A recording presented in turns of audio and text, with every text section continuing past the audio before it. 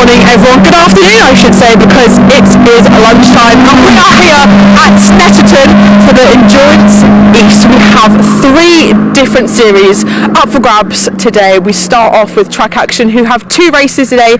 We then have the Britcar Endurance, which is a 90-minute race, and then the finale, the endurance race for the Caterhams, a 3-hour Grand Prix, a mix of road sport, 270Rs and 310s, all out on track. Different teams, we have hero drivers too, taking on the challenge themselves. It's going to be a bumper day, non-stop action here at Snetterton, and all that's left to say is it's time to go racing.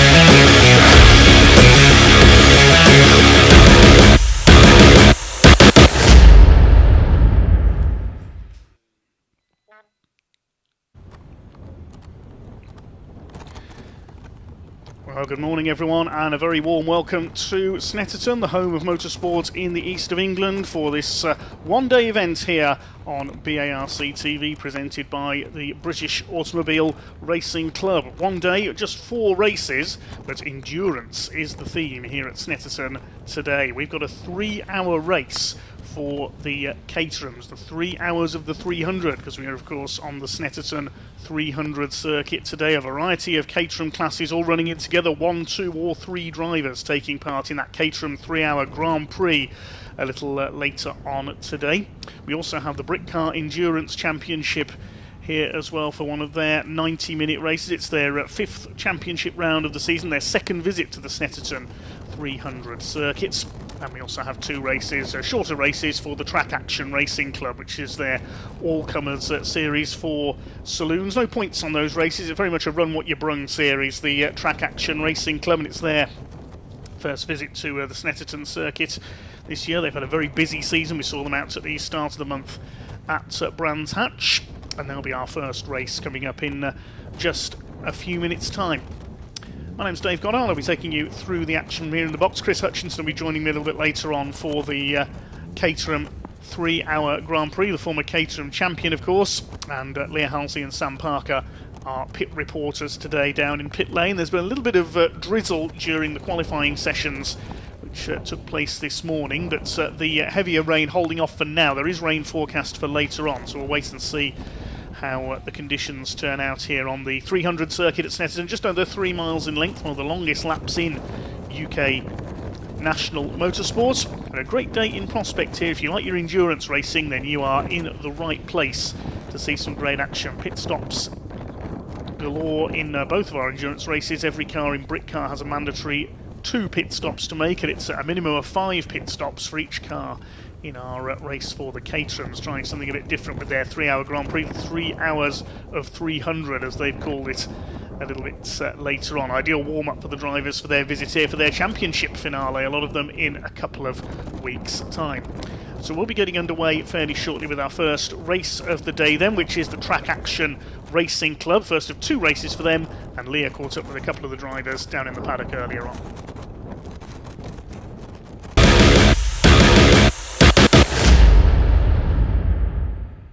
Well, we have sheltered from the dry, and I found no other than Dave Beecroft, who is competing this weekend, but he's also the organiser of Track Action. Dave, thank you for speaking to me.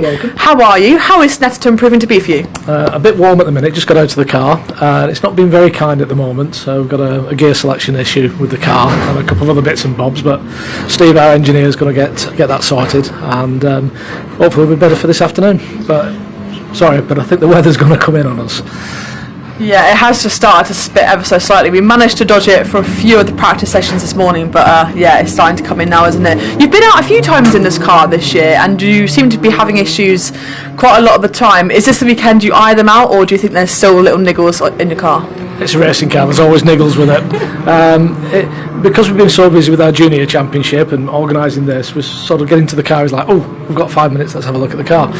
And yeah, it's not the best way of going racing, but it's good fun, What is your favourite thing? Because, I mean, you might be a bit biased, but you are the organiser for this series. What is your favourite thing about what you do here? There are a couple of aspects to it. We've got the guys in the Peugeot in the 206s, so they've got their own little race themselves, and they're a great bunch of guys and have a real good time. And then it's everything else, because we don't know what's going to turn up really till the week before. So we didn't realise Rod was going to be here in his BMW until, I think, on Wednesday evening. And yeah, we just don't know what we're going to get, such as Adam's Scirocco, Dave Porter's little Peugeot, a right mix of cars.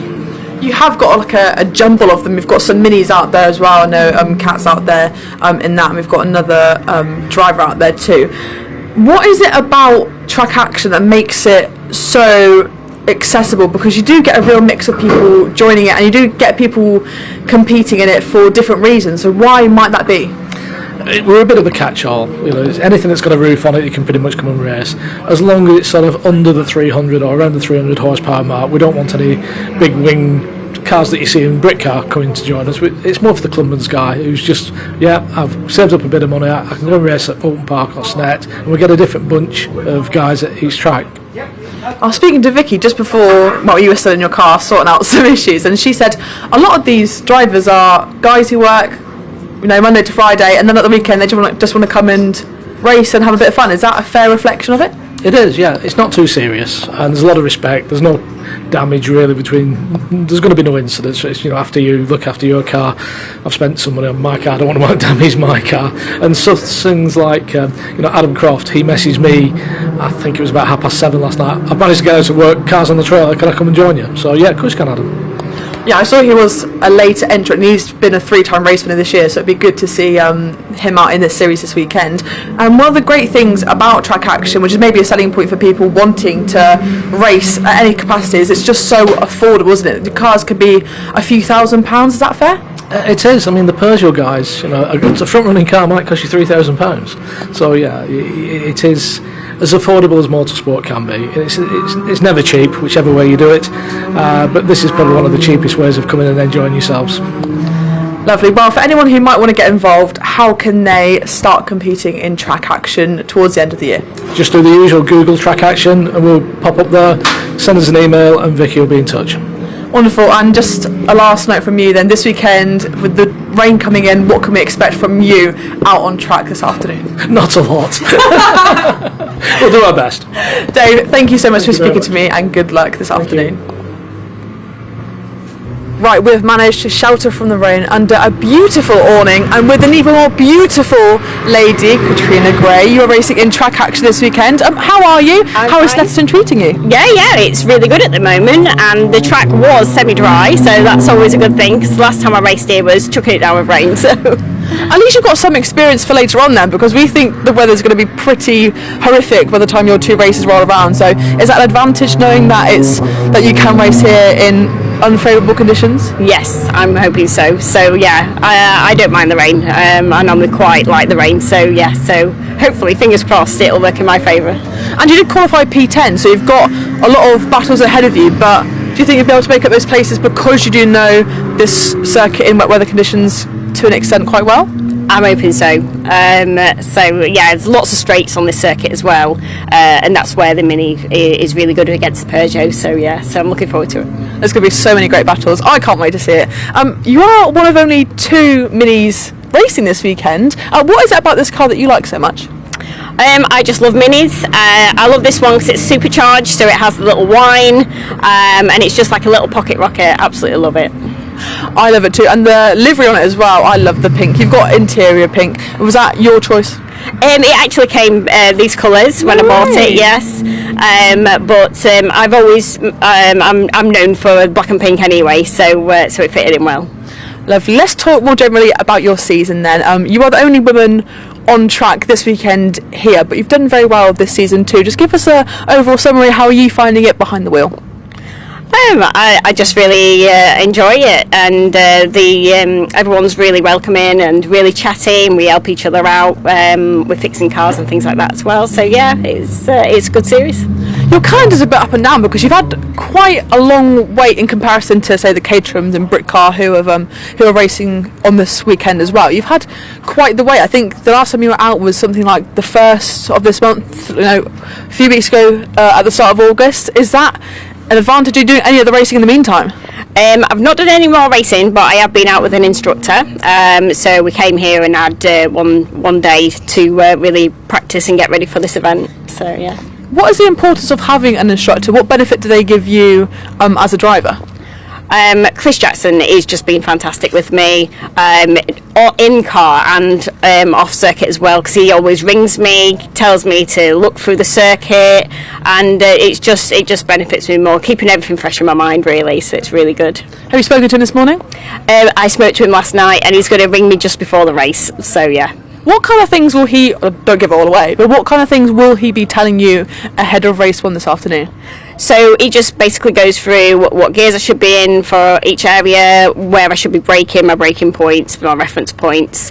So mainly that, and he just makes me visualise it and talk him all the way through a full lap. Oh, that's really interesting to see how important they are to you, and I'm so glad you've got a great one in Chris to help you through this season. Looking ahead then, a few rounds left before we wrap up into the winter. Any expectations, any aspirations for how you'd like to end the season? I'm going to go into Silverstone blind. It's I've done the GP and the international, and I've found out that it's the national circuit. So I was like, I've been using my mechanics sim. So I've been learning the circuit, but I really do love Silverstone. So it is a really good circuit. So I'm still looking forward to it. Yeah. And Silverstone is so historic. We've had, the F1, the MotoGP, we get all the world championships in there, and you get to drive it too. Just how special is that? It's really special, yeah, to be on such an iconic circuit, yeah, definitely. Lovely. Well, Kat, thank you so much for speaking to me today. Best of luck later, and look out for Hermione on track this afternoon.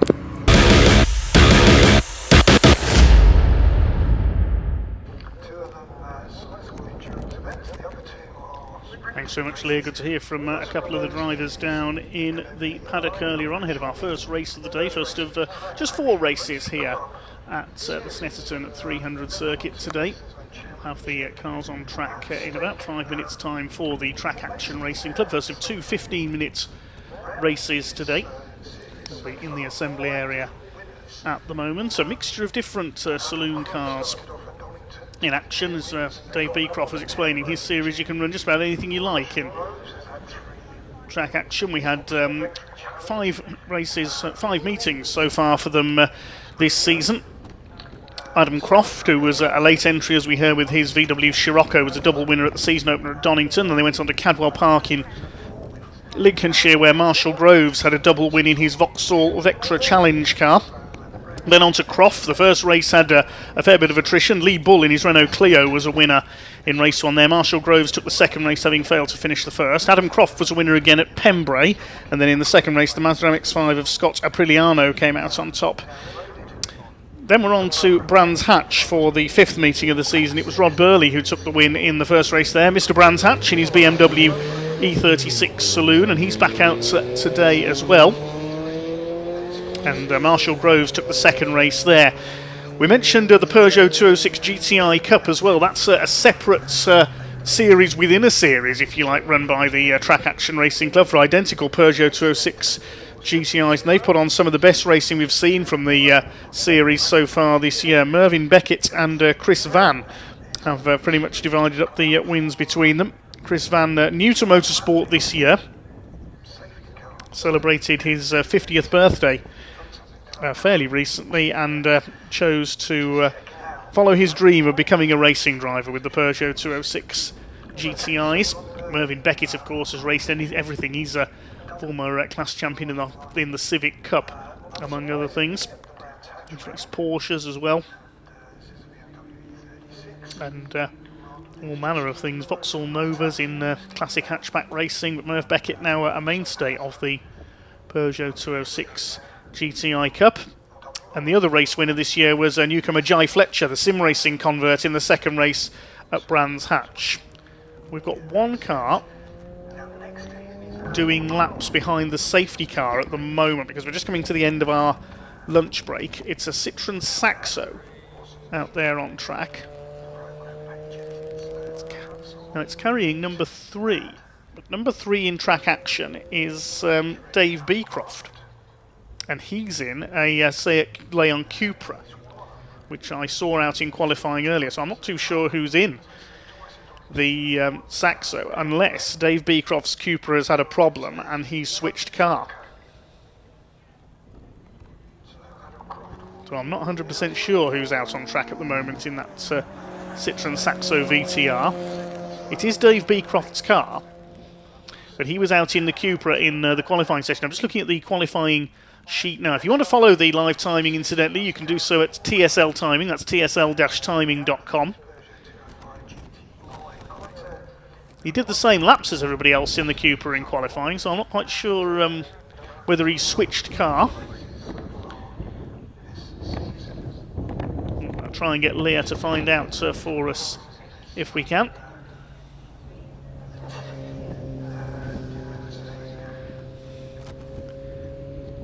Thanks to all of you for your comments so far. Hi to Andrew Miller. Hi to Scottish. Andrew Miller says, give a shout out. Andrew Miller Swan give a shout out to all the Orange Army and the recovery crews. Had to pull out of marshalling this weekend, but thanks for watching on, Andrew. We couldn't go racing without all our volunteer marshals, recovery drivers, and everyone else here at Snetterton.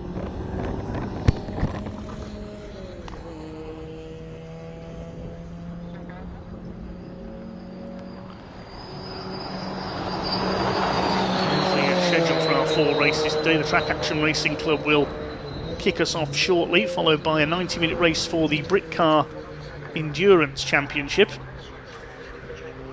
with Simon Clark's McLaren currently leading the point standings there. Bring you more info on that a little bit later on when their race is on track. Second race for the Track Action Racing Club. Grid for that one will form by the second fastest time for each driver in the qualifying session, and then we will have our 3-hour enduro for the Caterhams, the 3-hour enduro Grand Prix, classes for 310R, 270R and road sports spec Caterhams from the regular championships we see in that one. No 420Rs on the grid and no academy cars, but 3 classes should make for some great entertainment. Minimum of 5 pit stops per car, all cars running on one set of tyres. And there's a balance of performance decided across the classes as well, so any one of them could win.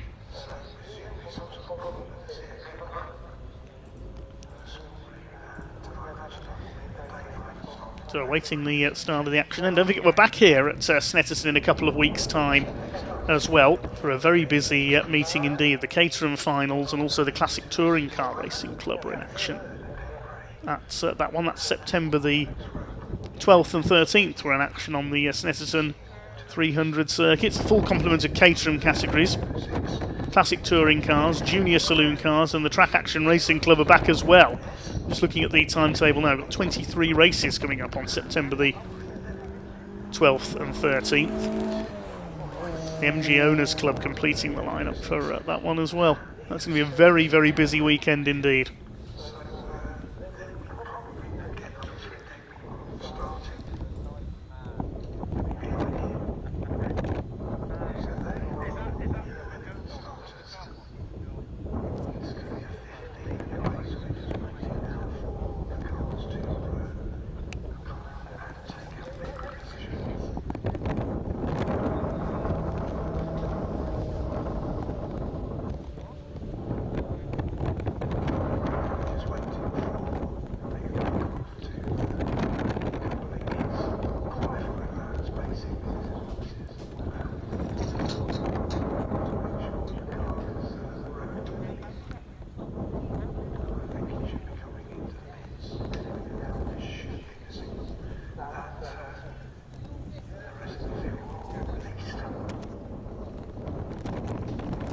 Looks like the car doing laps behind the safety car, the Saxo, just coming to a conclusion. Then we can hopefully give you the grid for our first race of the day. I can tell you qualifying was dominated by Rod Burley, normally Mr. Brands Hatch as we call him, but he's here at Snetterton as well with his BMW E36. And he will be starting from pole position.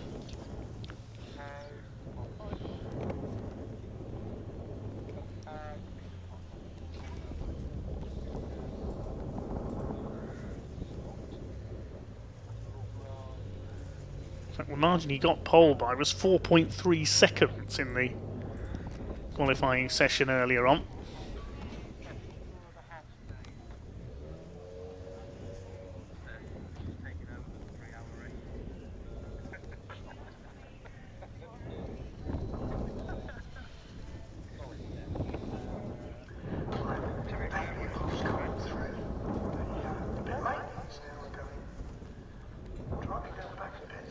Do keep your comments coming in. Pablo says, best of luck everyone, we're watching with Noah Checkley Racing. Yeah, Noah would have been out in the 206 GTI Cup this weekend, sadly, had an accident at Brands Hatch at the last meeting and his car was written off, so that's the end of Noah's season. He is building a new car though, and we'll hopefully see him back out next year, or maybe sooner, who knows. Still a couple of events to go for our Track Action Racing Club season. Marshals and photographers at trackside.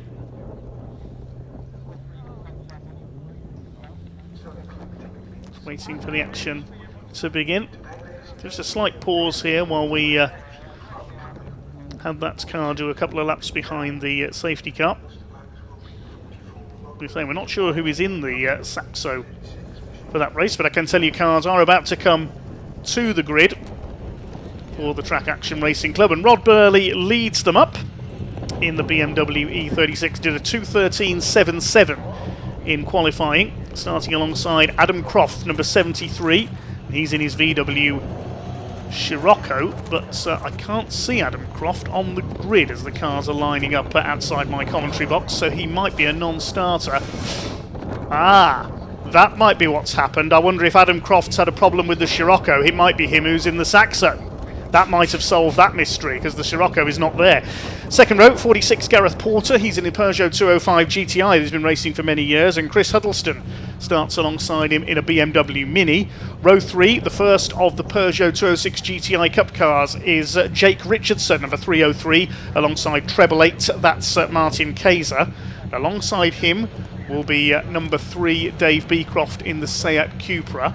And alongside him, 48, Chris Van in his Peugeot 206 GTI Cup car. Row 5 of the grid, 88, Paul Needham in a Peugeot 206 alongside Katrina Gray, number 470 in her BMW Mini. And completing the field, 42, Paul Rice in another Peugeot 206 GTI Cup car.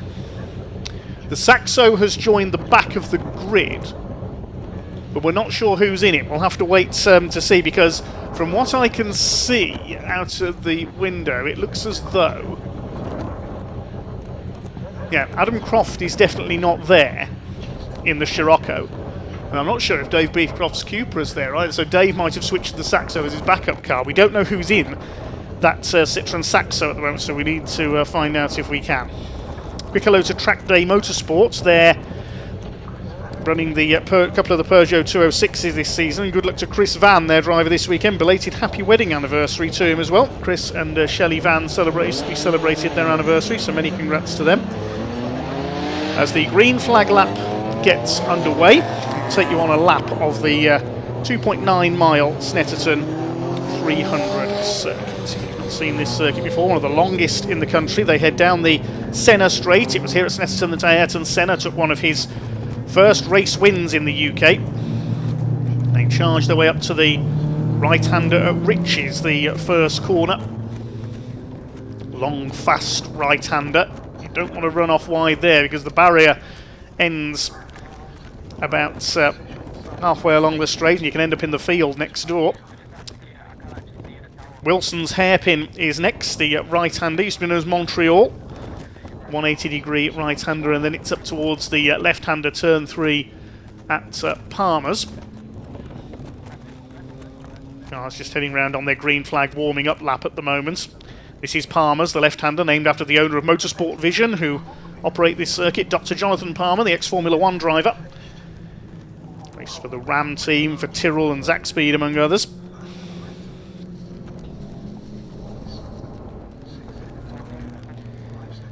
Yeah, we are missing the Scirocco. We're also missing Dave Beecroft's Cupra, so I think it's Dave at the back of the grid in the Saxo. So this is the left-hander at Agostini, long looping left-hander, overtaking opportunities on the entry there. That long left named after motorcycle legend Giacomo Agostini. Then it's up to the left flick at Hamilton. No prizes for guessing who that's named after. Then the right-hander at Oggies, and up towards Williams, the right-hander again, which takes us onto the back straight, the Bentley Straight, used to be known as the Revit Straight. This is Williams' corner, named after the legendary Sir Frank Williams and his eponymous Formula 1 team. They then head down the Bentley Straight. Lots of slipstreaming we'll see, especially in the Caterham race, I would think, out there.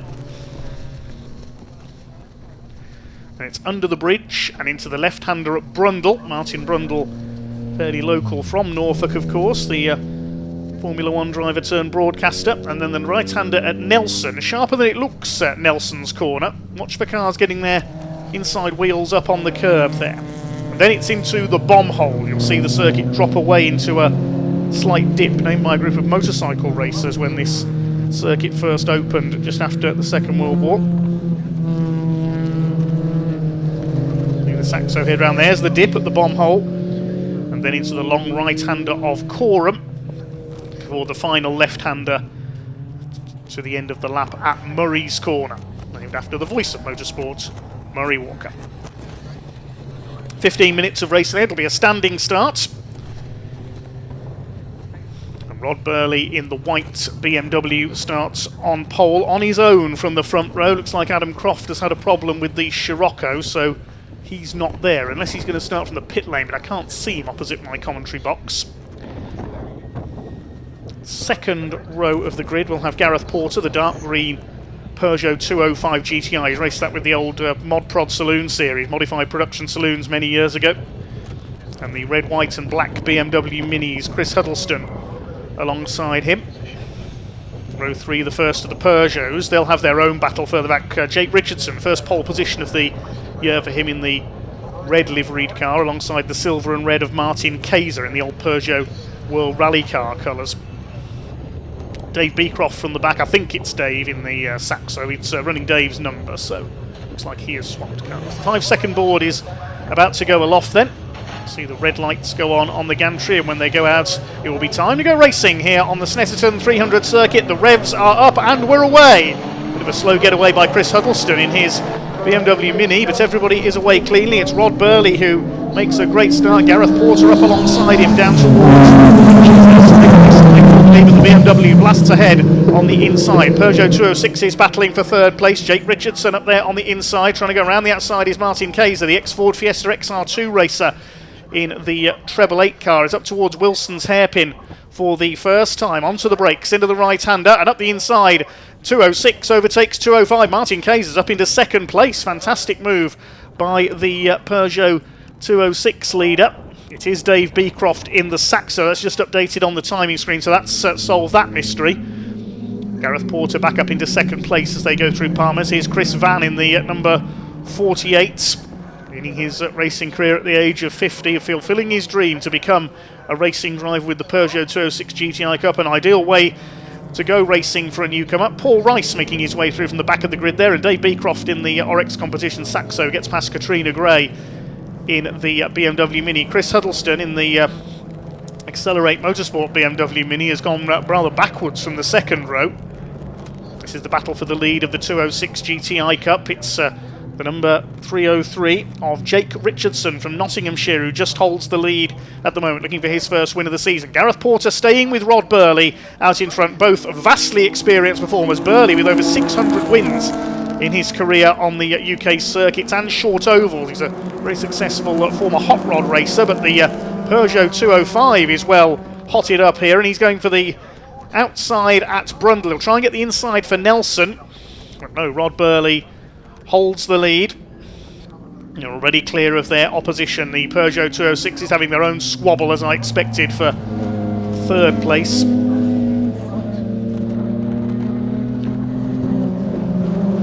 Two leaders up towards Coram for the first time. I was expecting Rod Burley to run away with this. He was 4.3 seconds faster than everyone else in qualifying. But Gareth Porter is sticking with him here. They come through Murray's corner for the first time.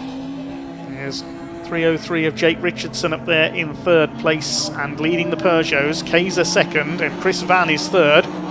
First the BMW Minis. Next that's Chris Huddleston recovering from a poor start.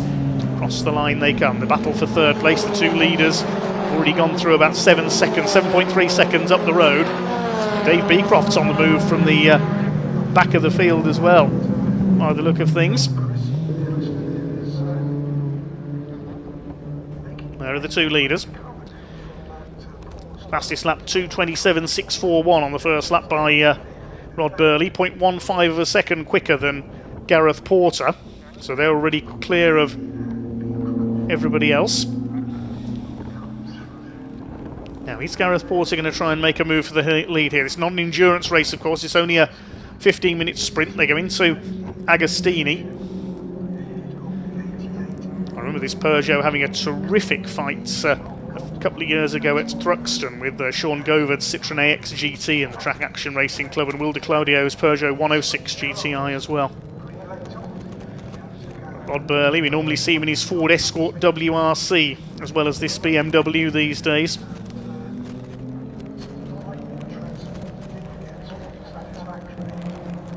Normally it's the 206 GTI Cup that provides the main entertainment, but so we've got a battle for the lead in the overall race here, but now Rod Burley starting to pull away slightly down the straight there in the BMW. Porter trying to stick with him. Jake Richardson still leads the 206s, or does he? We look in the background, yes he does. Chris Huddleston has got through into third overall now in his BMW Mini. There are of course various subclasses in the Track Action Racing Club as well. Well, Dave Beecroft, the promoter of the Track Action Racing Club, has just sliced past all the 206s in one go, virtually down the Bentley straight there, and he's got the Saxo up into fourth. He was 8th at the end of the first lap. Richardson still leads the Peugeots with Martin Kayser on his tail. Then get back to Chris Van. Then we've got Paul Rice, who started from the back of the grid in the number 42. Paul Needham in the 88s with Katrina Gray at the tail of the field. Here is Chris Huddleston, who's pulled away from the battle of the smaller cars behind. New fastest lap for Rod Burley, 2:15.369 as he went over the line that time. We're already at 1/3 distance. Because it's such a long lap here at Snetterton, you don't get a high number of laps in a short 15-minute race such as this. Martin Kayser looking for his first win this season in the 206 GTI Cup. No Mervyn Beckett or Jay Fletcher here this weekend, so Chris Van, the only previous winner this season on this weekend's grid. Kayser to the outside at Wilson's. Didn't work there though, he was trying to line this up for Palmer's possibly, but he's falling back into the clutches of Chris Van here for third in the class. Jake Richardson continues to lead the way. Peugeot 206, of course, more famous as a rally car over the years, winning the World Rally Championship title with Marcus Gronholm, among others. Richard Burns was a famous exponent in them as well, and carried the livery being displayed there by Martin Kayser.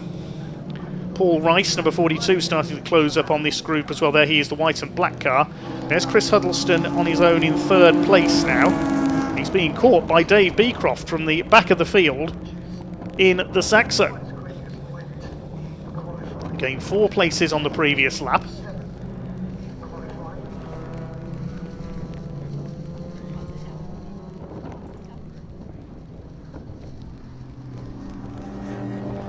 Paul Rice, who mentioned, started from the back of the grid as Chris Vanland's a bit wide there coming off Williams' corner. Paul Rice has had to come through from the back after those issues in qualifying. He's ahead of Needham and Gray. see there at the back Paul Needham in the white 206 in the background.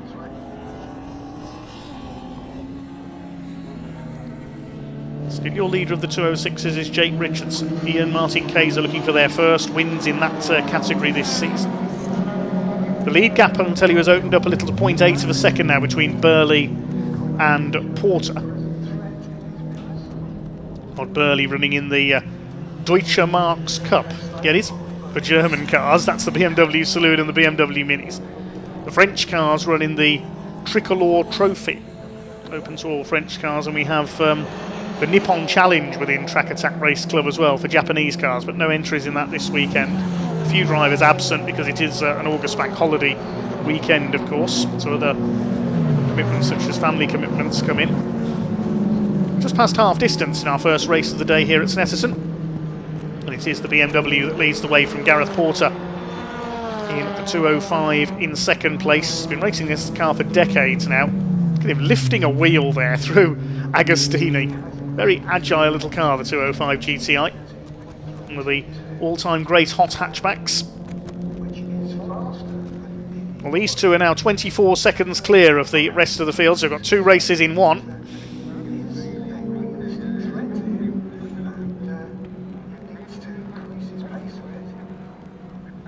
Huddleston still third. Dave Beecroft in fourth place, and then we've got the 206 GTI Production Cup cars, 5 of them line asterns, about 12 seconds covering the field. There's Huddleston in third place with his BMW Mini, the Accelerate Motorsport car. He's about 5 seconds clear now of Dave Beecroft in the Saxo. There he is behind him. And here are the 206s.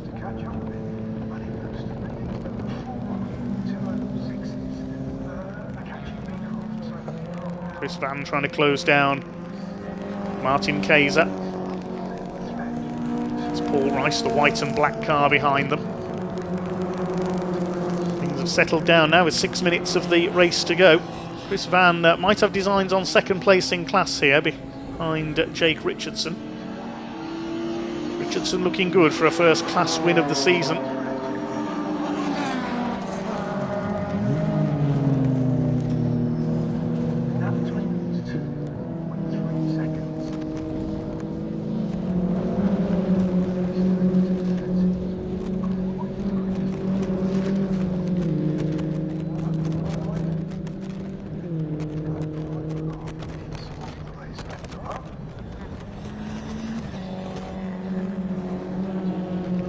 Is starting to reel Dave Beecroft back in again, if anything. We'll see what the gap is this time through between Beecroft and Richardson. It was 1.85 of a second. Have a look as they cross the line this time. There is Beecroft in his backup car, the Saxo. No, 2.2 seconds, so in fact it's increased this time.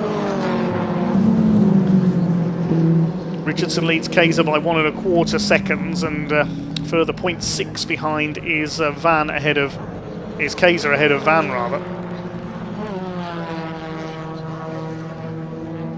2.3 seconds in it now for the lead between Burley and Porter, so Mr. Brands Hatch is pulling away. There is Chris Huddleston in third place.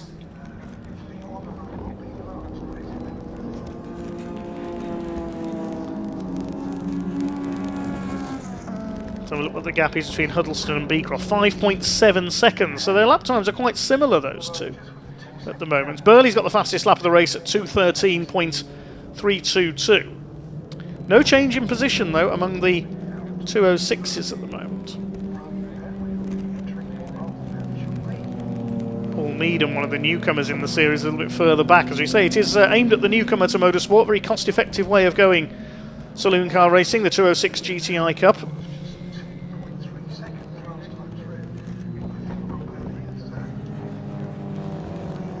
Chris Van trying to close down Martin Kayser.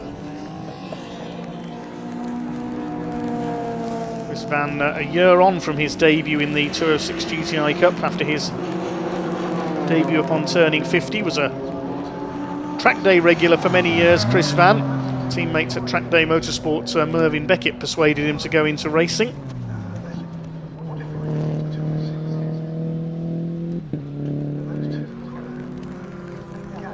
Rod Rod Burley's increased his lead by another couple of seconds. 4.2 seconds in it now, so Rod Burley's heading for victory with just over 3 minutes of the race to go. It'll be win number 2 for him in the Track Action Racing Club this season. Often races with the Classic and Modern Motorsport Club's Super Saloon Series with his famous Escort these days at Brands Hatch and beyond.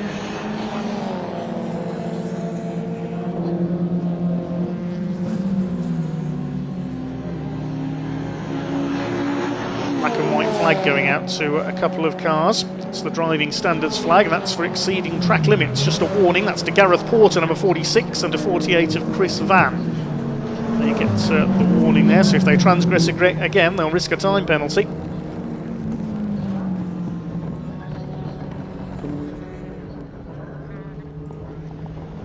Dave Beecroft into Wilson's hairpin, still in 4th place. He's nearly 10 seconds off Huddleston now. He's got the BMW Mini Challenge car wound up.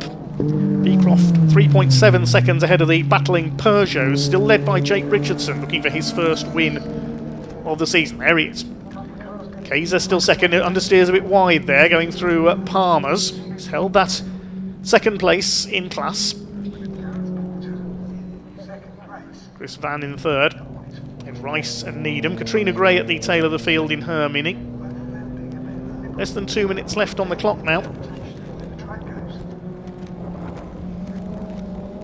Wait to see if it will be last lap this time for Rod Burley.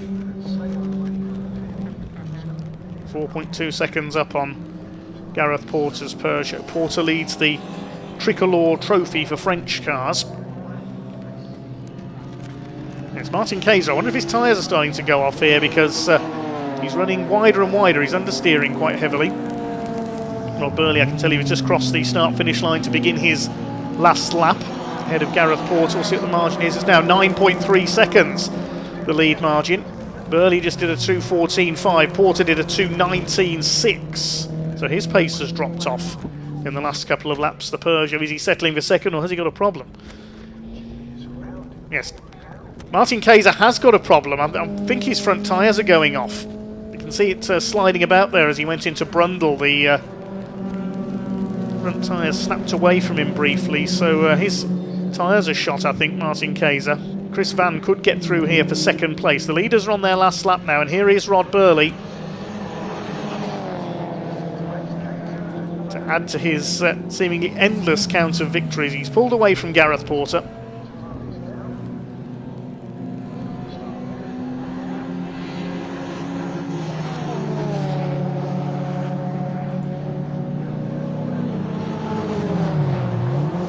Through Oggies for the last time, up towards Williams. Now Porter's pace dropped off on that last lap. It was down to a 2:19, which is the same pace that Huddleston is lapping on in 3rd place at the moment.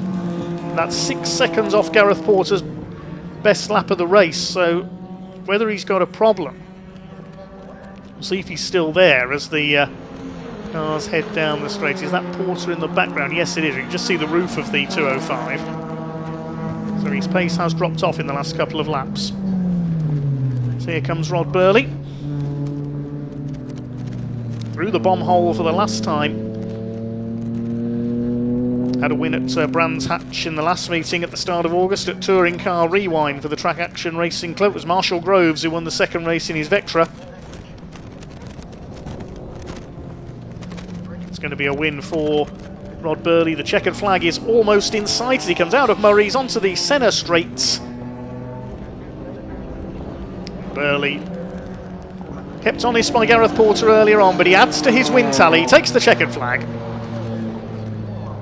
Rod Burley completing 7 laps, a time of 15:54.004.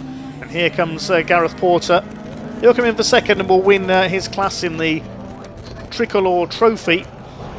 Meanwhile, what about our battlers further back? Chris Huddleston is going to take 3rd overall. Dave Beecroft is in 4th overall, and he's only just coming to the end of the Bentley Straight. What about the 206s, though? Jake Richardson is just a few corners away from his first win of the season. Martin Kayser still there in second place. He's holding off the attacks of Chris Van, who's not close enough to challenge, I don't think, on this final lap.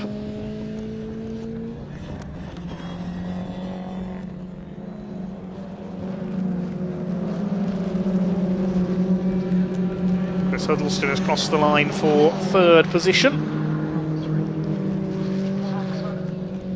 We are 33.8 seconds down on Gareth Porter.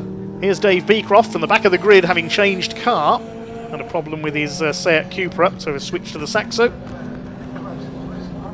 In the 206 GTI Production Cup, it's going to be a first win of the season for Jake Richardson for Wasted Spark Racing.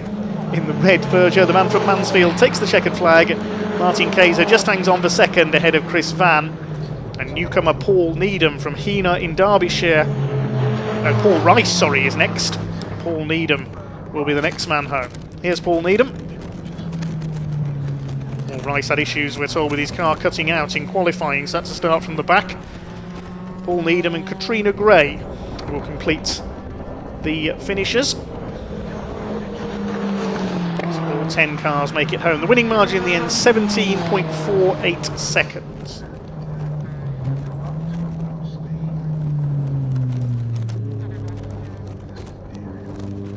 So, provisional result then of the Track Action Racing Club race number 1. Rod Burley adds to his win tally ahead of Gareth Porter, who dropped away in the last couple of laps. Burley getting the fastest lap, 2:13.322. Chris Huddleston in his BMW Mini, a slow start but came back to complete the podium. Dave Beecroft, great run through from the back of the field to take fourth. And the 206 is a first win of the season for Jake Richardson, just ahead of Martin Kayser and Chris Van. Paul Rice, Paul Needham and Katrina Gray rounding out the finishers. Top 5 all win their respective subclasses as well. Next up we'll be on to Britcar. I've just got the starting drivers through from Britcar press officer Steve Wood. Many thanks to Steve. So I'm going to, in a moment, scribble those down in my programme, so we know who's in starting each car. And I think we can shortly head down to Leah in Parc Fermé. The cars are still heading into Parc Fermé at the moment. It's a long slowing down lap here at Snetterton. It's nearly 3 miles, so it takes the cars a short while to make their way round to Parc Fermé at the end of the race. So they head into pit lane, and Parc Fermé is almost opposite my commentary box at the end of the pit lane.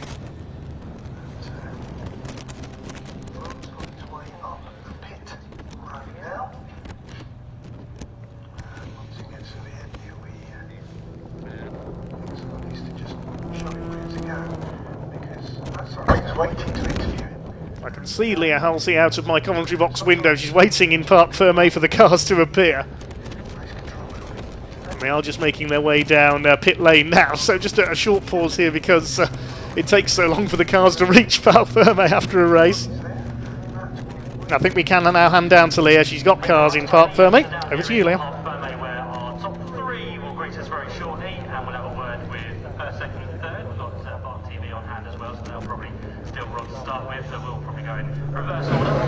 Wow, that can only be described as absolutely dominant from our winner, Rob. I mean, winning by over 17 seconds. It seemed like with about 5 minutes to go, he just pulled the pin, cruised away from Gareth Porter in P2 to, I think it was like a 17.4 second lead at the checkered flag. Let's go and grab a quick word with him now in the lovely BMW E36. Wow, what can we say about that then? Did you have a good time out there? Loved it. Absolutely terrific. Do you want to buy it? It's for sale. What? How much? Oh, you have to talk to the car owner, Wes. But I'm sure he'll still do your deal. Don't worry. It's a race winner now, so it's probably gone up. Wow. And a race winner, no doubt, by 17.4 seconds at the checkered flag he won by. It seemed like, with about 5 minutes to go, you cruised away from Gareth because he was on your tail. He was within a second, I think, and then he just pulled away and breezed into the Norwich countryside.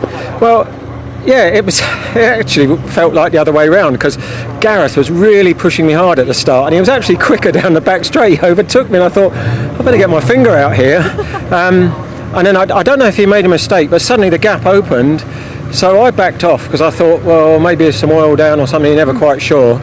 And then the boys were saying that, I could see on the board it was getting bigger and bigger, and I thought, he's obviously had something happen because those first few laps were great. He was there and, buzzing around the back, and I thought, where's he going to go next? But I hope that was entertaining. It just a bit shame at the end that he dropped back so far. It was such a close contest, and then, what can you say except you just cruised away? It's your second win in track action this year. Are we hoping for a third one this afternoon? I've got a feeling, looking over there, it's going to be a bit wet. I've never driven this car in the wet. Could be interesting. I'm the only rear-wheel drive car on the grid, and all these front-wheel drive cars are praying for rain. So I think, one in the dry, one in the wet's probably how it's going to go. But we'll see how it goes. Hopefully Adam Croft will be back out for next race. He's gone to get a new ball joint. So, yeah, it could be interesting. Have you got much experience driving in the wet in general? What do you prefer overall? Well, if I'm in my Escort, which is four-wheel drive, I love the wet. The car's just ballistic in the wet, but BMWs in the wet can be interesting, so it could be a bit tail-happy, but we'll give it a go. Lovely, well, congratulations and best of luck for later on. Let's go and speak to second place. Where has he run off to? Gareth Porter in P2. Fantastic job from him. We have Dave. Dave, did you get on all right? Great time. Lovely. Congratulations. Great drive from you. I seem to have lost Gareth. Not sure where he is. He's just catching up. Look, he's just having a debrief with Rod. Sorry, Gareth. Can we have a quick word? What happened? You were really close, and then towards the end of the race, just fell off a bit. What happened out on track? Tyres went off, that's all. I went for an intermediate setup. I expected a sprinkle of rain, but it didn't come. Well, it's one of those things, isn't it, where setup is it's on a knife edge, isn't it? You might have the right setup later, though. It was good fun while it lasted. It was great fun. I think it gave Rod a bit of a shock. Later on, then, we will probably have that rain. We can see it coming in now, can't we? I stand a good chance. Yeah. Well, we can't wait to see it on track later. Thank you very Congratulations. much. Thank you. Well, as we've been speaking to our P1 and P2 from track action, we can hear the Britcar cars go out onto the grid. They've got a 90-minute endurance race ahead of them. And to talk you through it, I'll be in the pit lane, but talking you through the majority of it are my friends Dave and Chris up in comms. Boys, over to you. Thanks very much, Leah. Chris Hutchinson not here yet, though. He'll be with us for the Caterham race later on, the former Caterham champion. But I'll be taking you through 90 minutes of action next for the Britcar Endurance Championship, supported by Goodyear and Rowe Motor Oils. We have a fine grid of some 20 cars for this one, of GT, sports and saloon cars of all shapes and sizes. We caught up with some of the drivers a little earlier.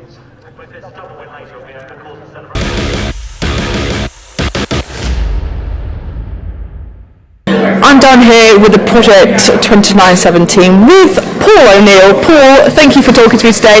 A bit of a, not off start, but a difficult one for you and the team. How has it gone this morning and how is qualifying?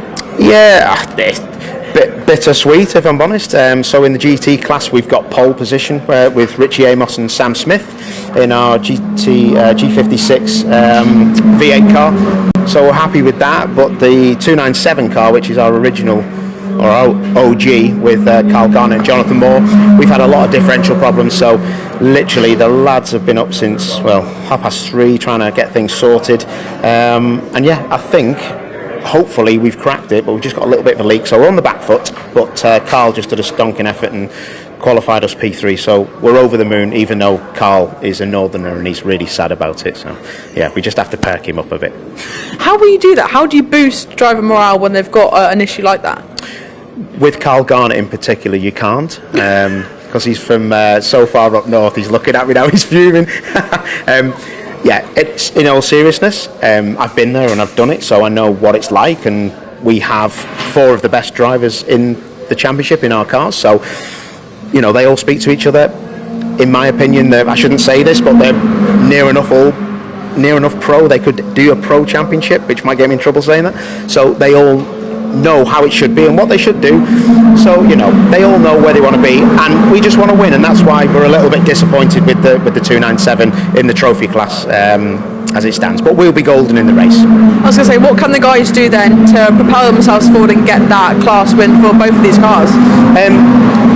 On paper, the GTP8, Sam and Richie, if everything goes right and we do our job, they should win. That's not being arrogant at all. They're good enough. The car's good enough. With the 297, if we do our job properly and we get the car sorted, the 2 guys we've got in this, Johnny and Carl, they can win the class, no doubt. We're always on the podium or looking for the podium if we don't have something technically wrong with the car, and that's all we're looking, to get rid of, is that technical problem. So yeah, it's been a long day already, and it's only 10 past 11. So yeah, but we're myself and Alex, who owns the team with me, we're looking forward to it. Now, well, you yourself and Alex are probably one of the two best people instead to guide these guys to victory. I won't take up any more of your time. The mechanics are working on the car already, so it's all systems go here. Paul, thank you so much for speaking to me, and best of luck later on. Thank you very much. Cheers. Well, I'm down in the pit lane with arguably one of the best looking cars on the Britcar grid, driven by no one other than Matty Taylor. Feeling a bit sombre this morning because you did so well in qualifying, but there's a few issues with the car, isn't there? Yeah, I'm a little bit sombre. It's not arguable. It is the sexiest car on the grid. I have to say that, But basically, a good qualifying. I went as quick as I hoped, really, for my first time in the car out there. And then on the cool down lap, I suddenly lost gears, and basically a little tiny piece of aluminium with splines on it decided to break. So the boys are working their magic. But I don't know. I don't quite feel that confident at the moment because it's quite a force going through it. So, how do you repair something like that? What are the boys doing to try and get you back out on track in a few hours' time? The only way to put it is they've got the drills out, the hammers out, and they are going to bodge it any which way they possibly can to try and make it. The big issue is because it's literally splines that go onto the gearbox changer. The splines have gone in aluminium, so we're trying to bolt it up as tight as we can with a bigger bolt. We will see. Fingers crossed. Well, let's focus on the positives then. Yeah. You had a P4 this morning, very quick, into the 55s, and the only KTM on the grid this weekend. It's just stunning, isn't it? How special is it to drive a car like this? It's literally my dream, shall we say. So I bought the car the end of last year. I call myself absolutely stupid for doing it. I was like, let's just go for it and do it. I can't afford to, but who can afford to do motorsport? And I've driven it, this is going to be the third race in it, and it's just epic. Every single time I get in it, I'm just big smile on my face thinking, how am I doing this? How am I doing it? But no, it's fabulous. I love it to pieces.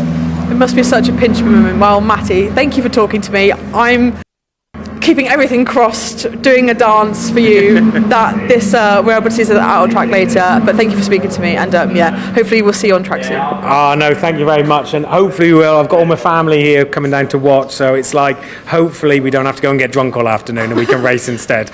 Well, there's worse things in the world. Well, we can try, can't we? Matty, thank you, and good luck later. Thank you very much. See you soon.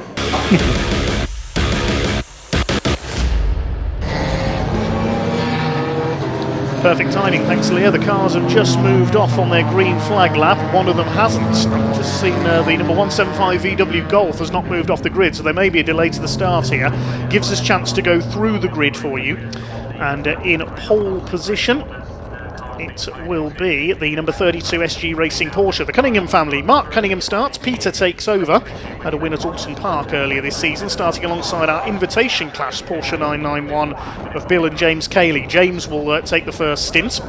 Second row, number 20, the Porsche of Nick Hull and Richard Avery. Richard going first. They had a win last time out at Donington Park earlier in August. Alongside them should have been Matty Taylor in the KTM Crossbow, who we just heard from. Unfortunately, he's a non-starter, gear actuator issue with the KTM, so he will not be on the grid. Row 3 is the first of the GT class cars with the blue graphics. That's the GT P8 Super Cup, a new car for this year with the 6.2 litre Chevy Corvette engine. Amos starts, Sam Smith will take over.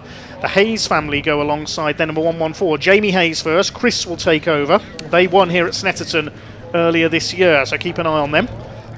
Row 4, Chris Murphy drives solo, number 721 in his Woodrow Motorsport BMW. That's an M3. Alongside him, number 23, the championship leader, Simon Clark, in his McLaren 570S.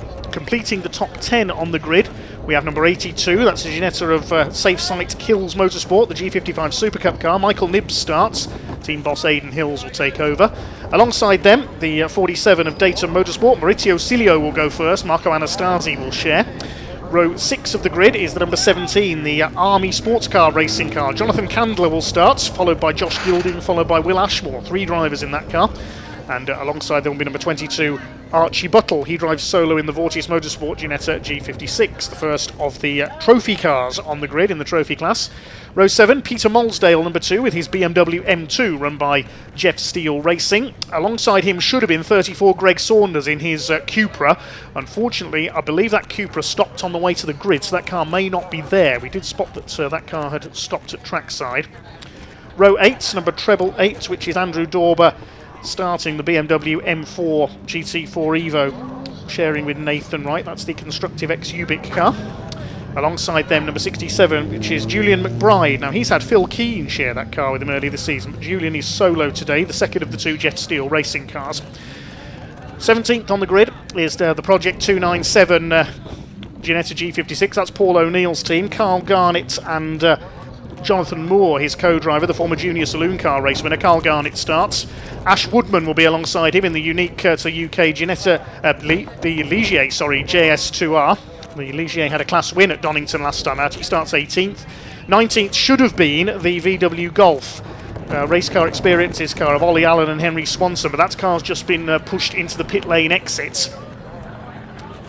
And completing the field, back of the grid, CWS Motorsport. That's Colin White's Ginetta, who won the GT class in the last round at Donington. The cars are going round for a second green flag lap because of that delay with the stranded Golf on the grid, I can tell you. So they're going round for a second lap behind the safety car, but the clock has started, so the race has officially started. We're going to start behind the safety car. The clock has started counting down, you can see at the top left of your screen.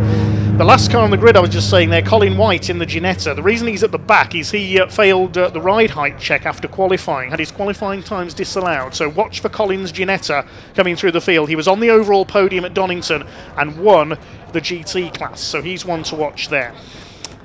It's a 90-minute race. When the pit window opens, each car has to make a minimum of 2 mandatory pit stops. Every car has its own pit stop time as well, predetermined by balance of performance, plus time added on if there is a pro driver in the car. I'll keep you informed of any further changes. A big thanks to Claire Headley and Steve Wood from Britcar for keeping us in the know this weekend. So it is a safety car start to our Britcar race, with a car not getting away off the grid. The Golf of Ollie Allen, who normally races in modified Ford Fiestas, was due to start that car. There's Colin White starting from the back. He won't stay there long. Races in endurance races in the Middle East during the winter. An ex-hot rod champion on the short ovals as well, a contemporary of Rod Burley for a time. The championship overall is led, with the 3 classes combined, by Simon Clark in the McLaren. He's on 97 points, 2 points ahead of Ian Elliott Wilson in their Ginetta from the trophy class. They're not here this weekend. Carl Garnett and Jonathan Moore, Project 297 Racing, a third in the points. They're at the back of the grid for this one, though. Carl Garnett having previously shared with young gun Finn Leslie.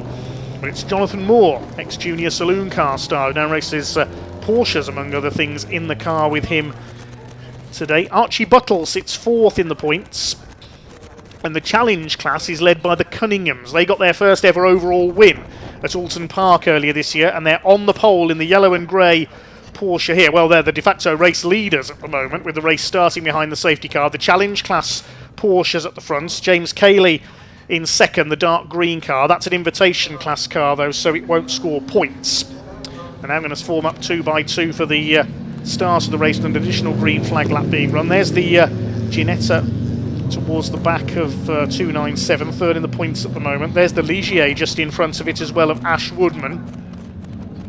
Are they drops of rain I see on the camera lens? I hope not. There is rain forecast this afternoon, we'll wait and see. So the red light is on the gantry, I can tell you. It will be a start this time. We'll unleash the pack when the red lights go out. 2 Porsches on the front row of the grid.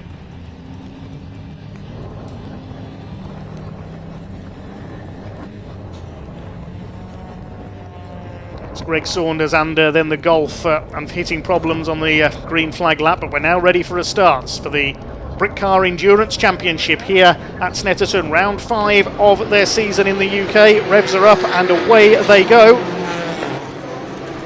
charge down towards the first corner. Mark Cunningham at the wheel of the SG Racing Porsche lead. James Cayley slots in second place. And it's Porsches 1, 2 and 3. Richard Avery in the silver machine in third place. Porsches 1, 2, 3 and 4 because Jamie Hayes, who won here at Snetterton earlier this year, comes through into fourth place. So it's Porsche 991s holding the top 4 places. Simon Clark in the McLaren is fifth. Then it's the first of the Ginettas and BMWs behind.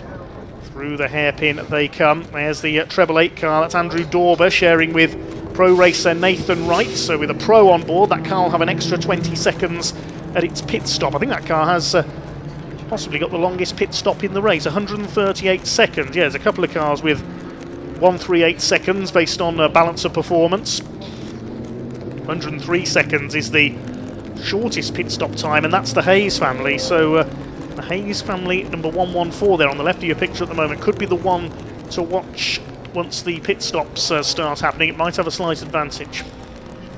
36, that's the new Ginetta, the GTP8 car run by Project 297 Racing. Richard Amos driving that car, sharing with Sam Smith, not of musical fame, but number 82 behind. Michael Nibbs sharing with Aidan Hills, and the wipers are going on the race leader's car. It is raining on the far side of the circuit.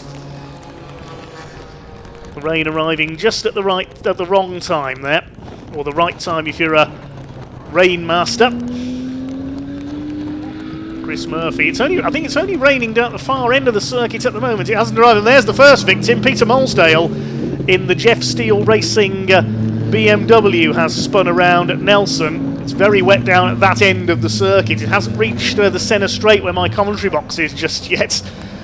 It's starting to now that, oh, look at this. And the pit window is not open yet. There goes the number 20 car. They're going to have to bring the safety car out again here, surely, because Richard Avery has spun away third place coming out of Murray's. There's no grip out there at all. The rain has arrived at just the worst moment as the race went green. I wonder if the water's got into TSL timing as well, because my timing screen's just gone blank.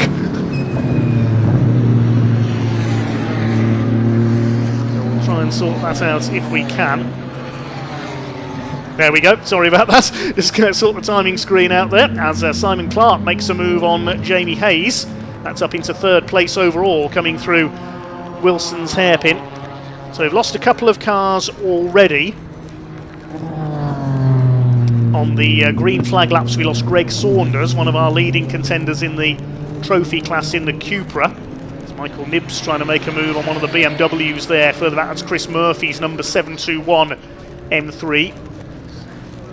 Jamie Hayes, you can see, struggling to get the power down in these slippy conditions as through goes Richard Amos in the GTP8 Ginetta. There's a little bit of trim hanging off the side of the Porsche, I noticed there as well.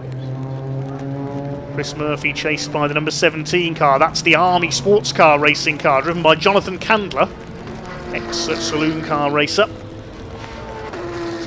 There's a look to the inside there coming out of Oggie's. Not sure if the Ligier of Ash Woodman came through on the first lap either. No, it's updated now. You'd think he's got a problem with his transponder. One or two slight issues with the timing at the moment. The rain is over on Bentley Straight and in the last part of the lap. It's such a long lap here at Snetterton. It's a bit like Silverstone. You can have rain in one part of the circuit and it can be dry at the other end of the circuit. Now they hit the rain. It's Mark Cunningham in the 32 car that leads the way. James Cayley in the Uber GT Performance Porsche, the invitation class car, in second. Still running within the challenge class. Simon Clark, there he is in third in his McLaren. Now you can see the rain is starting to come down on the centre straight as well. I can see various personnel running for shelter in the pit lane opposite my commentary box now, as Mark Cunningham continues to lead. Cunningham's tried for many years to take a win in the Britcar Endurance Championship. They finally got their overall win at Alton Park in round 2 earlier this season. They won their class at Donington as well, as Dean Burden in a Porsche Cayman in the GT class got the overall win at Donington when safety cars jumbled the field a little. You can see Mark Cunningham just being as careful as he can through Palmer's. James Cayley behind him. Simon Clark's McLaren is up to third. Then it's Amos in the Ginetta in 4th. Hayes is down to 5th in his Porsche. Then Michael Nibs in the Hills Motorsport Ginetta in 6th. The rain starting to envelop the whole circuit now. The GT class is being led by Clark. The trophy class by Archie Butler. He's 9th overall, and there's already one car in the pit lane. That's Julian McBride. Now the pit window is not open yet. There's already cars coming in for wet weather tyres. Richard Avery, who spun earlier, has come in. Peter Molesdale, who also spun earlier, has come in. They're coming in for wet tyres. They're not waiting for the pit window. They want to go on to wets. Now, will this work? If the rain sets in for this race, that could be a masterful move. I'm sure Leo will be down there to get some reaction from the teams when these pit stops take place. There's Peter Molesdale, that lovely looking BMW M2 in the middle of these 3 cars, run by Jeff Steele Racing. Of course, sadly, Jeff Steele passed away last year, the long-time BMW preparer and racer, and is still greatly missed by everyone in the Britcar paddock. A former British touring car racer, did a part season with a BMW, an X-Team Dynamics car in the mid-90s in 1994 in the independence class. Here are the leaders at much reduced pace. It's really wet at the far end of the circuit there down the bomb hole. Simon Clark's enjoying this though in his McLaren. Could the overall championship leader get an overall win here? I remember there was a Britcar race here about 5 years ago here on the Snetterton 300 circuit that was turned into complete carnage by a rainstorm. Nathan Wells, I remember, had an accident with his M3 GTR in that race. So Julian Bride, the disabled racer in number 67, changes wheels. There's Richard Avery, who spun earlier on. He's now on rain tyres, so watch for that car coming through. It's got the mouth design on the car, made famous by Rexy, the Porsche and International GT Racing. We'll have a look at that as he comes towards us here. There, you can see the mouth on the front of the car. Iconic design that's become. So that car is now down in about 15th, 16th place. With McBride and Molesdale still in the pit lane. I can tell you Ollie Allen at the wheel of the VW Golf in the trophy class, number 175, the car that didn't get away for the green flag lap, has joined in. It's a couple of laps down. We lost Greg Saunders on the way to the grid, unfortunately he didn't start, so a couple of our trophy class runners in trouble. That class being led by Archie Buttle. Leader of the race is still Mark Cunningham. Britcar veterans, the Cunningham family in their Porsche. They're going to have to be so careful here. Their lead was 2.3 seconds at the end of the previous lap. James Cayley's done the fastest lap there of 2 minutes 8.745. There's the leader of the GT class, Simon Clark in the McLaren. Used to race Porsches with the County Classics team out the wheel of the Form Evo Racing McLaren 570S. They head towards the wettest part of the circuit down at Brundle and Nelson. And he's got second place, in fact. He's got ahead of James Cayley. They're also up there, Richard Amos, with the new Ginetta GT P8 Super Cup car. And who's this up in 5th place? That's Michael Nibs with Aidan Hill's car. Aidan, former multiple Mazda MX-5 champion, former Rallycross champion as well. So he should go well in slippy conditions. Jamie Hayes up the inside on the 17 car, the Army car there of Jonathan Candler. Behind them is Chris Murphy. There's Archie Buttle, the leader of the trophy class. And Carl Garnett, who started from the back row of the grid, is already up into 10th place from the back, and Colin White is up to 12th. So Clark is now second. The other name to watch, Richard Amos in the number 36. He's just done the fastest lap of the race, 2 minutes 8.35. Did that 36 car start on rain tyres? I didn't see on the grid before we got underway. I'm wondering if the 36 has started on wet weather tyres. I'm sure Leo will find out for us. Clark's just done a personal best of 2 minutes 8.886. The last lap for Cayley's Porsche was 2:13.825, so he's losing ground. We'll try and find out what tyres these cars are on. Clark and Amos in particular revelling in these conditions. There's Jamie Hayes down to 6th place. His last lap of 2:16, so I think that's still on a dry weather or intermediate setup. The Ligier, I can tell you, is out there. It's in P14. I thought that car may not have got round the first lap. It was a transponder issue. There's the 17 of Jonathan Candler, the Army sports car racing team, the Dayglow yellow car. They're being reeled in by the 22 of Archie Buttle. The young gun in his Ginetta looking for a class victory. Yet to win the trophy class this year.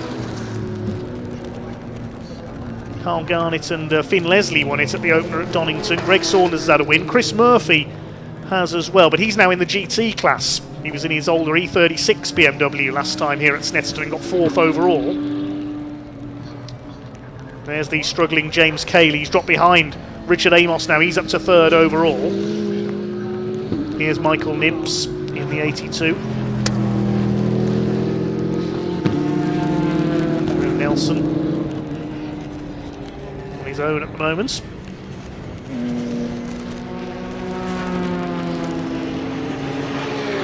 Let's have a look at the lap times as the leaders cross the line. Cunningham did a 2:10.1. Clark did a 2:08.8 last time through. Let's have a look at their lap times together now. Cunningham with a personal best lap of 2:05.7, so he's throwing caution to the rain here. Clark did a 2:05.173. That McLaren is catching our race leader. Things getting more used to the conditions. I think it's easing off a bit out there, perhaps, because the lap times, everybody's doing personal bests on that last lap, with the exception of Hayes, Murphy and Candler. So whether they're getting more acclimatised to the conditions now. Wiper's still going on Mark Cunningham's car. There's the McLaren though behind him. I wonder if Simon Clark has designs on an overall win here. There's a long way to go yet, of course. We're only 15 minutes into this race. Wait to see what happens when the pit window opens. There is Clark. In the Form Evo McLaren. Yep, he's lining up Mark Cunningham in his sights here in the SG Racing Porsche.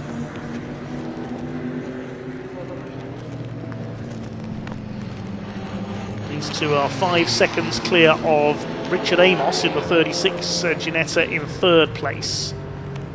He's got ahead of James Cayley's number 80.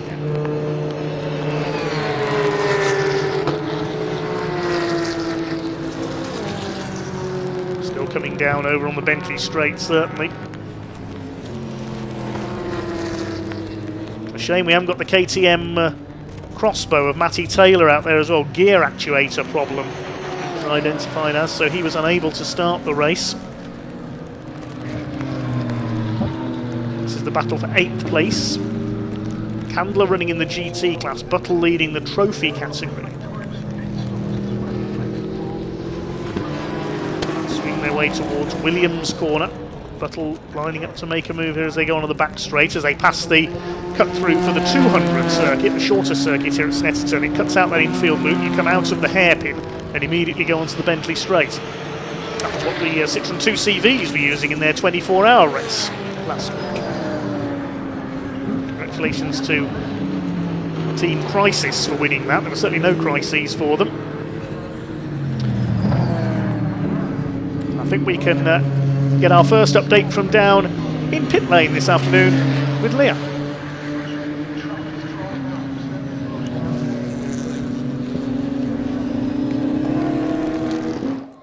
Thanks, Dave. I'm down here in the pit lane with Sam of Jeff Still Racing. 2 of your cars, 2 of the BMWs just came in from pit, started on slicks, you've had to change to the wets. What was the thought with sending them out on the slicks when it was very evident it was going to rain? It's been a tough one all day looking at the weather. It's been on and off, whether it's going to be delayed or not.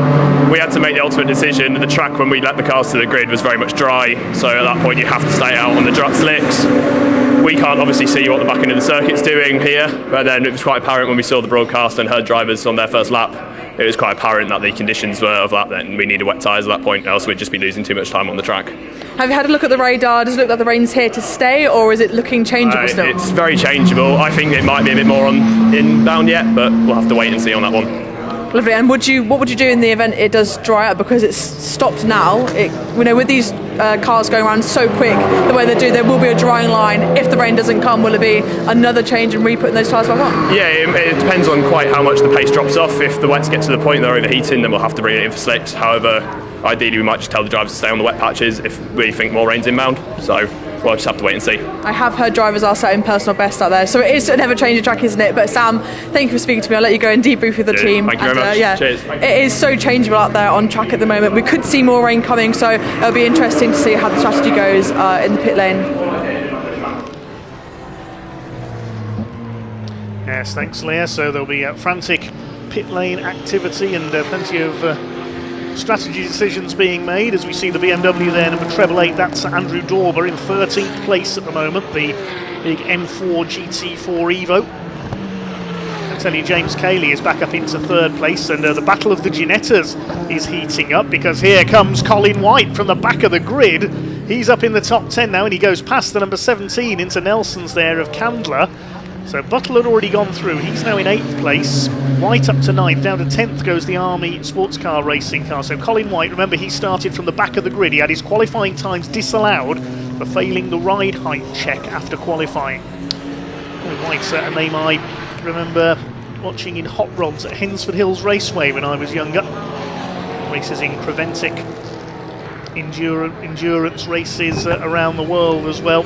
Vastly experienced driver is Colin. He had a class win at Donington last time out when the Britcar Championship raced at the Convoy in the Park event supporting British truck racing, and he just charges past the 22 car of Archie Buttle there. They are in different classes, of course. Buttle in the trophy class, Colin White is in GT.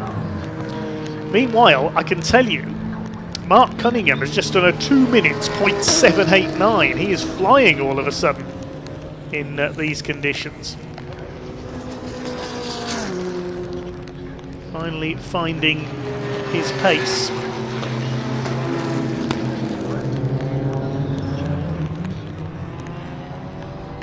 Oh, and a spin in the background, that's the Army car going off. Hopefully it'll keep clear of the barriers. Yes, Jonathan Candler thought he was heading for a tyre wall somewhere there, but he's held it together. Very little grip on the grass, just needs to be very careful, use as little throttle as possible, that's it. Come to the tank. He joins behind the number 47 of Maurizio Cilio, so he's down to about 12th place. Lost about 3 or 4 places in that stint.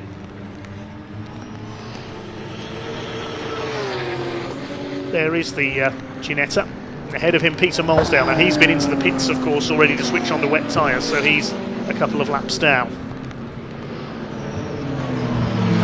Cilio twitches there. That car came to a stop at the end of qualifying on the Senna straight, so I thought he may have had an issue, but it's back out there. Cunningham still leads. Now his lap previous was a 2 minutes .789. His last one was a 2 minutes 6.5. So is the rain fluctuating that much to change conditions? He's 7.3 seconds clear of Simon Clark. The pit window, I can tell you, has just opened. So the pit window is open from now on until it closes. Every car has to make at least 2 pit stops. The ones already made for rain tyres don't count. The 2 stops have to be within the pit window to make them count. Every car has its own individual pit stop time as determined by the Britcar officials on balance of performance and so on. I tell you, gear issues were the reason that Greg Saunders in his Cupra didn't take the start, the pink and orange car. That's a great shame, because he'd have been a contender in the trophy category. He won that class at Alton Park earlier this season, so no Greg Saunders. We of course lost the KTM Crossbow earlier, so there's 18 cars running. Mark Cunningham continues to lead them in his Porsche 991.2 Cup Car. One of 4 991s in this race. No, 3 991s, correction. Nick Hull and Richard Avery is the 992. That's further down the order. They've been in for wet weather tyres. Cars pouring into the pits as expected as soon as the window opened. Archie Buttle is in, Colin White is in, Jonathan Candler's in, Maurizio Cilio's in. All the Ginettas have come in at the same time for their first stop. There is Simon Clark in second place. I think the rain is worsening out there, if anything. He's Simon Clark, big twitch coming out of the bomb hole there. Julian McBride still going on his BMW, and James Cayley's back up into third, I've just noticed as well, in the number 80 car. He's got back ahead of Richard Amos. I imagine it's going to be everybody in this time through. Let's take a look then as they come through. Yeah, Cunningham's in. Clark's in. What about the rest of them? Cayley's in. Amos kept it going, so I think that Ginetta started on rain times. I think they took the gamble and it's worked. There's the treble 8 car, which certainly hasn't. Their last lap was a 2:32. for Andrew Dorber. Nathan Wright, the pro driver, will take over that when they go into the pits. That's why they have the longer pit stop of 138 seconds. Simon Clark in.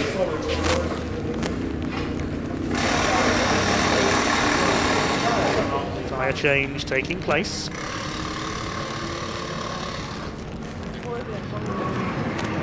They're pouring in. Jamie Hayes has stayed out. We've had a spin, I've just been told, for the 721 car of Chris Murphy down at the bomb hole. Kept it going though. There's going to be a few spins in this race. Everybody trying to make it round to the pits to change tyres because the rain is setting in now.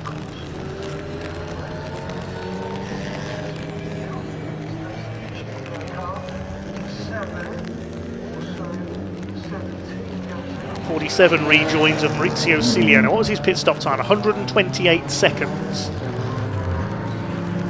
The leading times, Cunningham's is 128 seconds. Clark has a mandatory time of 133, 5 seconds longer. The Cayley's 128. Nibs and Hills are in as well. Their pit stop time is 128. Chris Murphy, 118, he's just come in. And Garnett and Jonathan Moore, the 297 car, 138. So a longer pit stop based on balance of performance. There's the Ligier. We haven't seen too much of this car yet. Of course, famous as a Formula 1 team in the 70s through to the 90s. Founded by Guy Ligier, who raced in Formula 1 in the 60s, the ex-French rugby international. But now run, now they're builders of sports cars and also micro cars for the roads of France. This car run by EDF Motorsport, driven by Ash Woodman, who used to campaign a Cupra in this championship. So the Cunningham Porsche has changed tyres. The cars that haven't been in, well, there's only two of them. Richard Amos in the 36 Ginetta and Jamie Hayes. So Richard Amos now comes in. He's just brought the 36 car in, so we'll try and catch up with them if we can. That was an excellent first stint by Richard Amos to bring the 36 Ginetta of Project 297 Racing into the lead. It's the Hayes family car, number 114 of EST Performance, who was the only other car not to come in on that previous lap. So they're the only car now that hasn't made one pit stop. And there's some that stopped before the window, of course. I've got to try and remember who they are. Peter Molesdale was one, Julian McBride was another. Who's the other car that stopped outside the window? It's the number 20 because Richard Avery had that spin. So the Porsches of 32 and 80 have rejoined together. And Clark's McLaren has rejoined as well. We'll have to see where they cycle back in. Jamie Hayes has now come in the 114. We didn't see if any of them changed drivers as well, so it might well be Peter Cunningham on board and Bill Cayley in the number 80 now. And Cayley goes for the inside. So that's a position gained for the number 80 car. We'll have to see where they cycle back in, though, when they cross the line. I think it's Peter Cunningham that's got on board the 32 car now, and with all due respect to Peter, he's a quick driver, but not quite as quick as Mark. So I might drop back a little over his stint, but we'll wait and see. Look how wet it is now, coming down the Bentley Straight. Visibility is going to be an issue here. The number 20 car is on the move. Now that car has to make another stop, of course. It came in outside the pit window.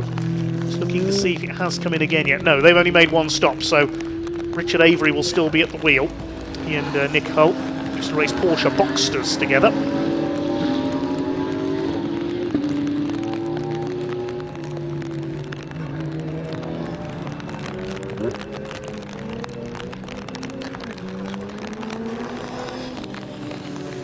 For all your comments coming in, we'll get to them as and when we can. BOS Racing cheering on Archie Buttle. Just got back from testing the Ginetta. Hopefully I'll be with them in Britcar next season. Nice one. BOS Racing. Nigel Richard Moxley as well. Boosted Games cheering on the Porsches.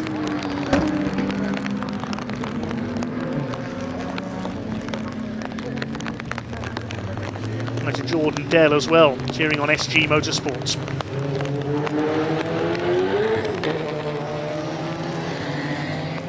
So just coming up to the half-hour mark in this wet and slippery event for the Britcar Endurance Championship, supported by Goodyear tyres. They're certainly getting a workout in this one, and Rowe Motor Oils. It is the McLaren of Simon Clark that has emerged in the lead after that first round of pit stops. Have a look at the times when everybody's completed their outlaps. So it looks like it is Simon Clark at the moment showing as the leader on the TSL timing screen. He's got the lead, 6.5 seconds ahead of the Cayley's Porsche, number 80 for Uber GT Performance. There's the 36 car being serviced. Sam Smith and Richard Amos's car, powered by a 6.2 litre Chevrolet Corvette V8 engine, that car. Very potent indeed, and driven superbly so far by Richard Amos. He briefly led. That's the last car in the pit lane at the moment. Still got some cars that are on a different strategy, of course, because they came in outside the pit window to put wets on. Peter Molesdale has now come in for his first mandatory stop inside the window. Richard Avery had a look there at number 80, the Cayley's Porsche, which is now running in second place. Hull and Avery are third, but they've got to stop again. The Cunninghams are down to third. They've still got fastest lap of the race, 2 minutes, 0.789, before the rain got really bad. Former Caterham champion Chris Hutchinson has just arrived in the commentary box, looking a little bit bedraggled, so it certainly is raining heavily out there. Smith and Amos car still in the pit lane. So Clark has gone across the line to complete 11 laps. McLaren, who has the lead. He's increased his lead as well. He's 10.3 seconds ahead of the Cayley's Porsche now as we pass the 1 hour to go mark, 30-minute mark in the race. Hull and Avery, that's Richard Avery in the number 20 car, still third, but they have yet to make their first mandatory stop. As we said, they came in outside the window to switch to wets. It's paying off though, up there in third place. Where is Chris Murphy going? He's taken a shortcut at Brundle. He must have overshot there. You can see the escape road he's gone down. And again, he's all over the place, Chris Murphy. This is not the British Drift Championship, Chris. This is Britcar. There's a bit of trim hanging off the Cayley car there on the right front corner. That's clipped something. You can see there. A little bit of the splitter, or maybe the wheel arch liner has come loose. Will he be called in to remove that, I wonder? Still running in second place. The Cunninghams are fourth behind Richard Avery. Nibs and Hills in fifth. They're second in the GT class. Sixth in the race at the moment to the Hayes family in the Porsche. Chris Murphy is seventh, but he's a bit all over the place in that seventh place. Anastasi and Cilio, Maurizio Cilio, I think is still in that car, on board the 47. They're in 8th place. Colin White up to 9th on the back of the grid, and rounding up the top 10, the Army car. Let's have that spin earlier on. The Ligier goes a lap down there of Ash Woodman. He's in 12th place. He's lapped by the number 80 car of the Cayleys. They splash their way through this Britcar Endurance Championship race, supported by Goodyear and Rowe Motor Oils here at Snetterton. Well, the forecasters got it right, unfortunately. Rain arriving right at the start. Not bothering Simon Clark though. Completing his 12th lap. See what his lead is now. There is the McLaren heading down into Rich's. Tricky corner, this one, very fast indeed. You don't want to run out wide because you can see the barrier ends there just beyond the corner. You go off beyond that barrier, you're in the field next door. I remember Mark Webber in his Formula 3 days ending up in there once when his front wing broke at the end of the straight.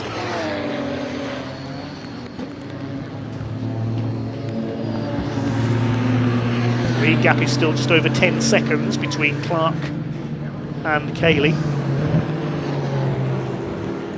Avery in third position, then the Cunninghams in fourth. Trophy class is being led by Carl Garnett and Jonathan Moore. There he is.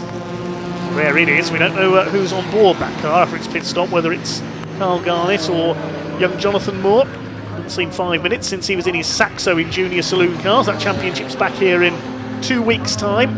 Caterham's classic touring cars and much more at that event as well. I'm really looking forward to that one. The Caterham finals.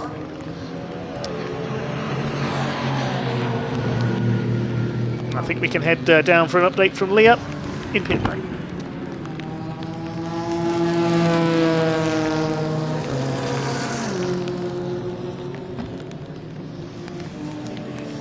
I think I've been summoned by a team here because I'm joined by 4 team personnel. Danny, team owner of Velocity, and I'm joined by Vicky, Nate and Eddie, and they are running Simon Clark's car, and he currently sits P1. Danny, let's start with you. Simon's been extremely good this year. Obviously you were here at Snetterton back in July in the dry, you're now here in the wet, and he's still performing just as well. Yeah, Simon's been mega all year. He's pretty much been faultless. The guys have done a really good job looking after the car, and Simon's done everything we've ever asked, so we can't knock him this year. And for the rest of this race, what's the strategy? Because it looks like it's going to get a bit wetter, but is that going to be a problem for him? No, wet is kind of what we look for Simon. It's one of his strong points. We've not yet to see it, but that's what we've been told. So hopefully he lives up to that. Strategy-wise, we just tried to keep Matt as long as we could to do it in a pit window. He's got the ability to drive on slicks in the rain, so it seems to have worked in our favour so far. Lovely. Well, I'll speak to the 2 boys next because these 2 have just done a mega quick pit stop for Simon. Talk to me about the teamwork involved in it, because it is like a whole operation to get those tyres on and off quite quickly. Yeah, so between the 3 of us, we have to get the car up in the air, take all the wheels off and put them back on. I think we did this in about 50 seconds this time, but then because of our minimum pit stop time, we had to wait in the pit box before we could push back to cross the line. It's incredible, it's so fast. How much do you train something like this? What do you do to prepare for it? Normally on the Friday test we practice pit stops in and out a few times to sort of get a grasp of what we need to do, who needs to be where, and figure it out from there. So mainly the Friday we do 1 or 2 sessions practicing and go from there really. And Nate, how many more pit stops have you got to do today? Probably just 1 for the fuel, but normally it's just 1 mandatory pit stop. But today, because of the wet weather, we've had to change the tyres before we put the fuel in the car. And why did you decide to go out on the slicks? Because a lot of people watching will say, wow, we knew it was going to rain, it looked like it was going to lash it down, and it did. Is it just because if you get the tyres in the right window and they're hot enough, then the slicks will perform really well? Because it worked for Simon. Yeah, clearly. So obviously changed with the weather as we went along, but obviously if we went out on the wets, we would have been slower from the get-go, probably would have dropped a few places and so on and so forth. It's all part of the strategy put together by our engineer. So it's incredible, and it is so changeable, so great work guys, good luck for the refueling. Well, where's Vicky gone? Oh, she's on the phone. But Vicky's part of Formula Evo racing as well. It's a whole team operation down here in the pit lane. She's run off, but it's fine, we'll forgive her. Cars are still, oh yeah, she might be pretending, but we'll find out. But great job by the guys down here running Simon Clark's car, who currently sits P1. Thanks, Leah. Wonderful to hear from some of the team members, the gents and ladies behind the success of these star cars down in the pit lane. Without their hard work, the cars wouldn't be out there at all, of course. So Simon Clark continues to lead for the Form Evo racing team in the McLaren. His lead was about 11 seconds last time through over the Kayleys in their Porsche. See what it is this time through. Cunningham's still there in 4th position. There's Colin White, who's come through from the back of the grid into 8th place. There's Jamie Hayes behind him, the number 114. Maybe Chris Hayes on board as well. We don't know if that car changed drivers when it came in earlier on. Can't tell you what the gap is, unfortunately, because for some reason the Kayleys car hasn't transponded on that lap. Cars behind it have. Kayleys are showing them completed 13 laps, and they're still there in 2nd place as they catch with the timing on the number 80 Porsche. There it is, just ahead of these 2 Ginettas. Ah, there we go, it's updated now. There's an issue, must be an issue with the transponder on the 80 car. Yeah, 13.8 seconds. Now the gap, apologies there, is 297. Garnett and Moore battling it out with Candler, Ashmore and Gilding. I think it might be Will Ashmore. No, Josh Gilding was due to go 2nd in that car. He's on board there now. It's the only car in the race with 3 drivers. The Army sports car racing machine survived a spin earlier on coming out of Palmer's. Looking down the class battles at the moment, GT is led by Clark, second in those Nibs and Hills with their Ginetta, and Chris Murphy is third in GT. Porsche's in second, third and fourth, Cayley, Avery and Cunningham.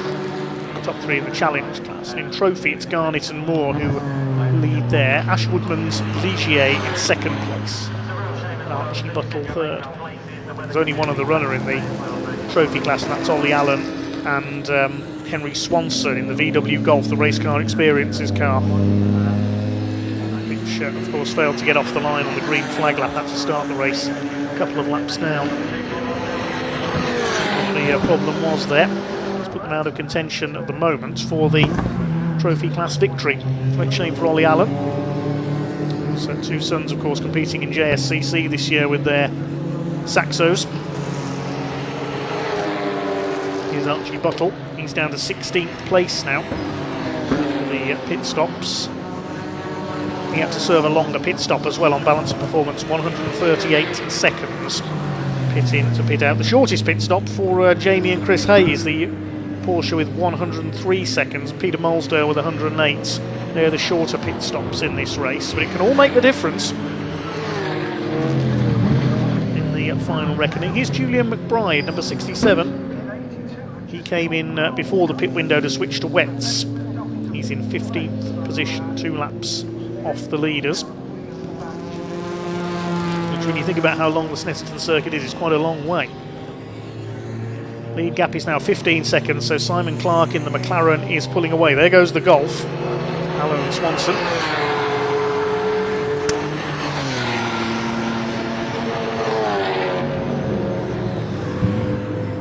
Car 36 has been given a drive-through penalty.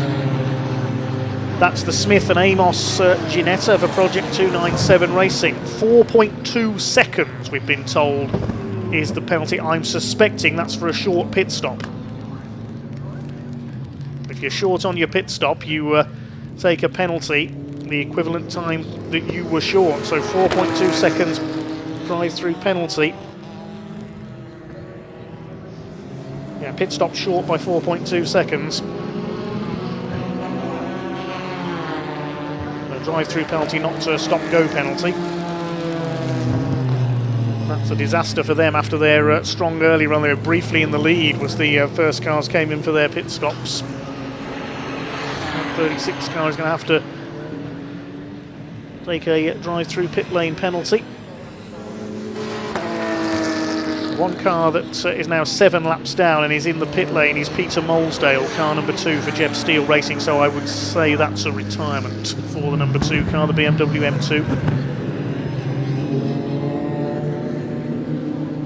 16 laps now completed by our race leader Simon Clark, 15.2 seconds clear of the Porsche of the Cayleys.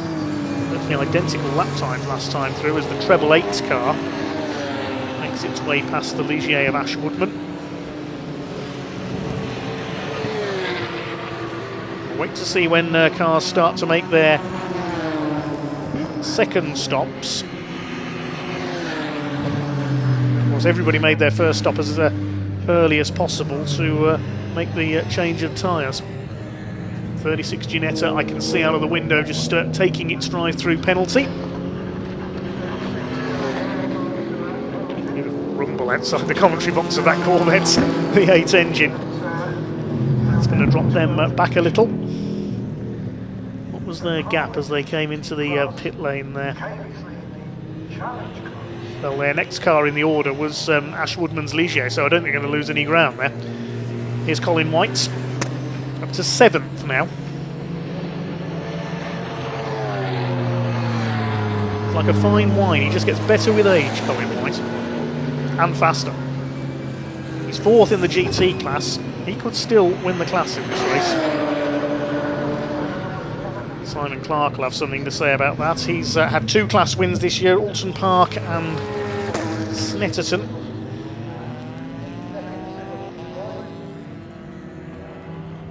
Oh, problems for the number 20 Porsche. That's had a moment. Richard Avery and Nick Hull's car.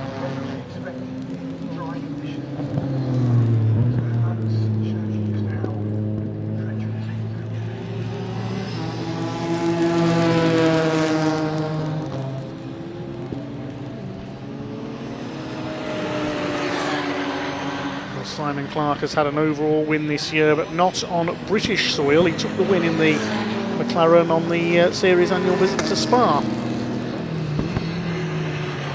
races held there, and he won the first of them.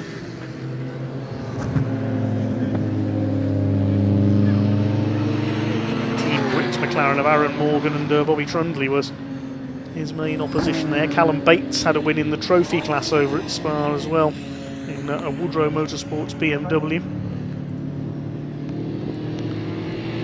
Buttle had a second in class there as well, with Carl Garnett and Jonathan Moore taking the win in the second race over in Belgium.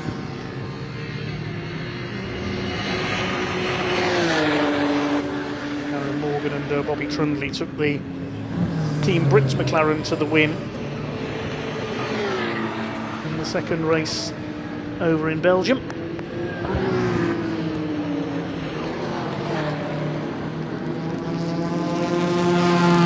A second win of the season overall for Simon Clark, and a 4th class win in the GT division.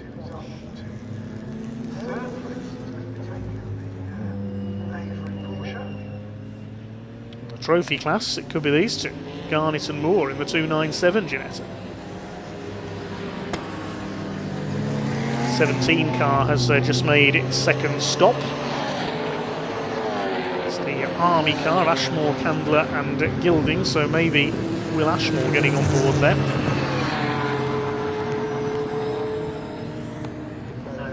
Andrew Dorber and Nathan Wright have made their second stop as well. It's 2 within the window for them. Cars already making their second stops with just under 45 minutes of this race still to go. The lead gap is still just over 15 seconds. Clark ahead of the Cayleys, although the Cayleys won't score points even if they win the Challenge Cup because it's an invitation class. Same with Dean Burden, who won the season over at Donington in his Porsche Cayman. That was invitation class as well. So even though he won the race outright, no championship points for Dean. There's a busy little group. This is the treble 8 car, it's just been into the pits. It's got the Golf behind it, the Ocean Skies 175 Allen and Swanson. Ginettas in behind, I think that's Archie Buttle, the number 22. Could be the 82 as well, though. We'll check as they go out of sight. No, it is the 22. The 82 of Hills and Nibs, similar colour scheme. The Cayleys have come in for their second stop.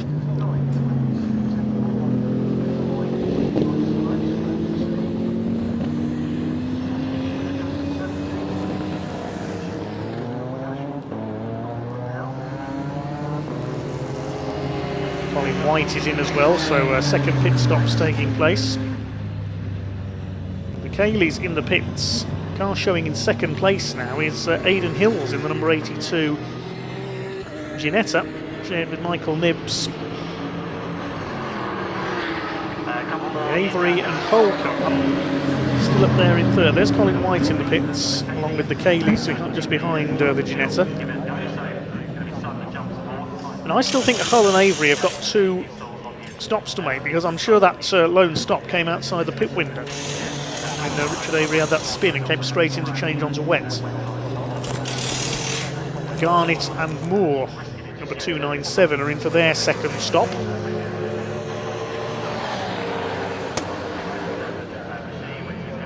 There is the 82 car. Michael Nibbs and Aidan Hills, as you say, should be okay in wet and slippery conditions. He started his career in rallycross, very successful in Mazda MX-5s before moving on to Ginettas. His own team. 41.8 seconds off Simon Clark. They're both GT class runners. Colin White has rejoined after that stop. Getting darker out there towards the Bentley Straight. This we have another 15-minute race for the Track Action Racing Club, and then it's our feature race of the day, the 3-hour Caterham Grand Prix.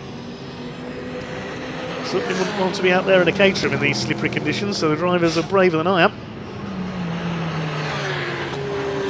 Fastest lap of the race still with Mark Cunningham, incidentally, in 4th place in the Porsche. Just over 2 seconds off Hull and Avery at the moment. I think it's Peter Cunningham on board that car at the moment. The number 47, Ginetta, has come in for its second stop. Maurizio Silio and Marco Anastasi.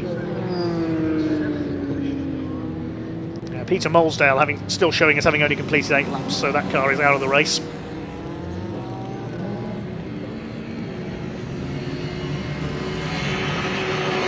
.297 car I can see rejoining. Here is Simon Clark. If anything, up to Agostini. Things looking a little drier, but the car's still squirreling around there. Clark looking for his second overall win and his 4th in the GT class. He's looking a good bet. Whispering because I don't want to put the curse of commentator. Here, just bet for the championship.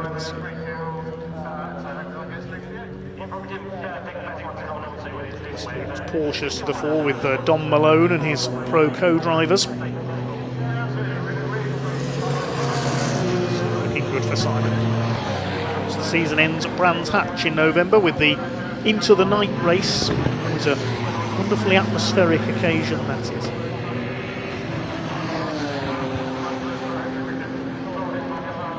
"40 minutes of the race to go then. Still plenty of time for everybody to make those second pit stops. Is Simon Clark thinking about coming in anytime soon? The Hull and Avery car is in for the second time, but I think that's the first of their mandatory stops, so they might make their stops fairly close together following a different strategy. Stasi and Silio still in pit lane for Caterham Motorsport.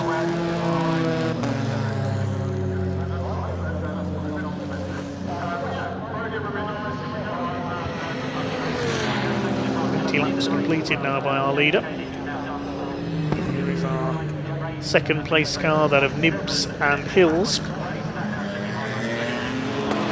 Clark with a pit stop of 1:33 seconds. His mandatory time. Nibs and Hills 1:28.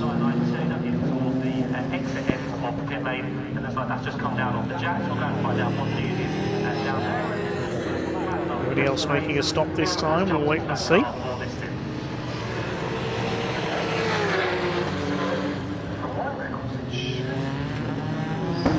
Going to be through this time. We're not going to find out because the number 82 Ginetta has come into pit lane. Second stop for the second placed car, so that's going to allow the Cunninghams back up into P2. There's the number 20 car coming out of pits after its first mandatory stop.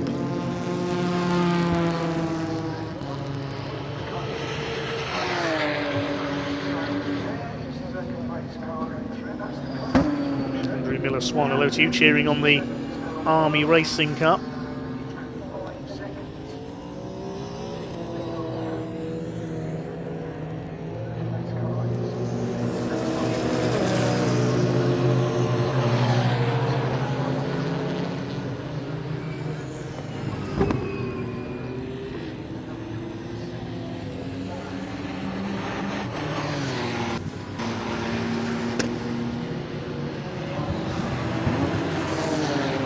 Kayleys now, they're down to 6th place, having made their second pit stop. The Smith and Amos car is in. They had an extra stop, of course, that drive-through penalty.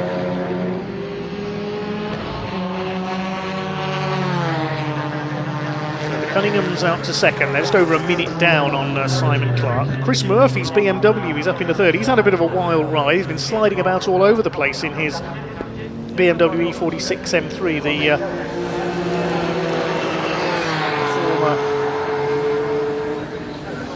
Aston Martin driver.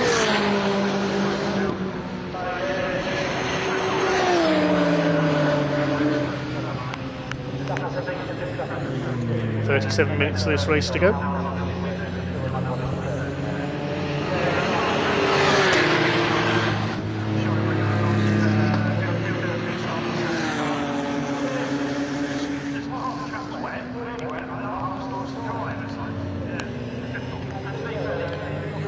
Colin White heads through Agostini. And I think we can head down to Leah once again in pit lane.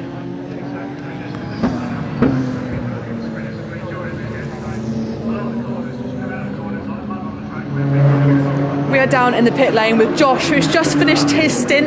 Josh, you said it was pretty tricky conditions out there, especially compared to the dry you had here back in July. Just talk me through your stint. Yeah, it's pretty tough. It's my first time ever racing in the wet as well, so it's quite a challenge trying to find the wet lines, trying to find where the grip is on the circuit.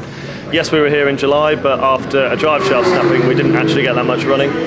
So we found some good time yesterday in testing, but that was also dry, so I've had to overcome some challenges in these conditions. It's pretty tough, but I think I did okay, yeah. What did you learn out there then that might be able to help you as we go into the autumn and winter months? You've got 2 more rounds ahead of you, might be wet there too, so what have you learned about driving in the wet that you might be able to apply to those races? I think I've got over those big initial nerves, that big challenge to actually just go out in the wet.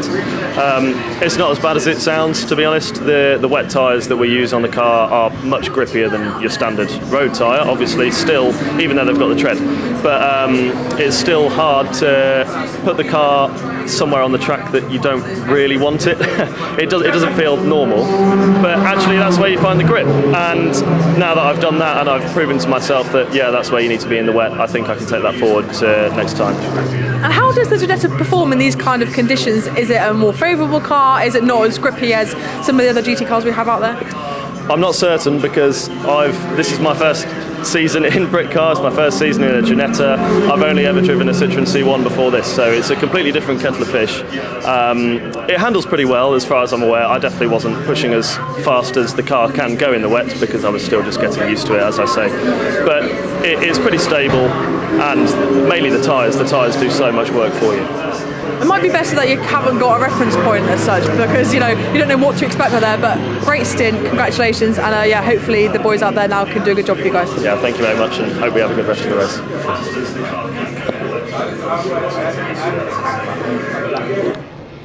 Yes, thanks very much, Leah. The Army team currently running in 13th place, some 3 laps off the leaders at the moment. So Clark has just completed his 22nd lap. We saw the 47 car have a spin as well, the Silio Anastasi Ginetta. That was coming out of Palmer's. That's still in action, though, just in front of the Army team, actually, number 17. So just over 34 minutes of this Britcar Endurance Championship race to go here at Snetterton. It is Simon Clark with the McLaren, who leads the way by just over a minute at last count ahead of the Cunninghams, but he's got to make a second stop, of course. The first 4 cars, Clark, the Cunninghams, Murphy and the Hayes family, have all got to make another pit stop. Nibs and Hills have just made their second stop. They're just less than a second ahead of the Cayley Porsche.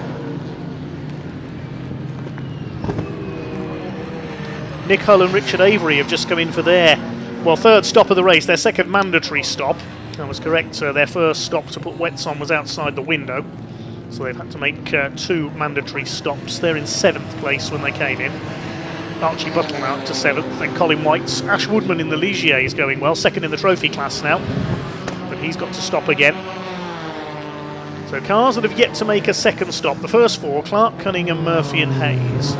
Archie Buttle has yet to stop a second time. Ash Woodman, Julian McBride is the other car that has not made a second stop, and the Golf as well at the back of the field, number 175, which is 3 laps down after that delay at the start. Here's Chris Murphy, he's running well up in 3rd overall now, and 2nd in the GT class. So despite slipping and sliding around the Woodrow Motorsports BMW, Chris Murphy, a former Britcar champion in his Aston Martin a few years ago, former quad bike champion too. Perhaps being a little bit more circumspect with the conditions now, but he's up there in 3rd. He's 15 and a half seconds behind the Cunningham Porsche. Staying clear of Hayes, he's over a minute clear of the Porsche in 4th place.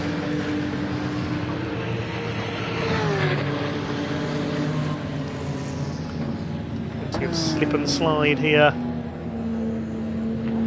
at Snetterton, as we've seen a couple of times before in Britcar.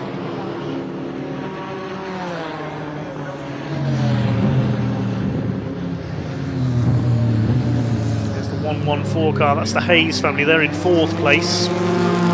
Still got that second round of pit stops to complete. Here comes the 82 Ginetta charging around the outside of them.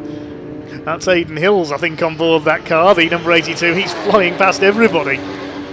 Down to 5th after that second pit stop for that car. He's up to 4th now.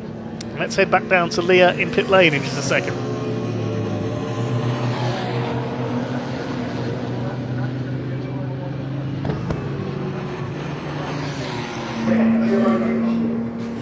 I'm here in the pit lane with James. You've been invited this weekend to Britcar. How is it? Are you enjoying it? Yeah, really loving it actually. We've been talking about doing Britcar for a while. We looked at it a bit last year, but we didn't get around to doing it last year. And eventually, I think we looked at the grid at the first race of last year, and there were like 4 other Cup cars. We've been trying to find some 991 Cup cars to race against. And we thought, oh God, that's where we should be. But anyway, we'd already committed to another championship. So finally, we thought we'd do this year, 2026, and just see what was out there, different things to try, and we've done a few different bits and bobs throughout the season, and here we are. Snetterton's our local circuit, so we thought, well, we'll come along here and just see how we get on. So yeah, we're really enjoying it.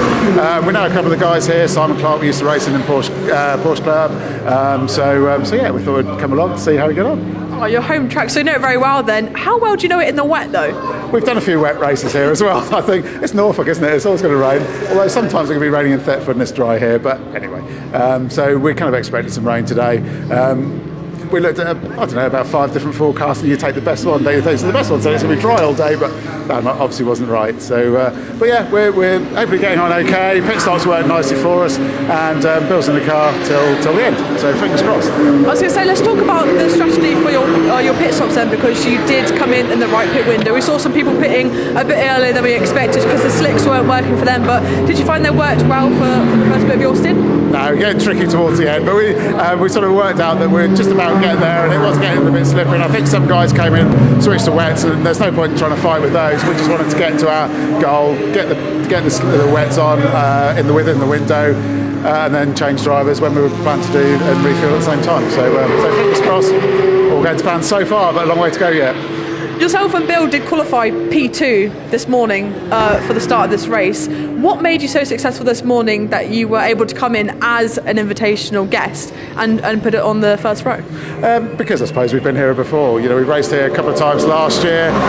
We actually did a round of Porsche Club in our old 997 earlier on in the year. So again, we sort of know it. We can sort of tell them, and we tested on Thursday as well. So you know, we just helped ourselves to sort of get ourselves back up to speed.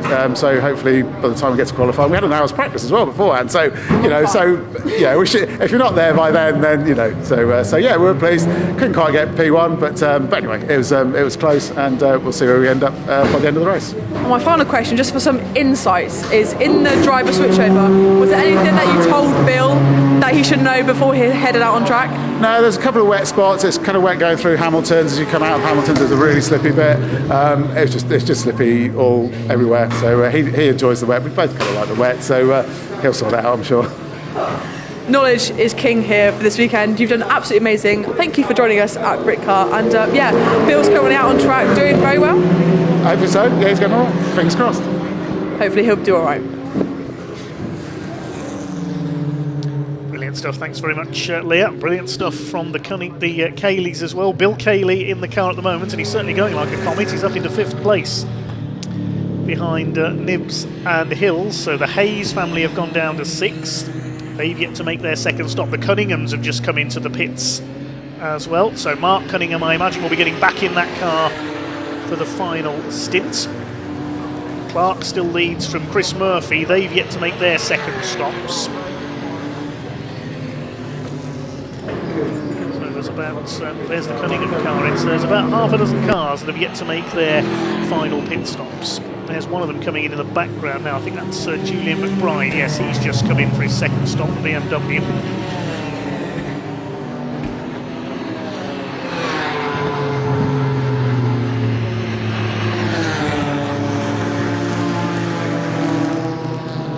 We have 27 minutes to go in this first of 2 endurance races today here at Endurance East at the British Automobile Racing Club.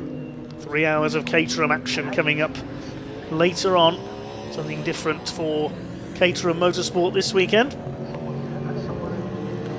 So Clark leads by over a minute now, 1 minute 24 ahead of Chris Murphy, but they've got to stop again. What they've got to do is try and build up enough of an advantage so they can make that second stop. They because the leader of the two stoppers so far is the Nibs and Hills number 82 Ginetta. This is the 297 car of Garnett and Moore. They're in 10th overall, but they're leading the trophy class. Had a couple of class wins already this year.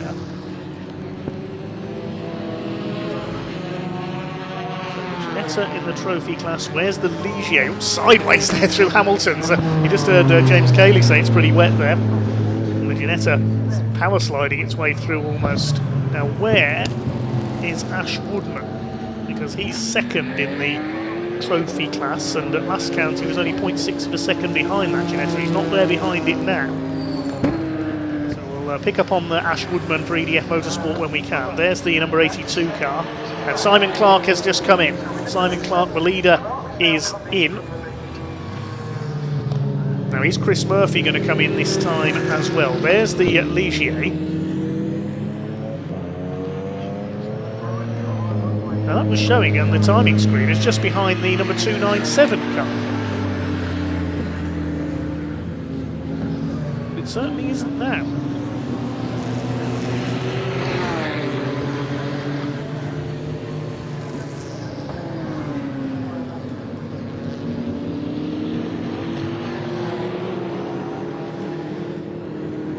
So Simon Clark is in the pits. We'll pick up on the trophy class battle in a moment, because I'm watching out of the window just for a second to see if Chris Murphy goes by, or whether he's going to come into the pits, because if he does go through, Murphy will take the overall lead of the race.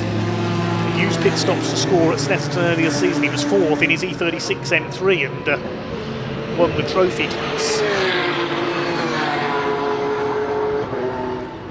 The Ligier has fallen back 4 places on that lap. It hasn't been into the pits, so I don't know what's happened there for Ash Woodman. Last lap was a 2:31, but he's been lapping in the 2:18, so he's lost a fair few seconds there, Ash Woodman. Clark is in, Murphy goes by, so Murphy's got the lead of the race now in the 721. The Hayes family have come in for their second stop. There are the Cayleys, so the only cars that have not yet made their second stop are Swanson and Allen in the Golf, Woodman in the Ligier, and Chris Murphy, who is currently leading the race. Chris Murphy tends to do this. He goes onto a different pit strategy to everybody else and tries to make his stop as late as possible. Is it going to work for him? There is the 175 car. That's the Golf of Henry Swanson and Ollie Allen. The former modified Ford racer in a variety of Fiestas, sharing with Henry Swanson. We'll see when they're going to make their next stop. There's the Army number 17 of Ashmore, Candler and Gilding, and somebody's off. That's the 47 car. That's Cilio and Anastasi. They've had a couple of excursions in this race. As Simon Clark rejoins from the pit lane, and we'll see if we can see where he is in relation to the Nibs Hills Ginetta, his class rival and his rival for overall victory in this race. Black and white flag for track limits for number 47. Hardly surprising, it's been off a couple of times. There's the McLaren, he's got to warm his tyres up.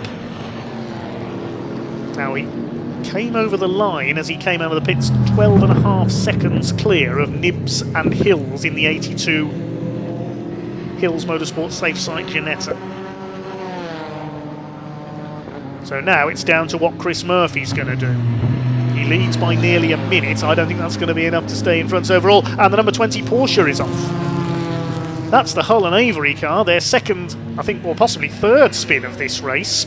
Not a happy day for Nick Hull and Richard Avery in the full throttle with SGM Motorsports Porsche 992.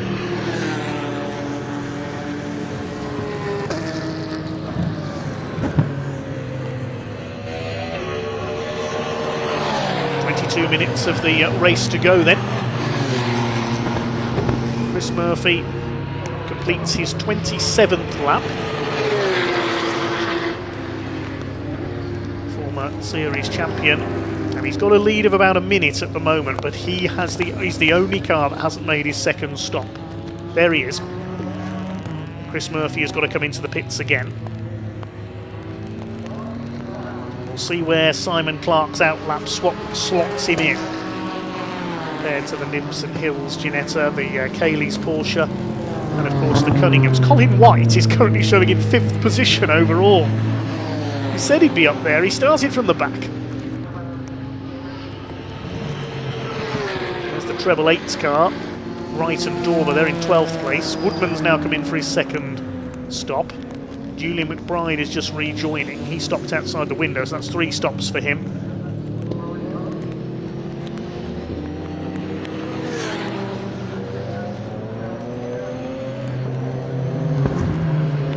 So Chris Murphy keeping the E46 M3 on the straight and narrow. He leads overall for now. In fact, he's increased his lead a little, 1 minute 3 seconds clear. There's the Ligier in pit lane, the EDF Motorsports team are hard at work. Checking the times. So they have to follow the exact pit stop time, which for the number 60 car is 108 seconds. Otherwise, if they're short on it, they'll get a penalty, as we saw the 36 car do earlier on, which is currently running in 8th place. Strong run early on. So Murphy from Clark by 1 minute 3 seconds now. So of course Murphy's denies will be inevitable when he makes that stop. He's leading it as late as he can. 7 seconds between Clark and the Nibs Hills Ginetta. The Cayleys are 13 seconds back. Then Colin White in 5th position. And Chris Murphy is in. Chris Murphy is in pit lane. So this is the last of our pit stops apart from the Golf at the back of the field. So Simon Clark about to retake the lead. And then we've got to see how his lap times compare to those behind him.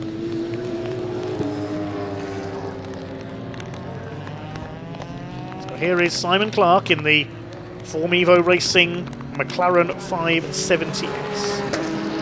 There's the Ginetta in the background. Now, they were 7 seconds apart last time through these two, but their last lap times, Clark did a 2:20.6.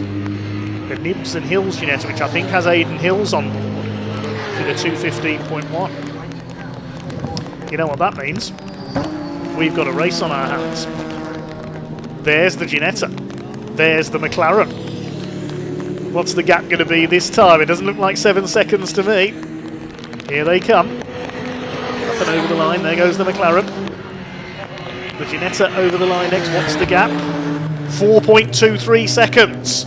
The 82 car is catching the McLaren.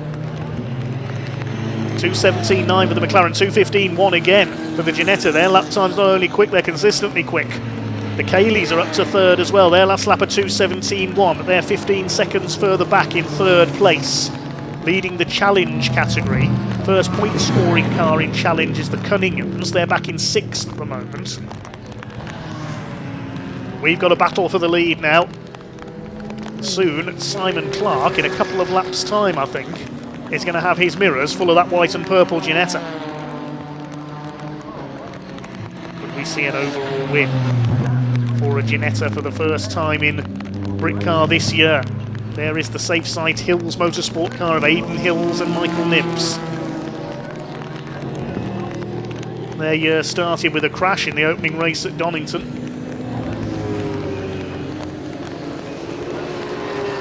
Pit window has now closed, so Chris Murphy left it as late as he could.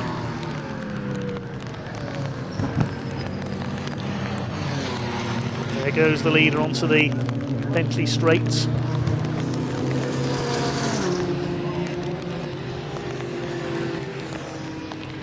Car number 17 has been given a stop-go penalty, 1 second. That's the Army Motorsport Ginetta, so that's a stop-go penalty, presumably a pit stop infringement. Double check as soon as we get an opportunity.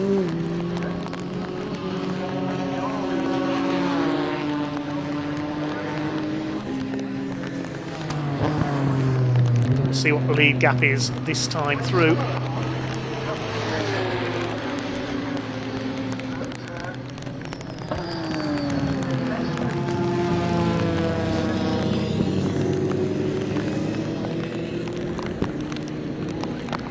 speed gap is as they come over the line this time.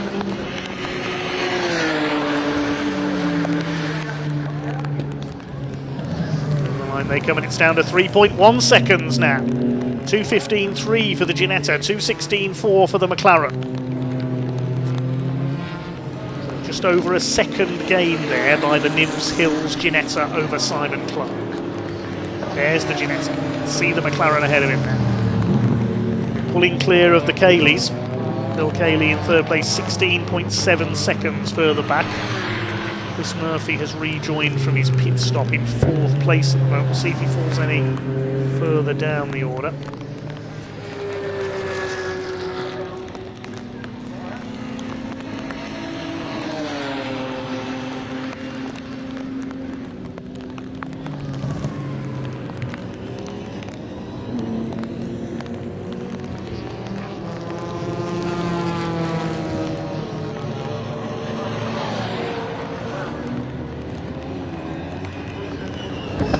Okay, while this lead battle goes on, let's not pop down to Leah in pit lane. Leah, what have you got for us?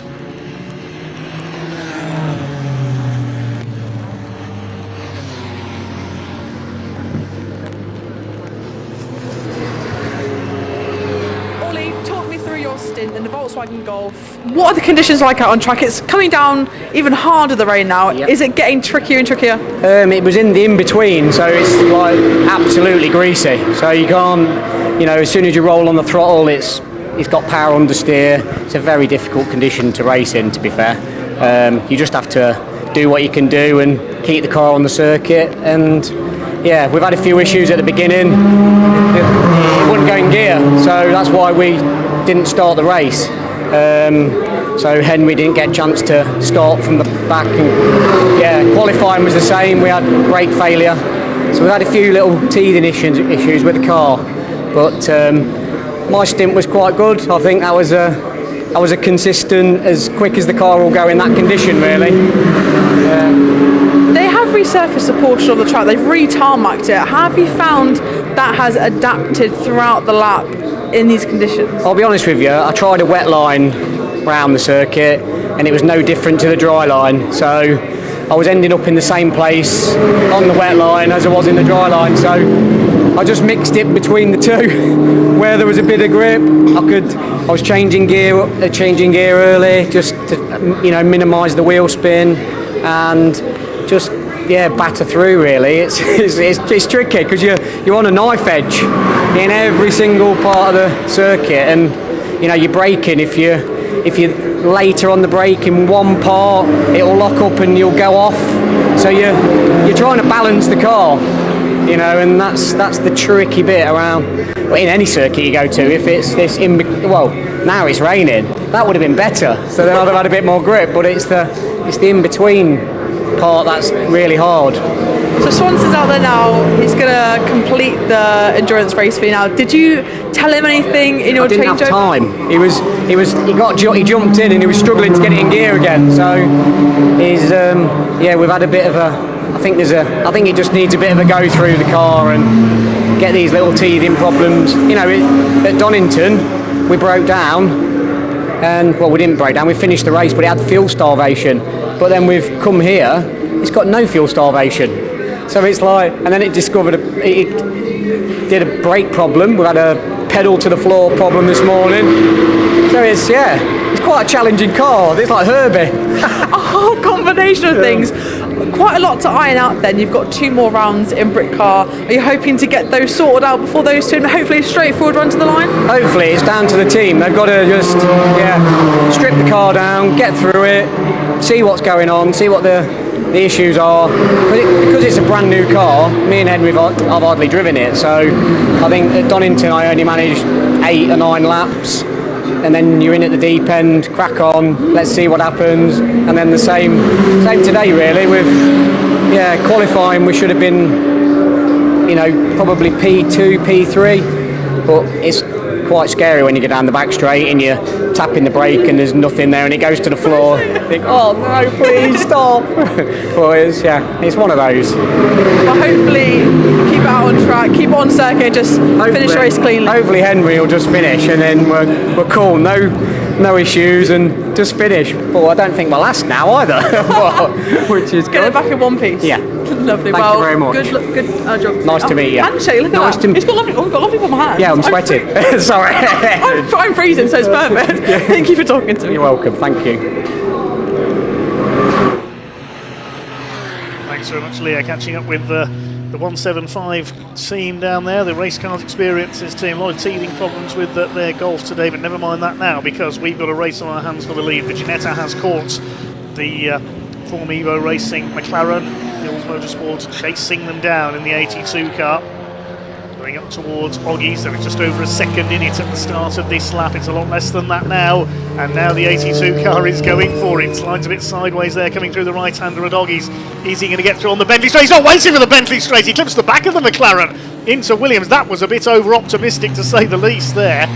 I was just about to say, is he going to wait for the Bentley straight, but he jumped the gun and went for the inside on Williams. That was nearly disaster for both of them, especially conditions like this. That could have been very nasty indeed, but they've held it together. They're still on track, and still the McLaren leads the way. So a little bit of ground to make up again for the Ginetta now, as conditions continue to worsen here at Snetterton. 10 minutes of the race exactly to go. We saw a spin for the Ligier further back as well. That's in 15th place at Ashwoodman. In the meantime, the 82 car makes it back up again. Here they come towards Caterham. Murray's up the inside into Murray's. Has he got it stopped on the brakes there? Slides sideways. The McLaren back up the inside and retakes the lead. So the 82, I think it's Aidan Hills on board that machine, had the lead briefly, but the McLaren moves back ahead coming out of Murray's. He didn't quite get the Ginetta stopped in time there. Well, it's a 10-minute sprint race between these two to the flag now. They're well ahead of everybody else. The Cayley's still in third place there, ahead of the challenge category, with Chris Murphy still up there in fourth place after his second stop. He's still going well, third in the GT class. The trophy class is being led by Garnett and Moore in the Project 29.7 Ginetta. It's all about these two for the lead in these closing stages. The Ginetta moving up to try again. We've had a couple of slightly rash moves so far. And here it comes again. What's going to happen into Agostini this time? This is great stuff. McLaren holds the inside. Simon Clark looking for win number 2 overall this season and win number 4 in his class. There's class points at stake as well. They're both GT class runners, these two. We're for a very interesting finish indeed here. Here comes the Ginetta again. He's not going to go around the outside at all. Sure. That move rarely works in any car. He's done it! Oh, brilliant. I did not expect that at all. That's an excellent bit of driving.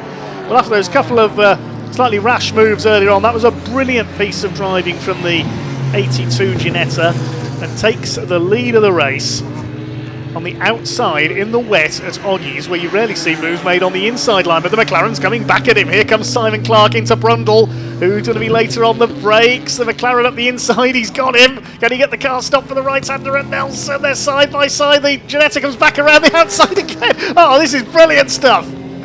It's more like a Caterham race this is at the front at the moment. That Ginetta, so much more planted out of the corners, and he's able to get back in front. These two will be loving this. There's still 7.5 minutes of this race to go, so we've got at least a couple more laps of this. Simon Clark, the championship leader. Nibs and Hills down in 8th in the championship at the moment.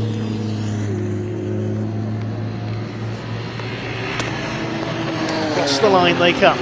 Nibs and Hills lead the way by just under a second, with Clark in second. The Cayley's still third, further back in their portion. It's a little bit wide there through the entry to Riches, towards the hairpin at Wilson's. Try and calculate where he can make up the ground. Well, not there. He's gone straight on, going into the hairpin there. Just too late on the brakes there. Simon Clark trying that a little bit too hard, I think, to push for the lead again. Now we've got two identically coloured Ginettas here, because Archie Buttle's about to be lapped in the number 22. A bit more purple on the 82 car. There's the inside. There's the McLaren. Lost a bit of momentum there when he went wide on the hairpin. Through goes the 82 of Michael Nibs and Aidan Hills. That's Archie Buttle's Ginetta. He's currently in 14th place, still second in the trophy class, which has been dominated in the second half of this race by Garnett and Moore's Ginetta G56. Leader a little bit sideways there, still pushing hard. He knows that Simon Clark is still there. So we've had three overall wins, I should say, for GT class runners so far this year. 2 at Spa, 1 at Donington. Beating the Porsches of the Challenge category. We had hoped to have the Lamborghini Super Trofeo car in the Challenge category today, but James Simons had to withdraw late in the day. 5.5 minutes just over to go. Simon Clark, he's not finished yet. He's got past Archie Buttle now. Clear air to go after the race leader once again, through the bomb.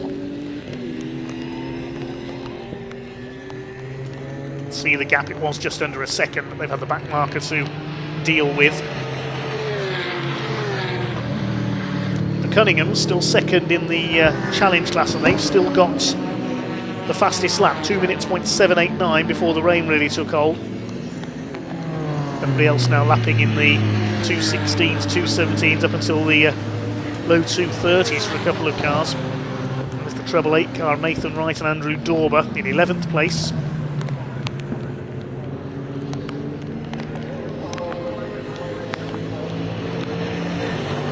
Over the line goes the 36 car. Started out with such promise this race, but the drive-through penalty, among other things, spoiling it for them. They're back in 7th. Here are the Cunninghams, just ahead of the 20 car. The 20 car is a couple of laps down, the Hull and Avery car. Second in the challenge class, looking to win that category title this year. Splashed their way through the left at Hamilton, sharper than it initially looks, that corner.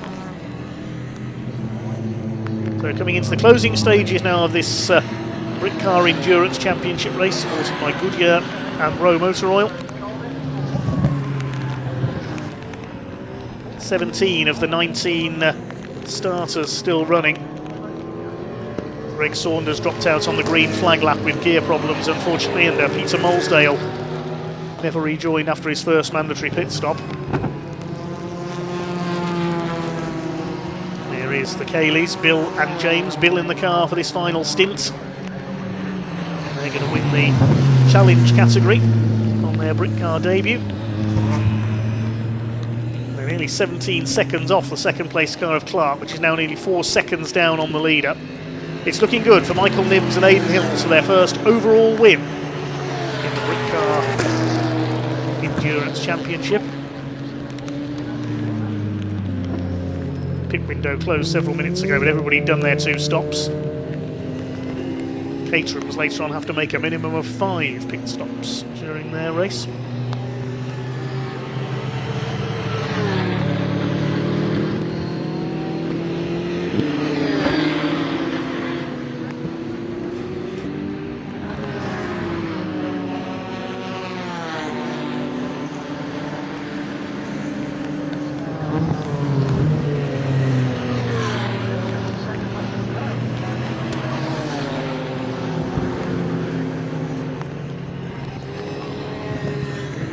So 2.5 minutes to go. Julian McBride in the 67 towards the back of the field has got Henry Swanson in the Golf on his tail. Wonderful looking car, isn't it, the Golf? Just a shame they've had a few teething problems with it today.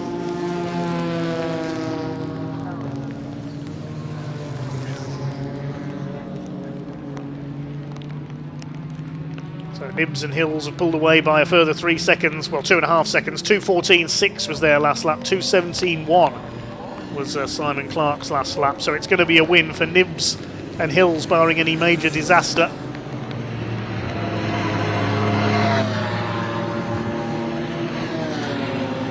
Here is the leader. It's a little bit of a slide there. Doesn't want to push too hard now. Coming up towards Hoggies, then out to Williams. It'll be last lap this time by for the Ginetta.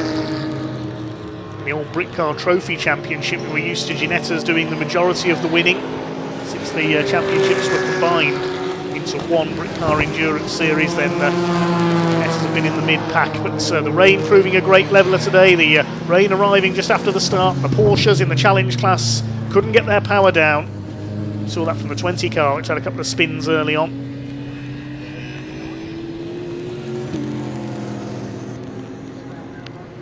Here they come then up towards the bomb hole. 1 minute on the clock, so it'll be last lap this time. The number 82 Ginetta of Michael Nibbs and Aidan Hills. Run by Aidan's team, Hills Motorsport with Safe Sight.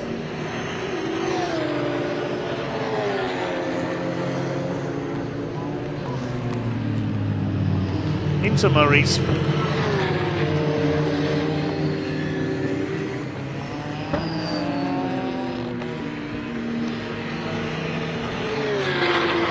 Seconds to go. What's his gap going to be back to Simon Clark in the McLaren this time? It was just over 6 seconds. It's now 7.4 seconds. He's pulled away by another second.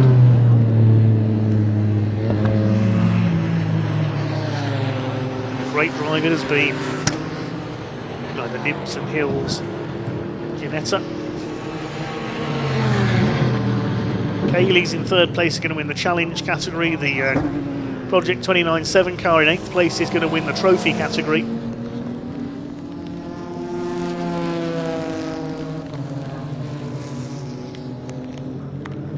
Leader comes up towards Agostini for the final time.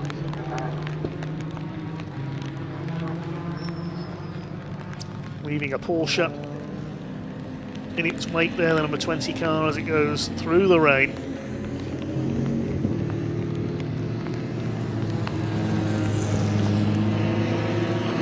Clock has counted down to 0, and apart from the start of the race, due to that problem on the green flag lap, no safety cars in this race, which is a measure of how well everyone has driven today, sensibly in these conditions. So well done to all of our Britcar racers. Here come the Cunninghams up on Henry Swanson and Julian McBride. Cunningham goes through. Out of the gloom comes our race leader.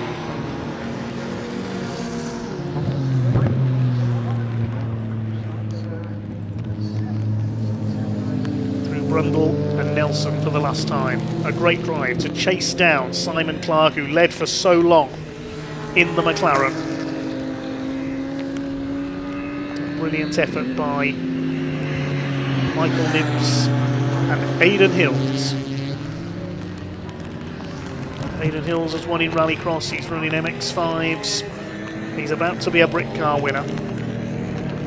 Through towards Murray's for the final time.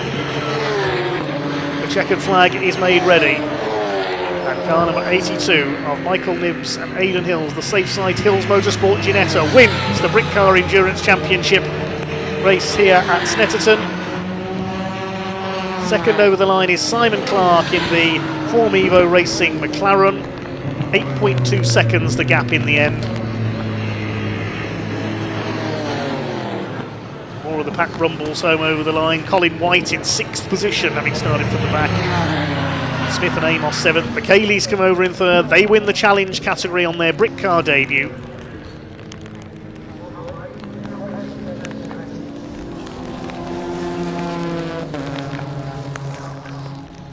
We'll wait for the rest of the cars to come home. Fair play to Chris Murphy. His strategy of pitting late working for him as he is about to finish in 4th place. And he'll be 3rd in the GT category, using pit stops to score, just as he did here at Snetterton earlier this year when he was in the trophy category. He took the class win on that occasion. Over the line come Project 297. 297 Ginetta, they win the trophy category with Carl Garnett and young Jonathan Moore. Hayes family, a quiet race for them. They won here at Snetterton earlier this year, have to make do with 9th place today and 3rd in class.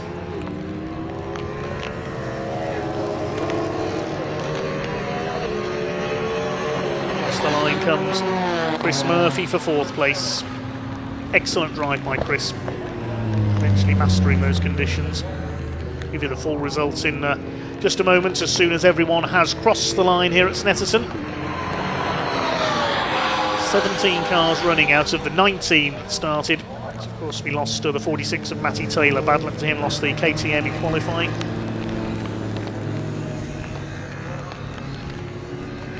And a great drive by Michael Nibbs and Aidan Hills in their first Britcar victory. The 47 car across the line, that's Anastasi and Cilio. They finished 12th. Cunningham's come home for 5th position. McBride and Swanson to come home now in the BMW and the Golf. And here they come. That's everybody in. Bad luck to Peter Molsdale, the only retirement there. Of course, Greg Saunders dropped out before the start.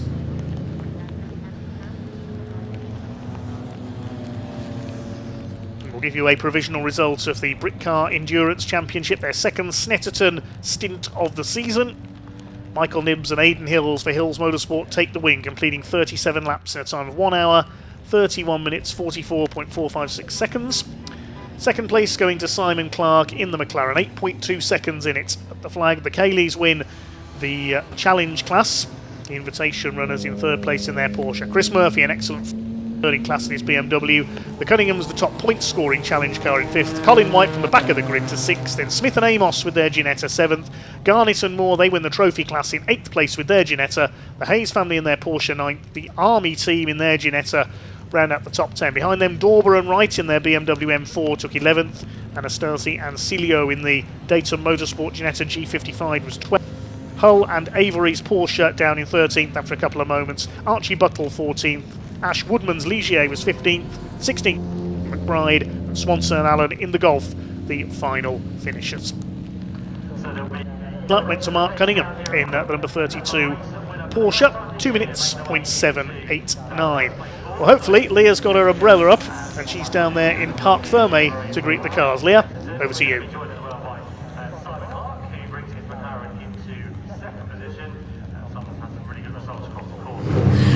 What a thrilling end to the race that proved to be here in the Britcar Endurance Championship, and we see the number 1 being held up, and that is Michael Nibbs and Aidan Hills taking their first win of the year in Britcar in their Ginetta G55 Super Cup. Now this is actually the first time this year in Britcar that a Ginetta has won the overall race. What an absolutely amazing feat for the pairing, their 4th podium of the season. Let's go and speak to Aidan now. Let's even grab a quick word with him. He's still got his helmet on. He's still celebrating with his team. I hate to jump in, but I've got to speak to him. Aidan, I'll give you a few seconds to decompress, get everything off, because that was a great end to the race. You just seemed to hunt Simon Clark down in his McLaren. Your Ginetta doing very well. Just talk me through that race. How tough was it out there? Yeah, man, the conditions are so hard. But credit to the Hills Motorsport team, and credit for Michael for doing such a great job in the first stint. You know, that was mega, put me in a good position to win the race. And as soon as I went out, I knew that we had a lot of pace advantage on the McLaren, because the car just felt unbelievable to drive and I was overtaking everything. So yeah, it was so much fun. It's great to get our first overall win, first class win, our first GT racing win in anything for our team and for me and Michael. So yeah, it's unbelievable. Well, congratulations. I'll let you celebrate with your team. Amazing job out there on track. Thank you. Give me some skin. Cheers. Love it. Good job from Aidan. And of course, Michael there too. Let's grab a quick word with Bill, because I just want to mention I caught up with, I think, your dad earlier, James. Yeah. I came to have a little gossip with him in the pit lane. I believe you are driving with a fractured wrist. Is that true? I am. I fractured it playing the very manly sport of rounders about 2.5 weeks ago. So when I saw it was going to be wet, usually I don't mind, but a lot of corrections with my hands probably isn't the best things. But I mean, yeah, pretty happy. This is the first time out of Britcar. Obviously, managed to get a podium, winning class. So it was good fun, good battle. Like I say, it's a shame it wasn't in dry, sort of have more battles and everything. But I mean, fair play to these guys. They were, you know, I think the Ginetta there got past me fair and square, and just saw him into the distance, and I was just yeah, fair play to Simon. It's nice. Me and Simon raced against each other in Porsche Club for years, so it's quite nice to come back and race against him again. Just he's a bit higher up on the podium than we are. Wow, lovely racing out there. Good job. Go and ice that wrist, because that's stressing me out. Yeah. But amazing job. Obviously, Bill and James have won the invitationals, the only ones that are invitational here this weekend. Let's grab a quick word with Simon Clark in his McLaren 570S. Just catching up on the media, but we'll swoop in, see what we can get from him. Simon, You seem to have having a little gossip. Simon's been on the podium before. He's won races in this McLaren before. Did very well last time out here in Snetterton. He was looking pretty good for the race win, but yeah, just couldn't hold it on the end. Simon, sorry, can I just borrow you a second? Sure. You looked very comfortable for the lead there, but just letting that Ginetta slip past you. Can you talk us through out on track? Because you were also on your own, so pretty tough race. Yeah, it was. We were in a comfortable position, but obviously a pit stop always throws in a variable, and we were just a bit late coming out. I think we lost about 10 seconds, the Ginetta was gaining on me, there just wasn't enough. There was too much of the race left just to fend him off. So, but look, I'm really happy with the result. We'd always like a win, but that's still a solid set of points. Well, we spoke to your team earlier as well in the pit lane. They did a mega pit stop for you. It was super quick. They actually had to hold you. How much of a team effort is it to get your car out here today, especially in conditions like this, to just keep it going? Massive. I mean, it's a Form Evo racing effort. We've got sponsorship from Intap, Express Legal Services, and SP1, and the team that run it at Velocity Racing. They've run us all year. They've done a great job. There's 3 or 4 guys in the garage, but that's only part of the story. It's all of the people back at the workshop. We're there is, the event that we now plan for the next event. So there's a lot of prep that goes into running something like that. So yeah, a ton of work behind the scenes. My job's the kind of easy bit.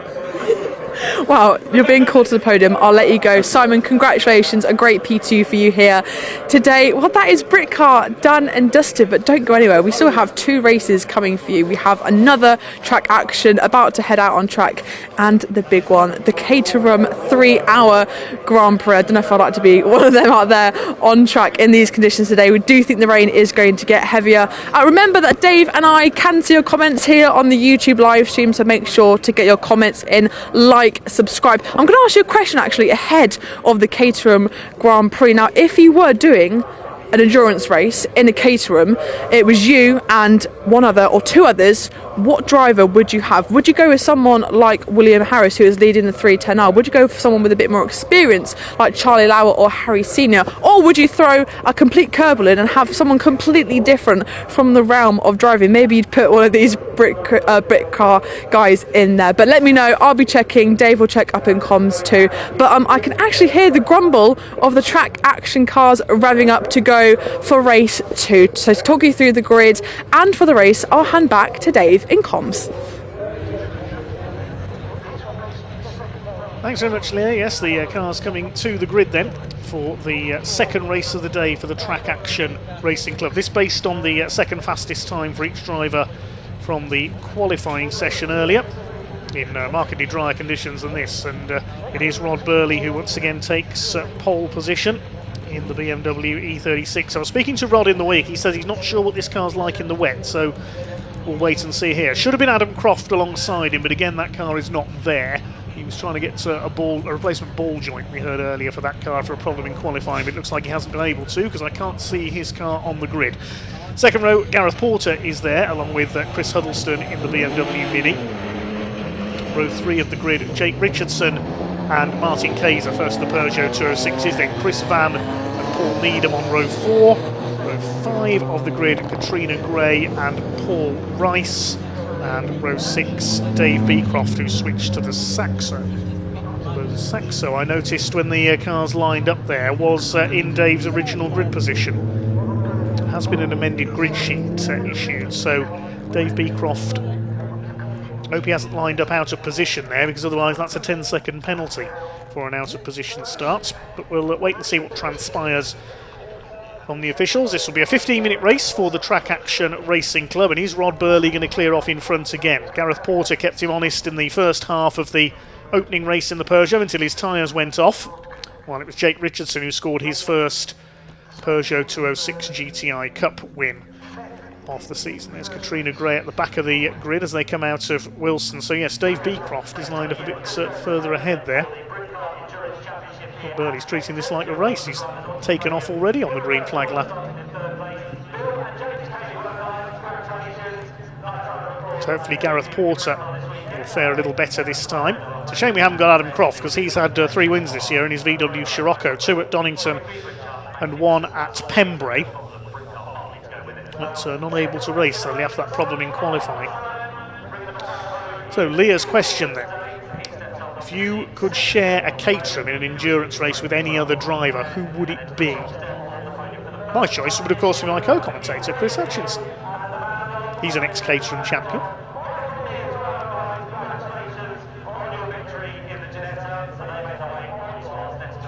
I'd certainly have Chris sharing my Caterham. Maybe we could have Leah share as well and have a team of commentators. Sam Parker might be a good choice as well, our regular Caterham pit reporter. She's proved her speed many times over the last couple of years. Quick hello to Merv Beckett. He's watching on. 206s are going to be interesting. Gutted I'm not there this weekend with Track Day Motorsport, says Merv. Track Day Motorsport says yes, on the Rain Sport tyres this time. Let's see how the Peugeots get on. Rod Burley is trying to complete the quickest green flag lap in history here. Look how far ahead of the rest of the field he is. The race hasn't started yet, Rod.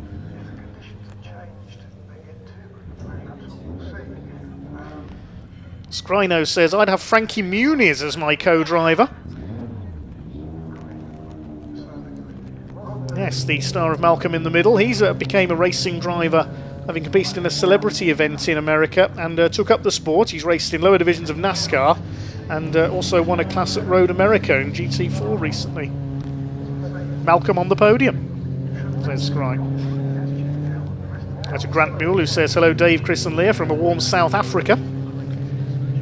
Damo says, Sebastian Loeb would be a good shout in this weather. Yes, he can drive anything. The cars, I think, are going round for a second green flag lap. Yes, they are, because of the changing conditions. So the rule is if the conditions change between sessions, the drivers haven't got any running in the wet, and they do an extra green flag lap.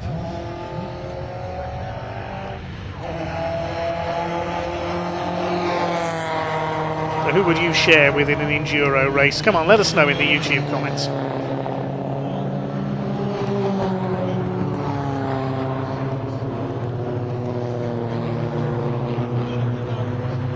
I reckon our cameraman Richard Barwick would be a good choice. He's done a bit of stock car racing in his time. Belated birthday wishes to Richard as well. Celebrated his birthday a couple of days ago. Goodsey Hero says, I'd take Jimmy Broadbent as my co-driver. That's a name from a couple of years ago, the former Praga Cup champion. Now a GT, international GT racer. Right, to Colin Ware. Yes, this is the only day of action from Snetterton. It's a one-day meeting this weekend. We're back at Snetterton in 2 weeks' time, though, with more Caterhams, plus classic touring cars and plenty more. 23 races coming up. It's a Connor who says, Jonathan Moore and Will Redford will be my co-drivers. Ex-junior saloon car men. Hi to Matt Anderson. Seen him out with the Track Action Racing Club this season. Says, hoping Jake Richardson can make it 2 wins today in the 206s. Team 303. Daniel Walker says, Brad Hutchison, the TCR UK driver.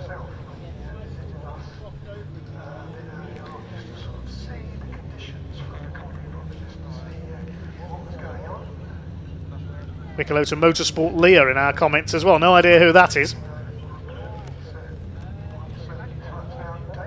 The reason that Dave Beecroft was out of position, he's starting from the pit lane. I've just spotted his Saxo opposite the commentary box, so Dave Beecroft's going to start the Saxo from the pit lane. Track Day Motorsport says, plenty of Rain X on the windscreens today. Darren Harley Sim Racing says, got to be Nigel Mansell to share a Caterham with.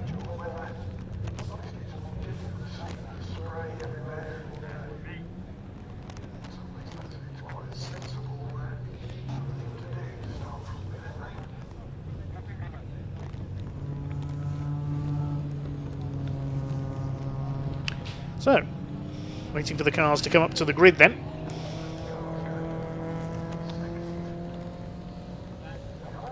Will be Be a standing start this time. It's going to be a lot of wheel spin this standing stars, I think.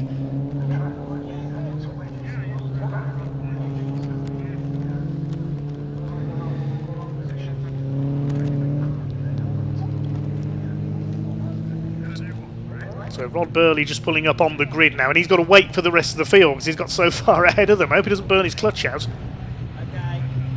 There is the white BMW.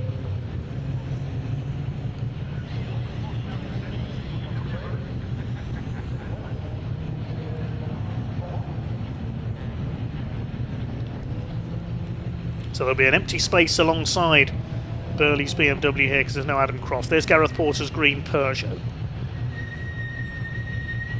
Chris Huddleston in the black and white BMW Mini moves into position on the second row. Jake Richardson, the red Peugeot, first the 206s, then Martin Kayser's silver and red machine, the Total liveried one.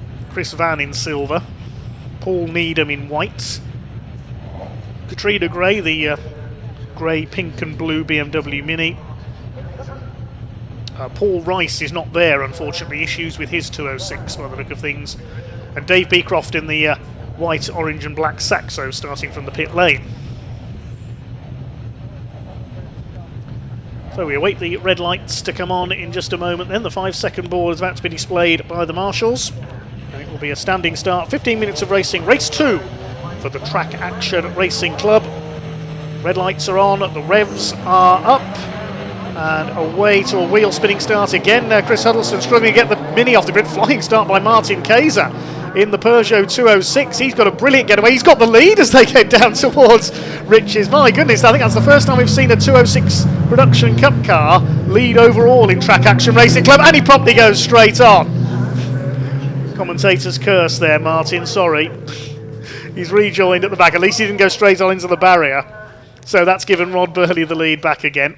I think he was so surprised to be leading the race there, he forgot to brake.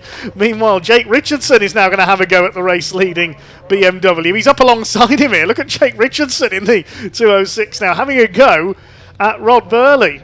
Burley gets his foot down along the short straight heading into Palmer's corner and holds the lead, but that's a rear-wheel drive BMW, of course. The Peugeot's a front-wheel drive, so they've got the handling advantage in these damp and slippery conditions.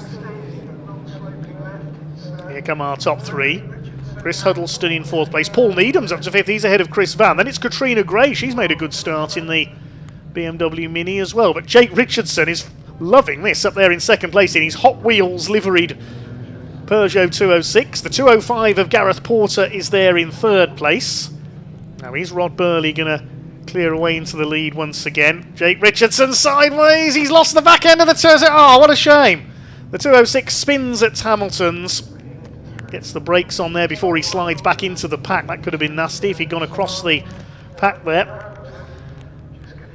206 is a jinxed in this race, unfortunately. Jake Richardson gets going again at the tail end of the field. And so Burley leads from Porter.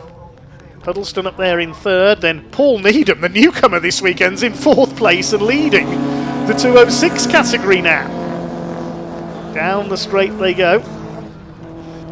PC Auto's car up there in 4th position. Then behind him is Chris Van. And Gareth Porter trying to stay with Rod Burley's BMW. There's Dave Beecroft, the Saxo, joining him from the pit lane on the tail of Katrina Gray in her Mini. Martin Kayser and Jake Richardson at the tail of the order after their mishaps on that first lap. But Martin Kayser, I can't believe it.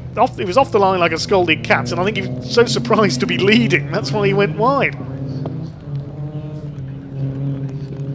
Katrina Gray, nice steady first lap from her. Chasing after Chris Van and Paul Needham. 6th position overall for the BMW Mini at the towards the end of the first lap. And Gareth Porter not letting Rod Burley get away. Again, front-wheel drive cars with the slight handling advantage here. Let's see if Gareth Porter can overhaul Rod Burley's BMW for the lead. He's going to have a go here down the straights there, side by side. I think Porter, will he have his nose in front? Yes, he will, across the line there. So Porter just gets his nose in front, but Rod Burley later on the brakes for the right-hander at Riches. And leads the 46 car. Huddleston still 3rd. Paul Needham up there in 4th, looking for a Peugeot 206 GTI Cup win on his debut. And the PC Autos of Hina Limited sponsored car. There were only 5,000ths of a second in it at the line. Porter nipped past Burley just after the start-finish line, the timing line there. Things settling in then. Is Burley going to start to pull away from the Peugeot? Mini of Huddleston in there in third position. Up towards Agostini they come. Huddleston, is he closing down the two in front of him? Clear of the 206s, led by Paul Needham. Well, Jai Fletcher took a class win on his debut in that category last time out at Brands Hatch. Let's see if Paul can do the same. Dave Beecroft up the inside at Agostini. First pass we've seen there today, really. If he can complete this ahead of Katrina Gray. Katrina keeps her foot down, just keeps the nose of the Mini in front.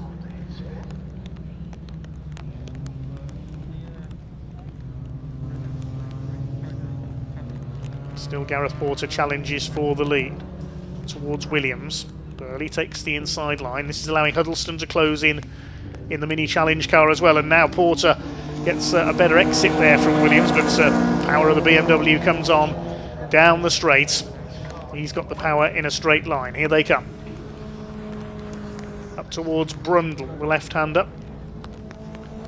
Martin Brundle, born near Kings Lynn in Norfolk. Racer turned commentator. His son Alex Brundle, of course, leading historic racer these days. Remember seeing him absolutely sling a Jaguar E-Type round Donington Park a couple of years ago at their historic festival, shared with Jaguar expert Gary Pearson.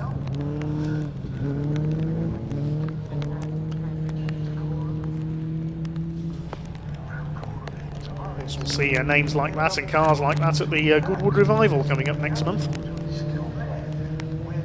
Well, Porter closing up again in the twistier bits of this Snetterton circuit, but as soon as they hit a straight, Burley gets his boot down and the power comes on from the BMW E36 and he's able to pull away again. Across the line they go. There's a board being hung out there by one of our marshals at the start line. I can't see at the moment what it says.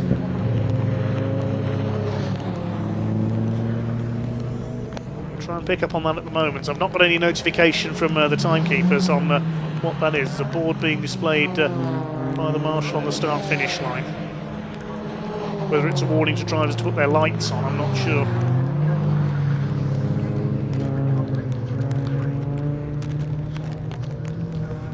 We'll pick up on that when we can. Meanwhile, I can tell you Jake Richardson's moved back ahead of Martin Kayser towards the back of the field.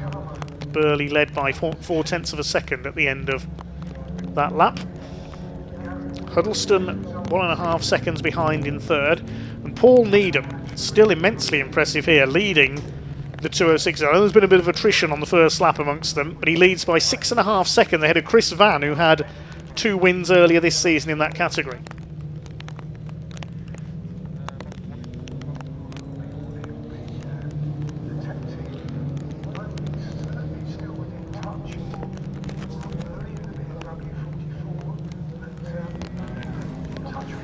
Three leaders, they're 9 seconds clear of Needham now. Here's Katrina Gray, she's going well in 6th position. Second in her class, Class DC in the Deutsche Marks Cup for German cars, behind Chris Huddleston. Here's Dave Beecroft, started from the pit lane, he's up to 7th now. Coming up on Katrina Gray, and there's Jake Richardson recovering in the 206, won the class in his first race. Just past half distance in this second race of the day for the Track Action Racing Club. So here comes Chris Huddleston. Might have a go for second place here. These three covered by just under 2 seconds. Rod Burley not getting away this time. Of course, Gareth Porter's tyres went off, so he dropped back in that first race, but now on the wet weather setup. Through the bomb hole, up towards the long right-hander at Coram.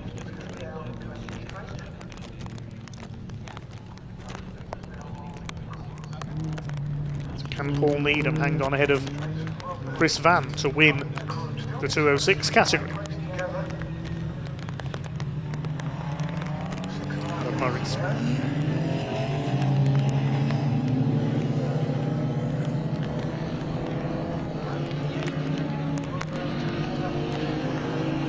Relaps completed then for Rod Burley. He's 3/4 of a second clear. And Chris Huddleston has just done the fastest lap of the race, 2:51.079 for the BMW Mini in third place. So he might be about to make a challenge, at least for second place. There you saw the lead for Paul Needham over Chris Van in the 206 Production Cup.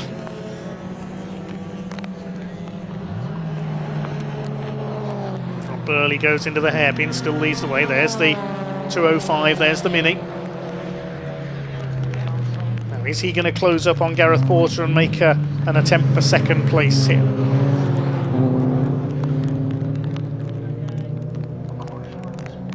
Gareth Porter not making any inroads into Rod Burley's lead. 4/10 of a second slower on that last lap.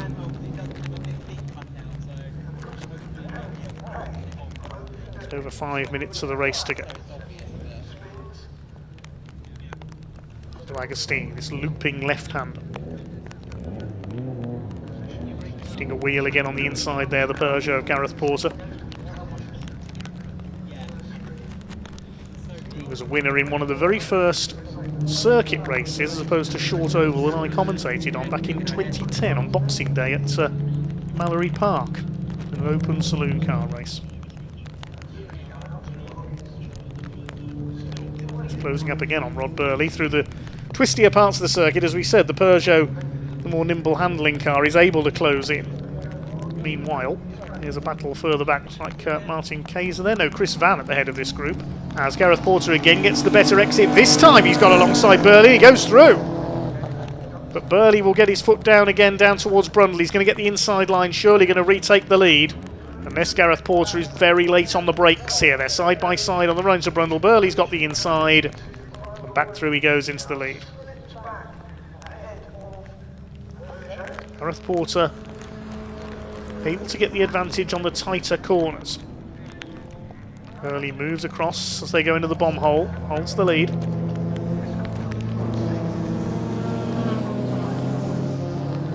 Porter tries again into Coram. He's not going to get there though. Chris Huddleston, who still has the fastest lap of the race, just looking on from third position. Porter closes up again as they come towards Murray's. Now, he had a run down the outside last time through. Meanwhile, we see Jake Richardson getting back ahead of Dave Beaton. He's charged through from the back. Here come the leaders. Porter will try again, get his nose in front at the start-finish line. He does so, but again Burley's got the inside run into Riches. And he keeps his lead. Much more absorbing battle for the lead of this race than we saw in race 1 in the closing stages. Huddleston just over a second further back in third place, then Paul Needham in fourth. Chris Van in fifth. Still clear air between them for the 206 GTI Production Cup. 9.5 seconds in it.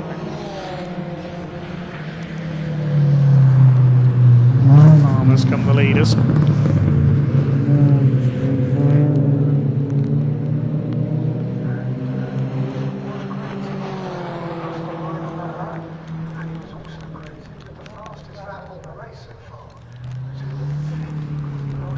Burley, Gareth Porter rather, has done a new fastest lap, 2:50.917. Only a 1/10 of a second quicker than anything that Rod Burley has managed. The Peugeot is not finished yet.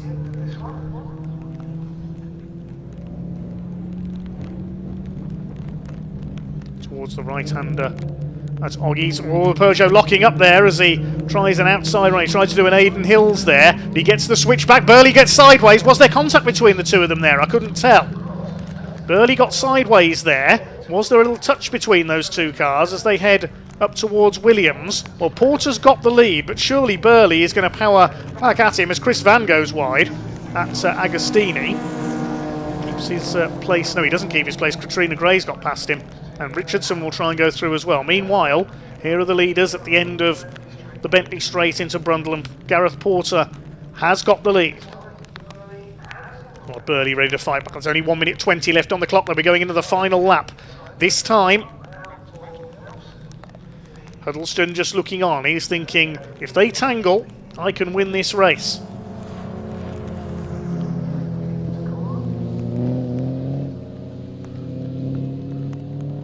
Up towards Cora for the penultimate time. And Gareth Porter is now starting to put clear air between himself and Rod Burley's BMW. This is going to be a very interesting inclusion. What's going to happen when they get to the Bentley straights? That might have to be Rod Burley's chance down the straights to try and power back ahead. Katrina Gray, meanwhile, holding off Jake Richardson. Has a look into Nelson. You're going to get up the inside there. Only just, but Gray holds it off. Dave Beecroft nearly loses it behind them in the sack, so this is a frantic last couple of laps.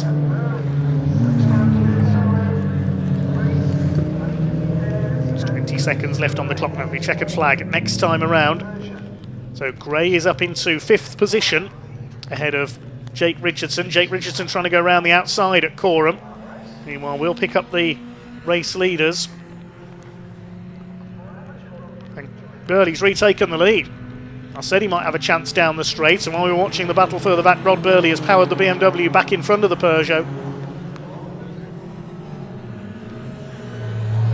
What's going to happen as they hit the infield loop this time, though? Is Gareth Porter going to get close enough? They've dropped Chris Huddleston slightly.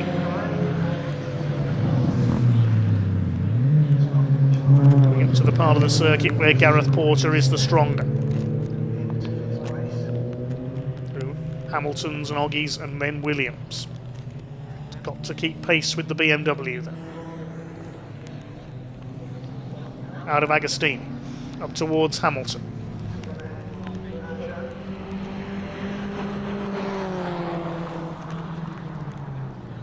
Is Rod Burley going to add a double victory? Is it going to be his 3rd victory in the Track Action Racing Club this season with this BMW, or will it be a first for Gareth Porter? You can see Porter closing up again.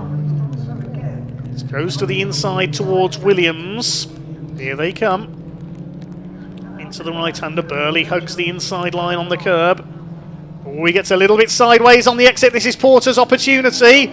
He's going to go through. Burley spun the rear wheels up there. He's lost momentum. Porter moves ahead. Now, can he hold it? Can he hold it through this final sequence of corners? Burley back down the inside. No, the power of the BMW tells again.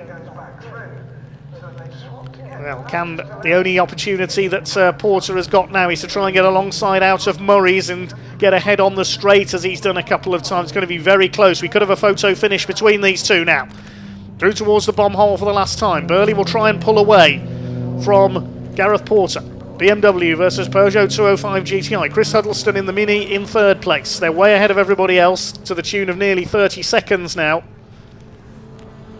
A great race between these three. Rod Burley cleared away in the last minutes of the first race, but the rain has proved the leveller.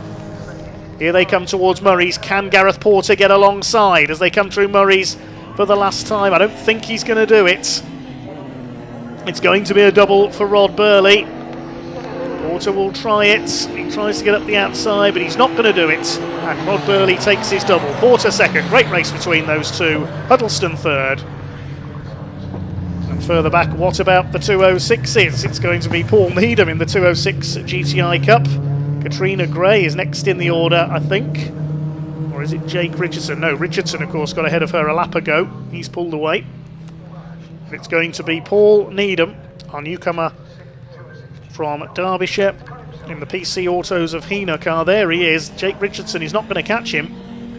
On his debut weekend in the Peugeot 206 GTI Production Cup, Paul Needham is going to take a win. Here they come across the line. Paul Needham, debut winner. Jake Richardson fighting back after that spin on the first lap for 2nd. Katrina Gray, I think that's her best overall finish so far in 6th place. Chris Van is 7th and 3rd of the 206s. Dave Beecroft next home. And then it should be Martin Kayser to complete the finishers. Yes, here he comes. He's obviously had a moment somewhere in the closing stages. His penultimate lap was a 3 minutes 12. So he's lost some more time somewhere, Martin Kayser. Such a shame after his rocket start. Who knows? If he hadn't gone wide, and if Jake Richardson hadn't spun, they could have been up there with the leaders during that one. Martin Kayser, our final finisher then. And Paul Rice sadly was a non-starter. So, provisional results then of Track Action Racing Club race number 2. Rod Burley takes the win, but only by 0.68 of a second this time over Gareth Porter, and Gareth got the fastest lap, 2:49.167. Chris Huddleston completes the podium in his Mini. Paul Needham, excellent drive to win the Peugeot 206 GTI Production Cup in 4th place, ahead of Jake Richardson, recovering after that spin on the first lap from last to 5th. Katrina Gray, excellent result for her in 6th in her BMW Mini. Then Chris Van, Dave Beecroft and Martin Kayser completing the finishers.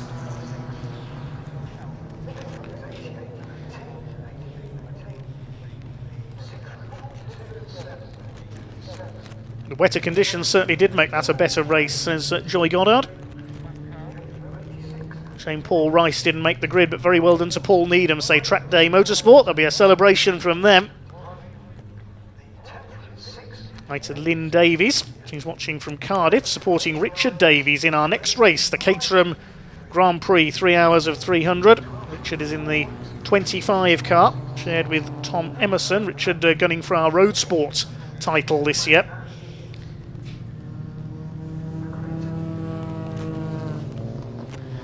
Kev's Banger Racer says, put Rod Burley in a Caterham.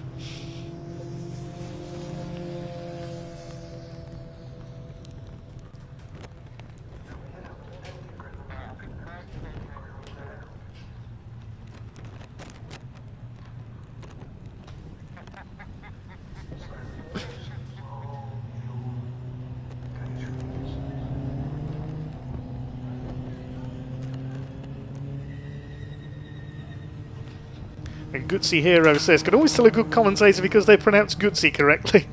Oh, thanks very much. I do bikes as well, you see.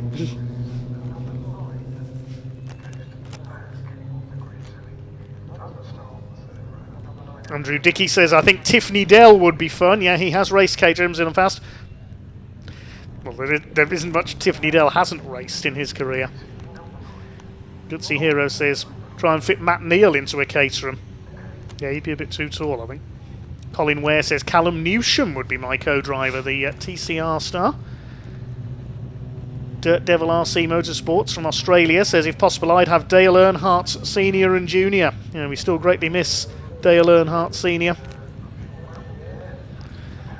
Lloyd Jameson says, Rob Lewis, the Ford Focus racer, will be my co-driver. In the meantime, I think cars have made it round to Parc Fermé.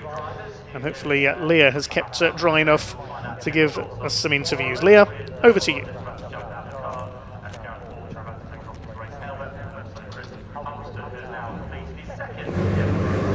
Well, going 2 for 2 in the Track Action Racing Club this afternoon at Snetterton is Rob Burley in that BMW E36. He did say he wasn't quite sure how it would perform in the wet conditions, but clearly something worked with him with that last lap overtake on Gareth Porter, who led for much of the race.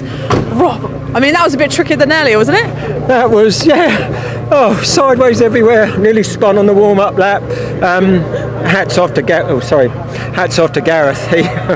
He really did take the battle to me, and he wasn't on the best of tyres, but we've never used these before, and I can honestly say there was minimal grip, but hats off to Wes and Barry. Wes for letting me drive the car.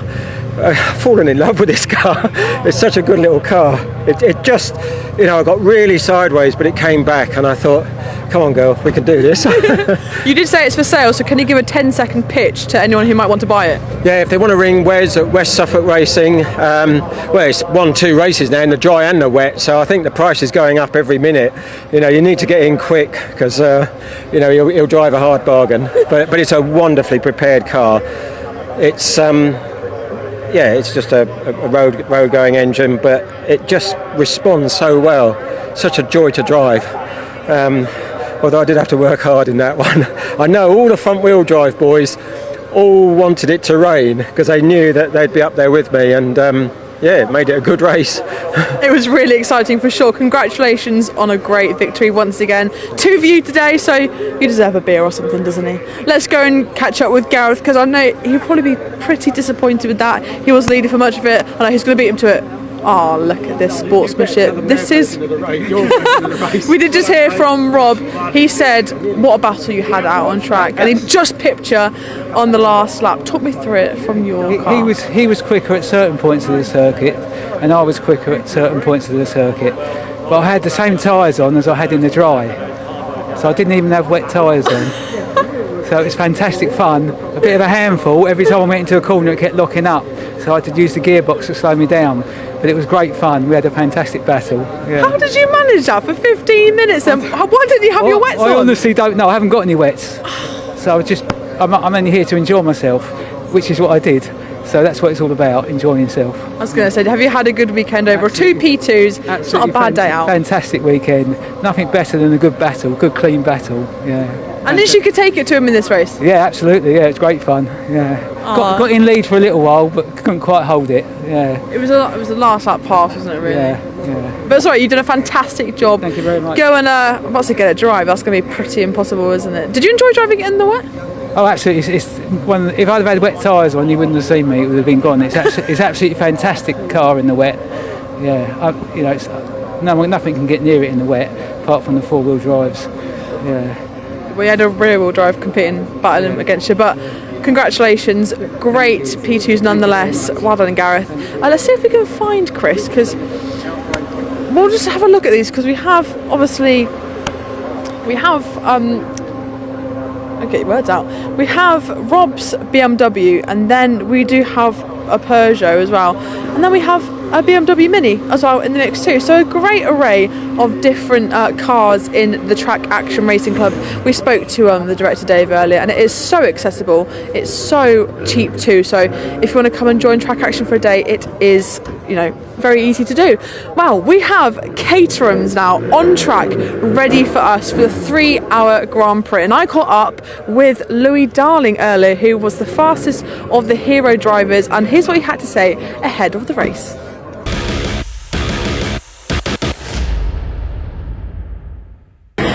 Louis, our fastest hero this morning in qualifying, a P4 for you. Yep. Can you just talk about the challenges you might face out on track being the solo driver in this endurance race?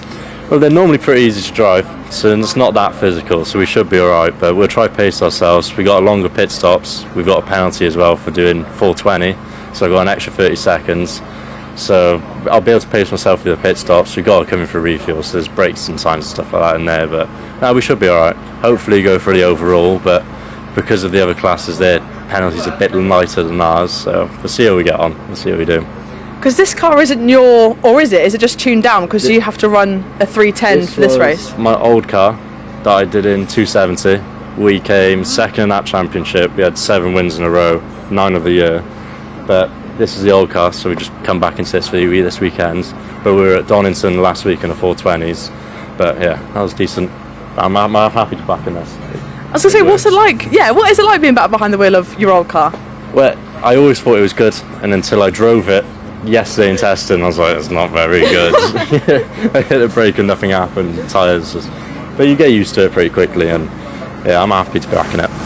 Lovely. And then what have you done in preparation for this weekend then? Because you said it's not that physical, but it's still going to be pretty tiring to do 3 hours. I mean, you have your pit stops, but it's going to be quite relentless. It helps them young compared to some of the others. It helps them young, but they go to the gym a lot of cardio, but yeah, we should be alright. We should be alright. And then you're hopping back behind the wheel of your 420 or your 7UK car for Snetterton, and then you've got that finale as well supporting the BTCC package again. Any hopes for the rest of the season? I know Donington was alright. You're looking to go onto the podium for the final 2? Yeah, Donington, we finally got the car back in order now, so it finally works. We've got power. Donny was a good test for that, but it seemed like everyone wanted to crash into us, so we had 2 punctures in one weekend, just unheard of. But I'm not doing Snetterton, I got other commitments, but hoping to do Branch GP, hoping to. So we'll see if we can get some podiums there, even not for a win.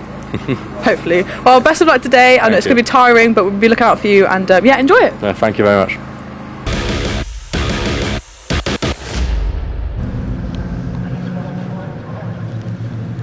Thanks very much, Leah. Thanks to Louis Darling. We're almost ready for the off with our 3-hour race, the Caterham Grand Prix. 3 hours of the Snetterton 300. We'll take you through the grid in just a second, but first I'm delighted to welcome former Caterham champion and Caterham expert Chris Hutchinson alongside me. Chris, good afternoon. Good afternoon, and to a soggy Snetterton, but it wasn't raining last time I did the outdoor check, so things are going to be getting a bit drier out there, but it's good to be here, and they'll be back here for the final round of the championship for many of them in a couple of weeks' time. But yeah, we've got 3 hours of Caterham action. I don't know how we're going to cope. You can see the cars out there on track. And yeah, as through the course of this 3 hours, we'll talk you through all the rules and regulations. We can see plenty of cars out there, so let's head through the grid. Yes, 25 cars we should have on this grid, and it's the Harris kids, the 3 brothers, Will Charles and James Harris, in car number 1 on pole position, with 95 the Governor's crew alongside. The quicker 310Rs to the front of the grid. This one, we've got 3 classes out there, 310R, 270R and Road Sports, all racing together. The Governor's crew is Steve Harris, father of the 3 cars, the 3 drivers in the pole car, sharing with Charlie Lower and Harry Senior. Watch out for them. Second row, number 70, Norfolk and Chance. Somebody just had to go for that name, didn't they? It's the pub quiz name. Andrew Johnston, Chris Buck and Ben Klukas. Very quick driver indeed. Watch for him. Louis Darling driving solo, so he's in the hero class for solo drivers, starts alongside. Row 3, Wingnuts, number 44, that's Rob Lowe and James Wingfield. The 99ers, number 99, Andrew Davison and Charles Rainford, British Touring Car race winner in that car on row 3. Row 4, Silver Series Scuderia, Peter Mott and James Empson sharing the 96 car, alongside Massive RS, number 88. We'll have to be careful how we say that one as well. That's Kyle Townend and Jamie Shand in the 88 car.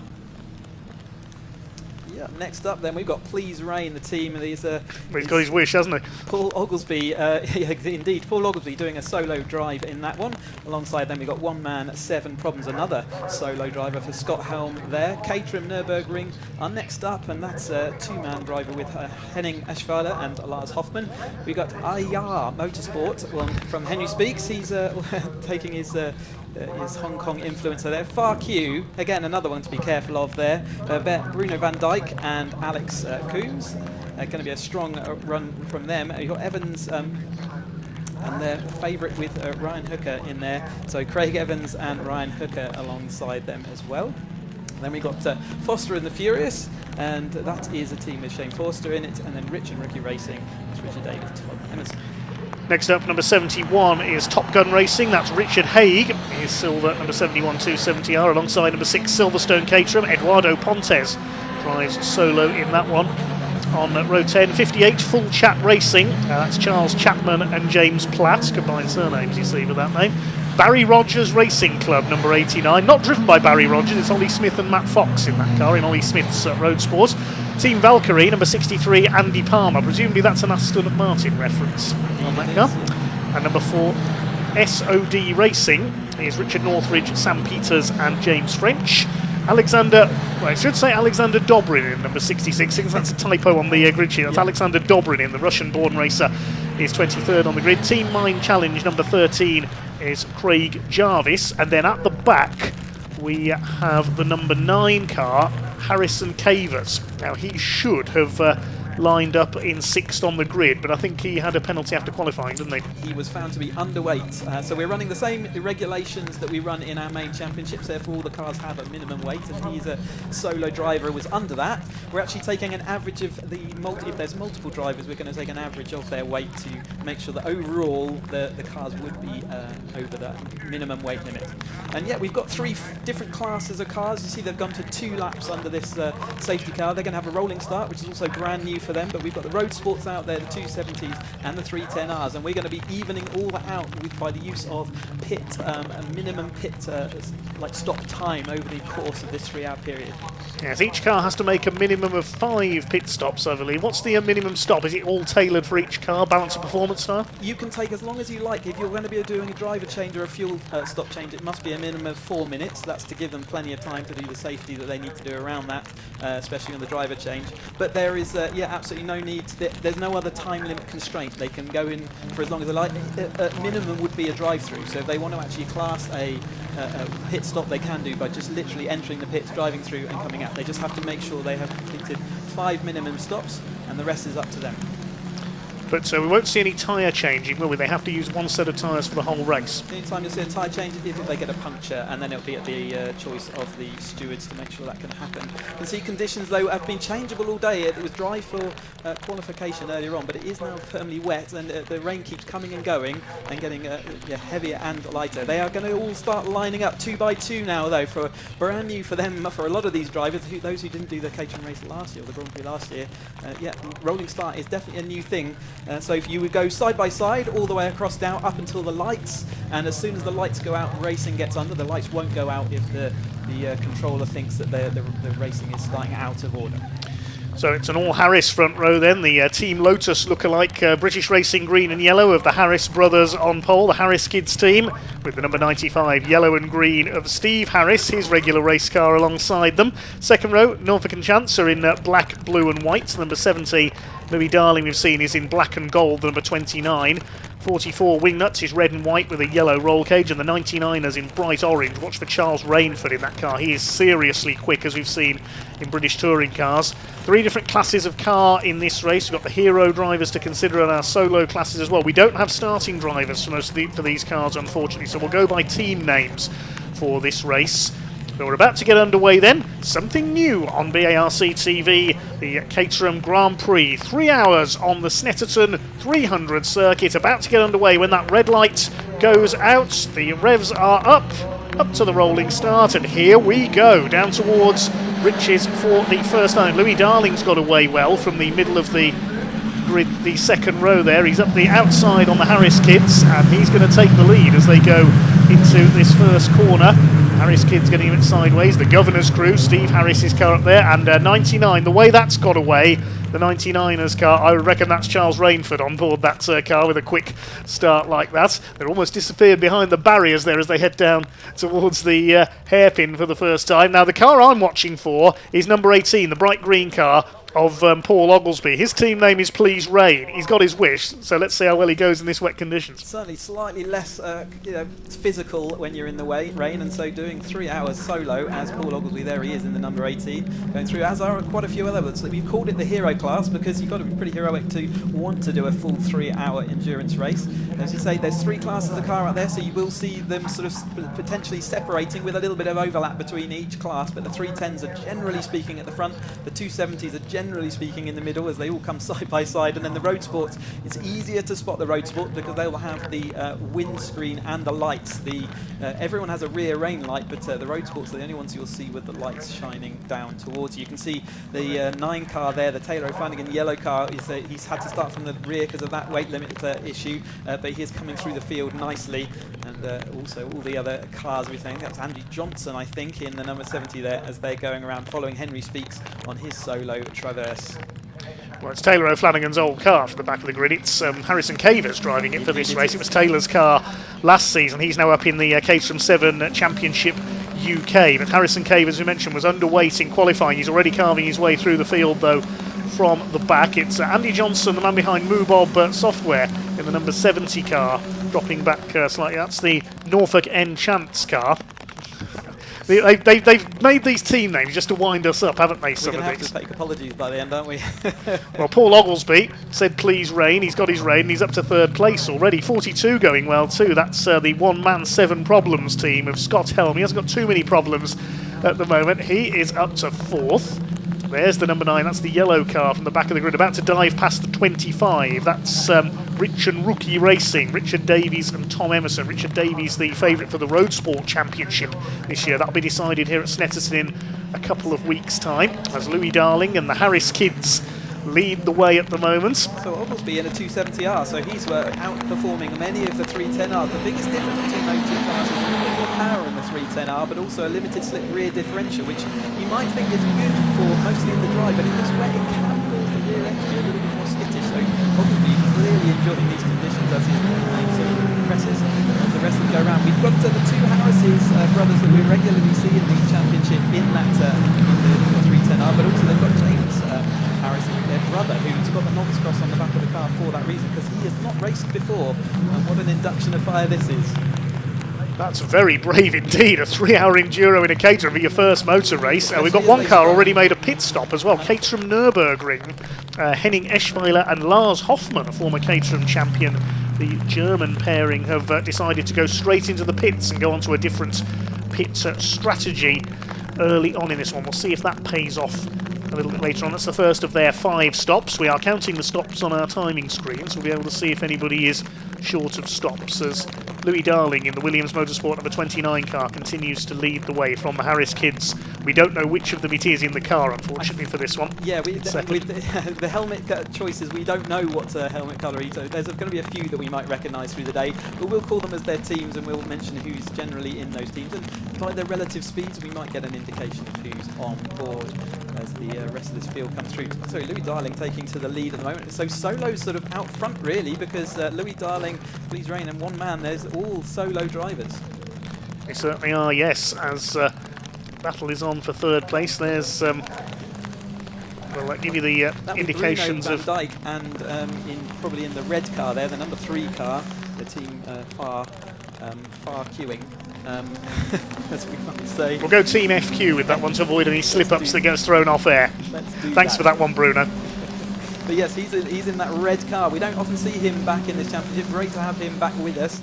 See how he's going to get on today with Alex Coombs. That's a really strong team for the overall race. Well, he could at least have gone with the name We Don't Talk About Bruno. I did get that in when he got his first win at Knock Hill a couple of years ago as well. He's in there somewhere. That's the red number 3 car, Team FQ as we're going to call them, sharing with Alex Coombs. They've made up 5 places. They're in 8th place on this opening lap. There's Henry Speaks in the Team AR Motor Racing car. Where do they get these names from? Maybe he's a fan of Outcast. It's I've spoken to him beforehand. It's to indicate from Hong Kong. It's the sort of kung fu noise. There you go. Ah, of course, yes. Well, I won't be doing any kung fu impressions on air, don't worry. They're a bit too cringe-worthy. But still Louis Darling who leads the way. It's going to be that sort of race, isn't it? Well, we say motorsport should be fun, and it certainly is in Caterham World. 1 man, 7 problems. Scott Helm is up into 3rd place. He's just under 2:37.682 on his first flying lap up into 3rd position. Harrison Cavers from the back of the field is up to 9th. He's gained 5 places on that last lap. One car's lost a few spots is the Wingnuts, number 44, James Wingfield and Robert Lowe in their red and white sort of candy cane liveried car. They've dropped back down to 14th place. See how that pit strategy works out for the Nürburgring team, the two of Eschweiler and Hoffmann. They've rejoined at the tail of the field. We see our 2 leaders making their way out of Palmer up towards Agostini, and the Harris kids possibly looking to make a move for the lead. Yeah, indeed. They've been following for a little while though, so I think they're quite happy with the speed in general, and they are pulling away slightly. There is that the number 7 car who has already been in the pits, so they're slightly out of sequence there. But nevertheless, they are firmly sort of around people, therefore will be getting the tow. We're going to wait for a bit of a quiet point, but we're never going to get that in a Caterham race, just to explain how the sort of handicap system is going to work throughout the course of this race. So yeah, each team has to do a minimum length of pit stops, so they have to come into the pits at least 5 times, and the total of that pit stops has to add up to a minimum time, and that minimum time varies depending on the car you're driving and also the drivers that you have driving along. So if you're in a road sport, you must stop. Oh, a little bit of a replay. That is the number 7 car there, the Nürburgring team. I think it is Lars driving that potentially. Not a good position for him to be in, but nevertheless recover back to the pits, and we have got a side-by-side for the lead though, so let me just quite interrupt myself because we've got Harris around the outside then, so you can probably guarantee that it's one of the Harris brothers, whether it's Charles rather than James, who's the newbie at the moment. But Louis Darling now having a face full of spray, deciding he's going to pull out to the side and going to go back through down the inside of bomb hole. No, the outside's got the grip. We are in wet, so the outside of these corners will generally have a little bit more grip than inside. It's absolutely getting wetter at the moment. I'm sure the outside check would result in getting a wet head at the moment. But let me quickly go back to my talking. So 20 minutes if you're a road sport race is the basic. You must spend 20 minutes over the course of today in the pits. In the 270R, you must spend a minimum of 23 minutes 45 in the pits, and in the 310R, a minimum of 26:40. That number does increase if your team contains someone we would consider to be a pro-level driver, and we're classing pro-level drivers as people from the top level of UK, so 7 championship UK drivers, as well as people like Bengt Lucas, like Charles Rainford, who's raced and very successful outside of professionals. So we'll call out those drivers as well as we go through the day and try and keep you abreast of roughly how everything is evening itself out. If everything works perfectly, then they all cross the line exactly. That would be very interesting indeed to see the whole field on the centre straight at the same time to cross line. There is the 99ers, Andrew Davison, a regular in that car, sharing with Charles Rainford. We saw him at Touring Car Rewind this year in the Brute 33 Capri, of course, in the pre-83 Group 1 touring cars. He can pedal anything, Charles Rainford. Very successful in Porsches, and now, of course, with the West Surrey Racing BMW team in the British Touring Car Championship. Still the Harris kids who lead the way. Paul Oglesby has dropped back into 4th place in Please Rain at number 18. Leading the top 5 at the moment is Harrison Cavers. He's gained another 5 places on that last lap. He's ripping through the field in that yellow number 9 machine in the 310R category. We'll have a look at our class leaders. The first of the 270Rs is one man 7 problems, and the 44 car has got more than 7 problems at the moment. That's the Wingnuts team. James Wingfield and Robert Lowe, they are in the pits. The bonnet is off. Hopefully one of our pit reporters, we've got Leah and Sam down there during this race, can find out it looks like one of the brake reservoir or something off on that car, so maybe they've got a bit of a brake problem. Not ideal. Henry Speaks down the inside then of the other Harris car, the 95. But yeah, it looks like another position. So Henry Speaks is really on one. He's really enjoying these wet conditions, isn't he? As he flies around in his car. Plenty of drivers doing that solo challenge. So we have an extra sort of trophy for the driver in what we're calling our hero class. The drivers running solo. They're obviously going to have to manage all of that sort of pits, stops, and the fueling, and all those other things. We'll have to have a team around them. And there's plenty of rules and regulations that they've got to follow around that as well. And any indiscretions or any breaking of those rules will generally result in some sort of time penalty, a drive-through penalty, or otherwise, depending on what the clerk's jurisdiction is, as they tiptoe and paddle their way around this Snetterton 300 circuit. It was absolutely bone dry who they had for their qualifying this morning. And yeah, interesting that in the dry, the road sports are about 2 seconds slower than the 270Rs, who are about 2 seconds slower, there or thereabouts on the 310s. Nicely split.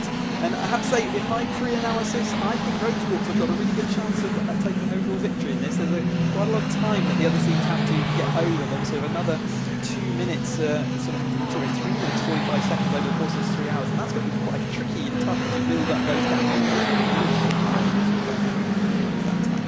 Yeah, my prediction would be one of the road sport probably one of the road sports we don't have a pro on board. I'll look at what my prediction would be at this point, because it's still early enough in the race that I can safely give my predictions. I'm not predicting anything. I don't want to curse anybody like I usually do. Car 86 has just pitted. That's Evans' favourite hooker. That's nothing rude, by the way. It's shared between Craig Evans, the car's owner, and Ryan Hooker, former Porsche racing star and one of Britain's leading racing instructors, is out in that car as a pro driver today. So he's looking after things for the 86 crew. They've just made a pit stop. That's had the number 7 car earlier on. The Wingnuts car, we know, is having problems in the pits at the moment. Do get your comments coming in as well. Hi to Peter, watching from Scotland. And says, I'm surprised we're having much better weather for a change up here than you've got at Snetterton.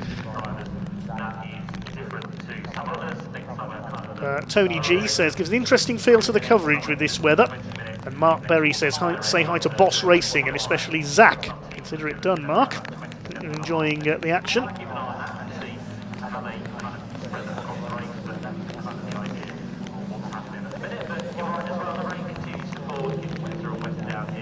So the number 7 car, another bit of a moment there.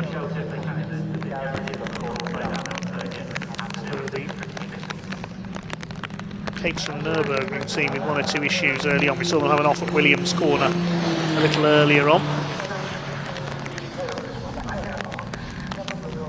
2 hours, 47 minutes and 20 seconds to go then. The Harris kids lead the way by just over 1¼ seconds at the moment. One man 7 problems in third behind Louis Darling. Harrison Cavers, not surprisingly, has done the quickest lap of the race, 2:35.581, and he's charged through from the very back of this 25 car grid. Yeah, you would expect to see him coming through the field, so in that 310, sort of eating through the road sports that he would be behind initially, and then through into the midfield, and then out into the alongside the other 310s. Up again to complete one more lap. In the drive, you would have expected to do something like 71-ish laps. That's going to be considerably reduced in this wet weather. But equally, their fuel that they would have had to put in for the dry is going to have less of that. So there's less need to do the fuel stops. They're going to take them a little bit longer. So it's going to be more about the drivers. I'll wait for first round. Well, I was going to say first round of pit stops. They're not really going to be rounds of pit stops in this. There's no pit window. You can just pit all the way through at any time you like. Henry Speaks has made up a place in the Ayar motor racing car past the 99ers up into 7th position as we watch the Governor's crew, number 95, being chased by Forster and the Furious. That's American Shane Forster in the number 15. He's driving solo in his 270R. Looking further down, we mentioned one man, 7 problems leading 270R ahead of Please Rain and AR in third place. That's Henry Speaks. They're all solo drivers. Leading Road Sports is Barry Rogers Racing Club. Do we know who Barry Rogers is? It seems like that. I don't know. I'm sorry. I think he's a jazz musician. I think Sam's down in the pits though. Got some driver updates for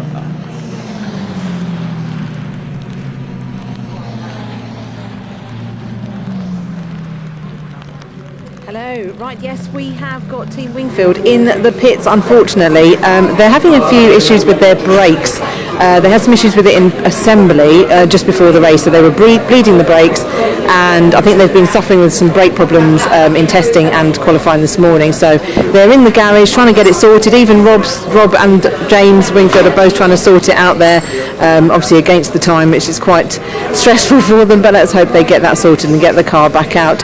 We've had Caterham Nürburgring in for a pit stop, a very early one, part of their strategy just to get some time off their pit stop length done. So they came in, stopped with still with Lars in the car just for a few minutes, and then they went back out again. And also Team Far Q have gone and done a drive-through, which is all part of their strategy as well. But that's it from here in the pit lane. Yeah, thanks Sam. Great to have Sam Parker, regular in the Caterham 310R Championship this season, as our pit lane reporter here today, along with Leah Halsey. Big thanks to both of them for braving the rain down there. I believe they've got some umbrellas with them just in case. So brake problems, as Cheesy pointed out there, for the Wingnuts team, number 44. Only more Wingnuts to put that right, unfortunately. New fastest lap of the race for one man, 7 problems, 2:35.374 in third place, just over a second behind Louis Darling, who runs in second position. I'd like to mention the leading road sport there. Barry Rogers Racing Club lead the road sports category, just over a second ahead of Rich and Rookie Racing. So it's 2 of our title contenders in road sport this year, Ollie Smith and Richard Davies in those teams. Third of the road sports further back is SOD Racing, number 4, Richard Northridge, Sam Peters and James French. Harrison Cavers has just made up another place. He's taken 4th from Please Rain. He's 13 seconds back now on one man, 7 problems with that fastest lap of the race. So I think overall, my calculations were in each sort of 30-minute segment of the race, we will have to, the drivers in road sport have got about 37 seconds in hand over 270R and about a minute in hand over the 310. So we'll keep an eye on the gaps as we go on up through and seeing at the 30-minute mark how sort of along those lines they're getting. Obviously that's all impacted as soon as we get any sort of safety cars, but we look at the moment, can see a little bit of grass tracking's been going on. I don't know if it's by the Caterhams or the racing earlier on, but plenty of cars still having to overtake, and you can see the slightly wider lines that everyone's taking in this wet weather. Generally speaking on tarmac, and when it gets wet you get more grip around the outside of the circuit. The Governor's crew under fire still from Forster and Furious. On the inside on the 99 car of Andrew Davison and Charles Rainford. So I'd imagine it's Andrew on board that car in the early part of this race. In fact, not Charles Rainford. We'll see him take over later. Andrew, the car's owner. Usually it's the car owner that starts a race in shared car races to get the best laps in best of the conditions before the pro driver takes over. That's how it works usually in historic racing in particular. So the 99 car now under fire from 88. That's Massive RS, which is Kyle Townend and Jamie Shand. Swinging through Williams corner. They've got the road sports leaders, number 89, on their tails. And something else as well, a couple of the classes in this race don't have headlights to make it even more difficult. Indeed, yeah. So we saw a couple of messages going out earlier saying, yeah, put your rain lights on for the GT cars, but yet we don't have lights at the front of the 310s or the 270s. You can see the road sports very clearly in the screen as we got side-by-side action there as they go around. Yellow flag actually down there, so someone may be off, or maybe there's a bit of debris as they're trying to make the drivers aware. But yeah, it's easy to spot the road sports for us today as they're coming, bright lights heading and streaming towards us. Through the gloom down, it's really wet at the far really end of the circuit at Bommel. Look at the spray. How can they see where they're going? We can hardly see them. As a driver, yeah, you really can't. If you're following closely to the car in front, you are entirely relying on them having got their line roughly right, and you're looking desperately out the left and right to see whether you've got any sort of your peripheral vision markers that you can rely on. And yeah, you're so low down in one of these Caterhams. You see the driver's just going a bit wide there, and Road Sport's going to be overtaken them. They're going into the pits, but you're so low down that you really are in all that spray and muck as well. 99ers losing places there. Now that car, yes, it has gone into the pits, so likely going to change drivers, I would think, and possibly Charles Rainford will take over. We'll wait and see. There's a couple of road sports fighting out. That's the battle for the lead of the road sports class. The 25 of Rich and Rookie on the tail of 89 Barry Rogers Racing Club. Ollie Smith and Matt Fox. Matt Fox normally the number 99, of course, in his yellow car, but sharing with his championship rival Ollie Smith. Today, Richard Davies with Tom Emerson, who's a newcomer. Only a couple of roads, well, yeah, just the 3 road sports out there in this race. I think it's Tom Emerson. I think there's another typo maybe in the entry list there, but Tom Emerson, yep, one of our pro drivers with us today, a very quick driver. So Tom and James Emerson out in the 96 car as well. There is the number 13, that's Craig Jarvis, the Team Mind Challenge car. So towards the tail of the field at the moment in 23rd place. Things starting to settle into their rhythm now, really. There's number 37, Henry Speaks, the Hong Kong born driver, going well up there in 7th at the moment, 3rd of the 270R category at the moment. We'll have to keep a lookout for the number of pit stops that they are taking. There's already some on the board, and most of those will be sort of tactical at this point. I think I did say I was going to make some predictions, and I think from the road sport grid, the Ollie Smith and Matt Fox car looked like they would be a strong proposition, as they've only got the 20 minutes minimum stop time to complete, which is the shortest that we have here on offer today. And then in the other classes, who will also have a class win, so we'll have a road sport class win, but also a 270 class win and a 310 class win. We'll have then the overall and also the hero winners. So there's plenty of trophies on offer. But the Bruno van Dijk and Alex Coombs, the number 3 team, look like they're going to be in contention for the 270. And the 310, the Harris brothers, I think is a good one to go with. But equally, they've got their James on board, who we're not sure how many laps he's going to turn, but he's not done any Caterham racing before, so that'll be exciting to see. But yeah, anyone that doesn't have a pro in their driver in their team lineup is going to have a little bit of advantage of it. I'll let you do the mathematics, because your maths is stronger than mine, I think. I did study maths, but I was stronger at English, which is why I went on to train as a journalist. Louis Darling has just done the fastest lap of the race, 2:34.748 for the number 29 at 310R. Here's our leader, the Harris kids, out in front. They've been battling for honours in the 310R Championship this year, Will and Charles Harris. It's been a fantastic season for them, with Father Steve further down the grid. Steve's car is the Governor's Crew car. It's down in 8th place now, having started on the front row of the grid. Steve sharing with 2 very quick drivers indeed, Charlie Lower and Harry Senior, 2 of the fastest men in a Caterham anywhere. So watch for them when they take over the 95 car. These 2 at the front, just under 4 seconds clear of one man 7 problems. The first of the 270Rs in 3rd. That's the turquoise liveried car. Harrison Cavers up to 4th from the back. And Please Rain, Paul Oglesby, rounding out the top 5 at the moment, as the leaders slip and slide out of Williams onto the... They're trying out different lines, aren't they? They're trying the extreme inside, but it didn't look like it had any grip on the extreme inside there. But they're both experimenting. They're kind of judging their speed based on how much Louis is clinging on in there. Don't forget the man in 3rd place there, number 42, one man 7 problems. He is in the 270R class, and that's a very strong showing there for the fact that he's clinging on, because he will have to do much shorter length of pit stops over the course of today than these front 2 will.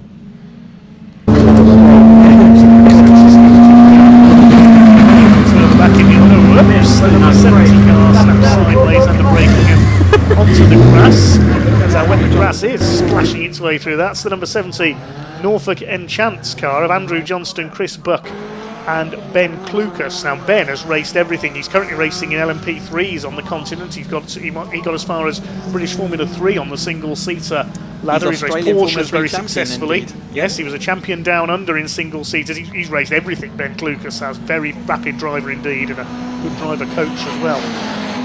So over the line go the leaders, separated by 3/4 of a second, Harris Kids and Louis Dye. Is it Harris Kids or Harris Kids?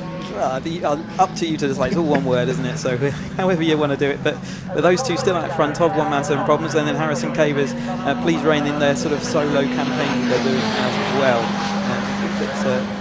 So like you say, it's settling down as you would expect in a race, even with Caterhams. It does happen, and the conditions do look like they're brightening up a little tiny touch, maybe out my window. Certainly the free. We've got another spinner there. That's the number 4. That's Richard Northridge, I think, in that car. Not having a good the spin is going to be costly today. So yeah, that's Richard Northridge, Samuel Peters and James French in SOD Racing. That's number 4, one of our road sports. Everyone's going to be 16th place, spinning coming out of Oggies there. This is the 86 car of Craig Evans and Ryan Hooker. Hooker, a racing instructor, a professional driver. They're running 17th. They've already made a pit stop though. They've had 4 cars that made pit stops. Nürburgring. The number 86 that we look at now, the 99ers have been in, and also Wingnuts, but they had a problem, of course. They're currently in the garage. We'll get an update from either Leah or Sam down there as soon as we are able. Do keep your comments coming in on the stream as well. Let us know, who would you want to share a Caterham with?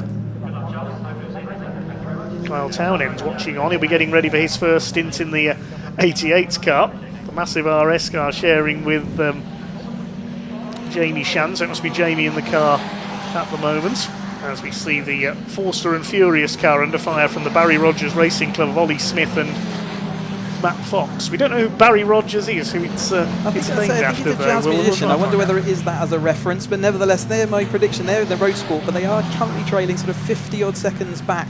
Remember, we said in the sort of they are looking to get about a minute over the 3:10 hours in the first 30 minutes of this race, and we're getting towards that point. So everything's still working out relatively even with that road sport car against the lead 310s. But I think the 270Rs may have it at the moment with those solo drivers overall sort of in the lead at the moment.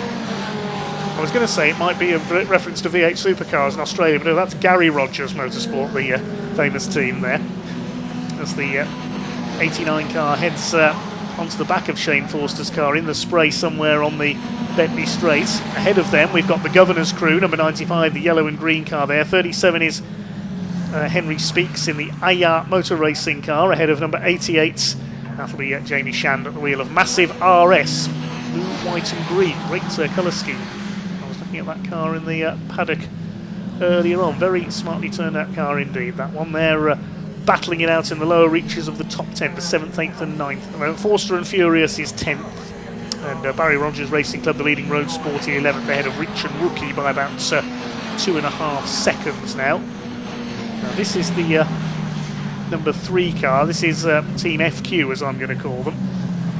Bruno van Dijk and Alex Coombs. They're in 14th position. Can't see anywhere where we can see how many pit stops they've made, so we're just going to have to assume that they're kind of doing an average number. In fact, I do have a column. You're indeed right that we've had 4 in the middle of the TSL timing screen. We've only had a couple so far. We've had 4 pit stops in. That's going to be very useful as we get to the oars. Yes, so 4 teams have carried out a pit stop at least once already. So maybe Ryan Hooker has been in Caterham Nürburgring. The 99ers and Wingnuts we've seen having troubles with the brakes that they were trying to fix. Sam Parker's just messaged in. Car 99 had a loose wheel. That's the reason for its first stop there. So all that will count towards their minimum stop time they've got to take over the course of this 3-hour race. We've got 2.5 hours of that left. And like I said, so each class of car has a different length of time that they must be in the pits for over the course of the race. Road Sport's 20 minutes, 270 hours 23 minutes 45, and 310 hours 26 minutes 40.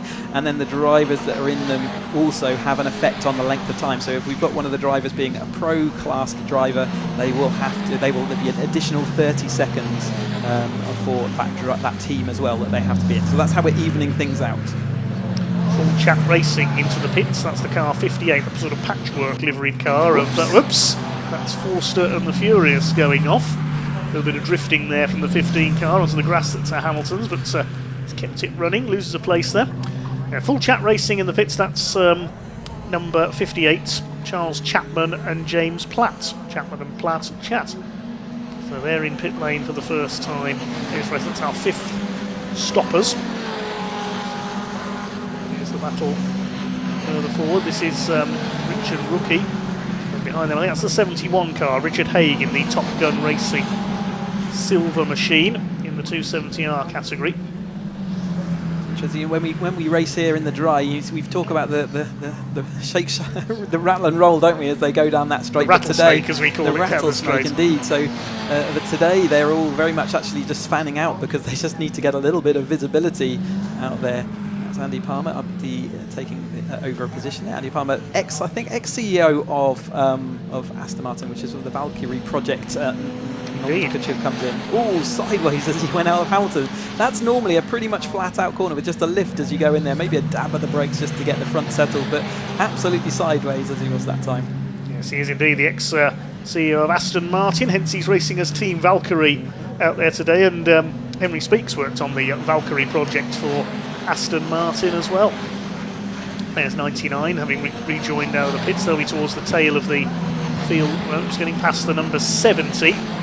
Norfolk Chance, the Johnston Clucas and Chris Buck scrapping it out there, but being lapped by the leaders at the same time. Still, Harris Kids lead the way from Louis Darling, just under a second between the two of them as we come up to the half-hour mark in this race. 1/6 of the race distance. Massive RS have just pitted.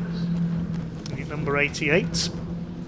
Yes, Darren Harley says it's like Bangor Racing team names. Got to love a bit of yes. Team name humour. There's one or two I wouldn't repeat on air from that as well. Yeah, Davison looks like he's just letting the leaders go through there, throwing the blue flags and somehow managing to see them. So the leaders are now through. That gap has come down below a second again now. So those back markers have sort of closed the gap up. So these two are going to have an absolute barnstorm as they go through. Louis Darlings, though, I think has got a bit more time to make up. He's classed as a solo pro driver in that car, and therefore he will he will have a lot of. He has got to overtake the lead car and get further into the lead. Watch the number 88 car there doing a driver swap. Remember, they've got a minimum, if they are doing a driver swap, of 4 minutes in the pits. So each time they do a driver swap or a refueling, they have got a minimum of 4 minutes to do that.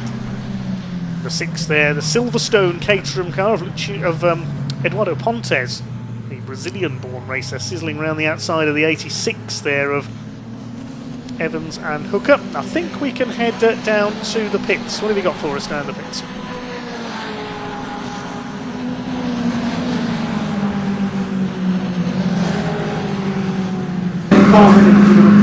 Right, so I've got Jamie here. He's just got out of the car. This is Jamie's first ever race in his 310. He's done a few track days in. Jamie, how was that? I think you enjoyed that. That is wild. Like, that is amazing. Like, this is all for 10-year-old Jamie.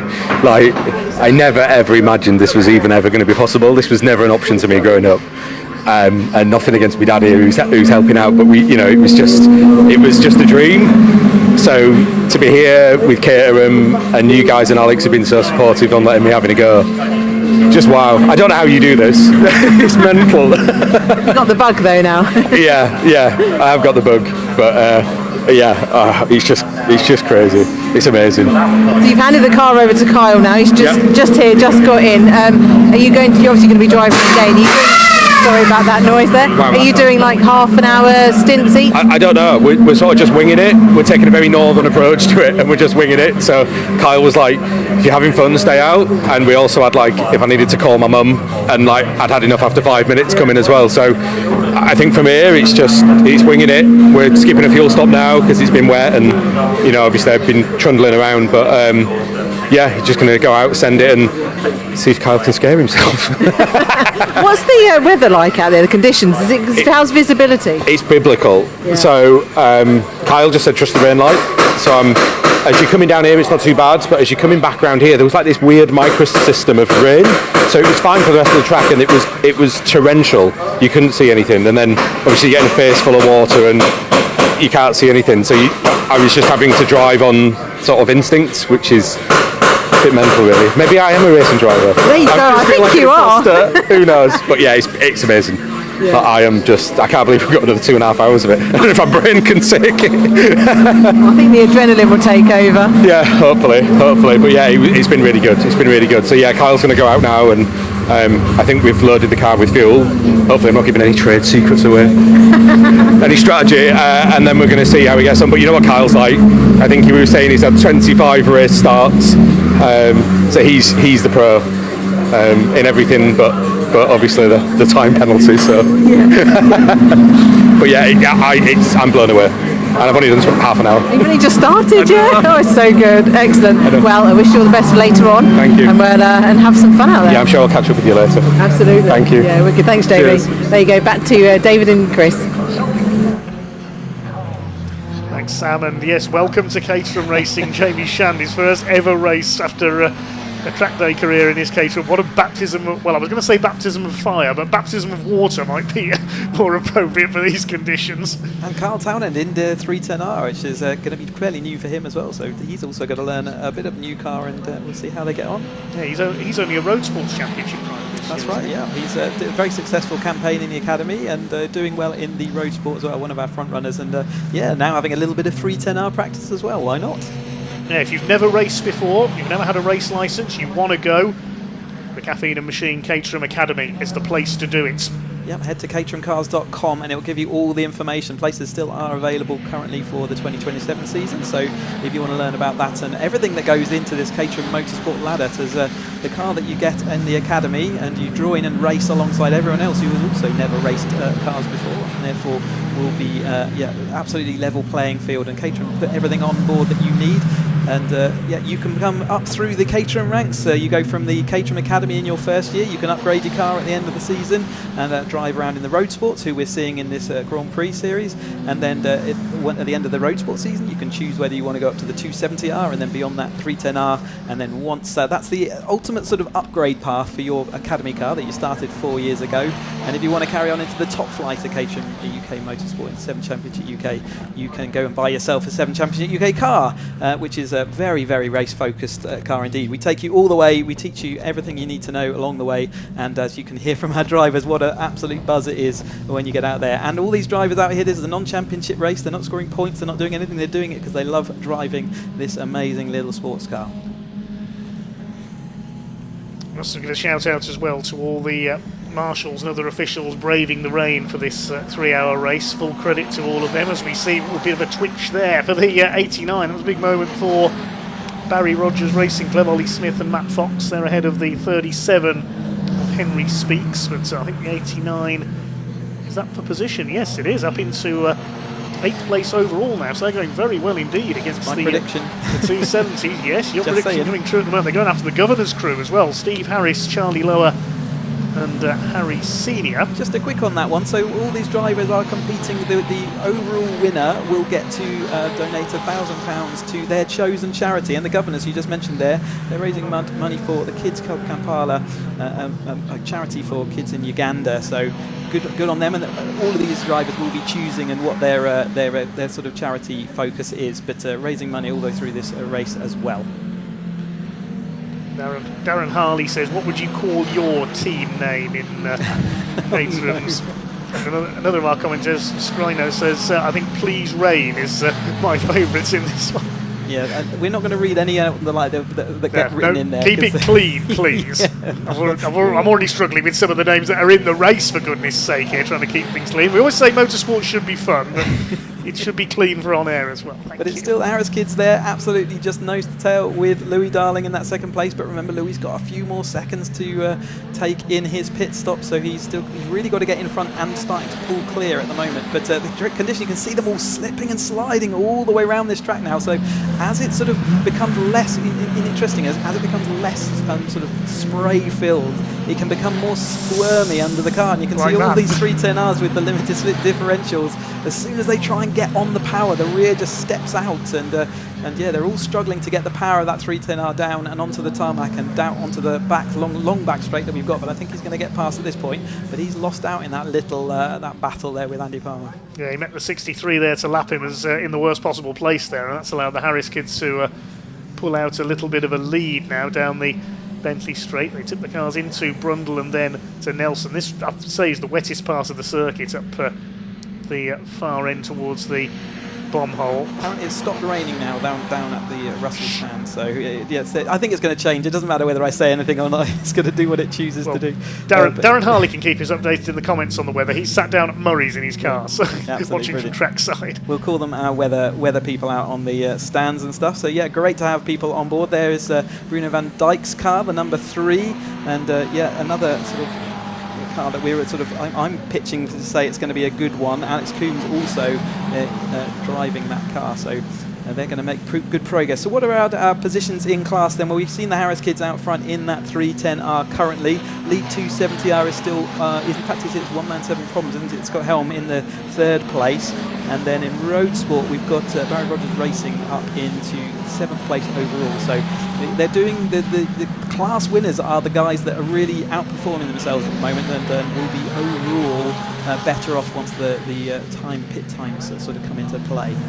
Pit stop for the Governor's crew. They've come in, number 95. Now, I think it's Steve Harris, the car's owner, that started that. So if they change drivers, it'll be either Charlie Lower or Harry Senior to take over. So expect that car to fly back up the order. They're both very quick drivers indeed in a Caterham. Warning for track limits given for the number 66 car. That's Alexander Dobrin in towards the back of the order. He's 17th at the moment out of the 25 runners. The Silver Series Scuderia car has come in as well. That's Peter Mott and James Empson. So yeah, with the track limits now, normally you would have one allowance track limits before you start getting penalties, and now they have it's in sort of patches of 3. So when you've got 3 tracks limits over the whole course of the race, you get a warning triangle. If you get another 3 beyond that, that's when you get your 5-second penalty. Another 3 beyond that, you get a 10-second penalty. Another 3 beyond that, you'll get a drive-through, and then beyond that, you're getting a black flag. Go talk to the stewards to see whether you can continue. Here is our 3rd place battle there. That's the number 42, one man 7 problems, and it's Northridge's car and the number 4 car there. That's the SOD Racing. Yeah, they're a lap down, SOD Racing, so they'll have a spin earlier on. They're running in 16th place at the moment. I'm not keeping much, I'm having too much fun with names and that sort of thing. I knew I would in this race rather than keeping an eye on positions. It's like test match special for motorsport, this, isn't it? You can be pretty sure that the drivers don't have a clue who's going around and where they are either, so they're just seeing cars in front of them and they're just going to aim to get past them as quickly as possible. You really do sort of just have to keep pushing on. There's no time to hang around. Every time you do get held up, every battle is a battle, because it's so tight on the sort of the discrepancies and the different pit lane times that we've got that you cannot afford to hang around at any time. No, it can't be test match special. We haven't got any cakes. I have got some biscuits though. I'll get those out when we go to the pits next time. I rely on you for our jammy dodgers in the commentary box. Oh, they're not jammy dodgers this time. Sorry, they're Maryland cookies. We'll get those out during the next can down to Sam in the pits. We won't have time at the moment. So yeah, conditions do seem to be coming in. Where is it? Whispering. Who's he driving with? I can see the bottom of clouds, therefore yes. We see a replay that's whoa! Our road sport car. I think that's one of our lead road sport cars as well. That's Ollie. That's Ollie Smith's team, I should say. We're not Ollie sure Smith exactly who's in the drivers, but that was car. a properly wayward moment that time. Yes, that was a bit of a scary moment there coming through the left-hander, but Hamilton, I think they've kept it going. Yes, the car in the order now. We'll see as it comes to its next lap. Louis Darling, meanwhile, has come into the pits, our 2nd place man. Has made his first stop, so 1 man 7 problems now up to 2nd. Harrison Cavers is now 3rd. The lead gap is 11 seconds between Harris Kids and 1 man 7 problems. Silver Series Scuderia still in pit lane. Caterham Nürburgring, which stopped earlier on, has just done the fastest lap of the race, 2:33.358. I'm guessing it's Lars Hoffmann in that car, the former 310R champion. Had a fantastic battle last season with Taylor O'Flanagan in that series. Taylor now up in the Caterham 7 UK Championship. His old car is currently running third in the hands of Harrison Cavers in this race as the leader laps Eduardo Pontes, the number 6 car, the Silverstone Caterham car.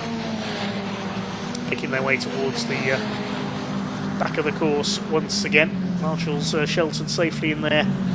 Marshall's post. It's very well equipped Snetterton 300 circuit. Of course, we're back here in a couple of weeks for the Caterham Grand Finals this season. The finals for Road Sport 270 and 310. Yes, the 7 Chaps GK will be with us. They will have another round beyond that of the Brands GP with the TOCA touring car package. And we'll also, we've got the Academy will have a race as well beyond into the Silverstone international circuit. There's Oglesby. He's doing a solo drive all the way to the edge of the track there, but that does look like a breath intake, but that's exactly the fastest line in these kind of conditions. And well, I'll give him the benefit of the doubt and say that certainly that's what it is. But you can see how squirmy it's been around Hamilton. You can see how tippy-toe that is. In the dry, that is over 80 miles an hour they take through that with just a lift off or maybe just a brush of the brakes. We're really having to work at the moment in the conditions that we've got to keep it all pointing in the right direction. But yeah, we're starting to see the leaders then, or the lead group, start taking their first pit stops, and Louis Darling was the person who did that. But Ryan Hook has also been into the pits. As we said, the fastest car out there is now with Lars Hoffmann in that number 7 car, the sponsored car. And we can be pretty sure that he's out there now and turning in those laps. And in general, looking at the lap times that people are putting in, it does look like it has. It's slowly getting quicker. 2 hours 15 minutes to go then this Caterham 3-hour Grand Prix, and one car has led all the way so far, our 310R leader, the Harris kids, who took the lead at the start from Louis Darling, who'd made a rapid getaway before the number 1 was in front there. Several cars in the pits at the moment. Norfolk and Chance are still in the number 7. They've been there for a couple of laps. Alex Dobrinin is in, Silver Series Scuderia and Louis Darling all in pit lane at the moment. So I think we can hand down to the pits with Sam for an update in just a moment. What have you got for us, Sam?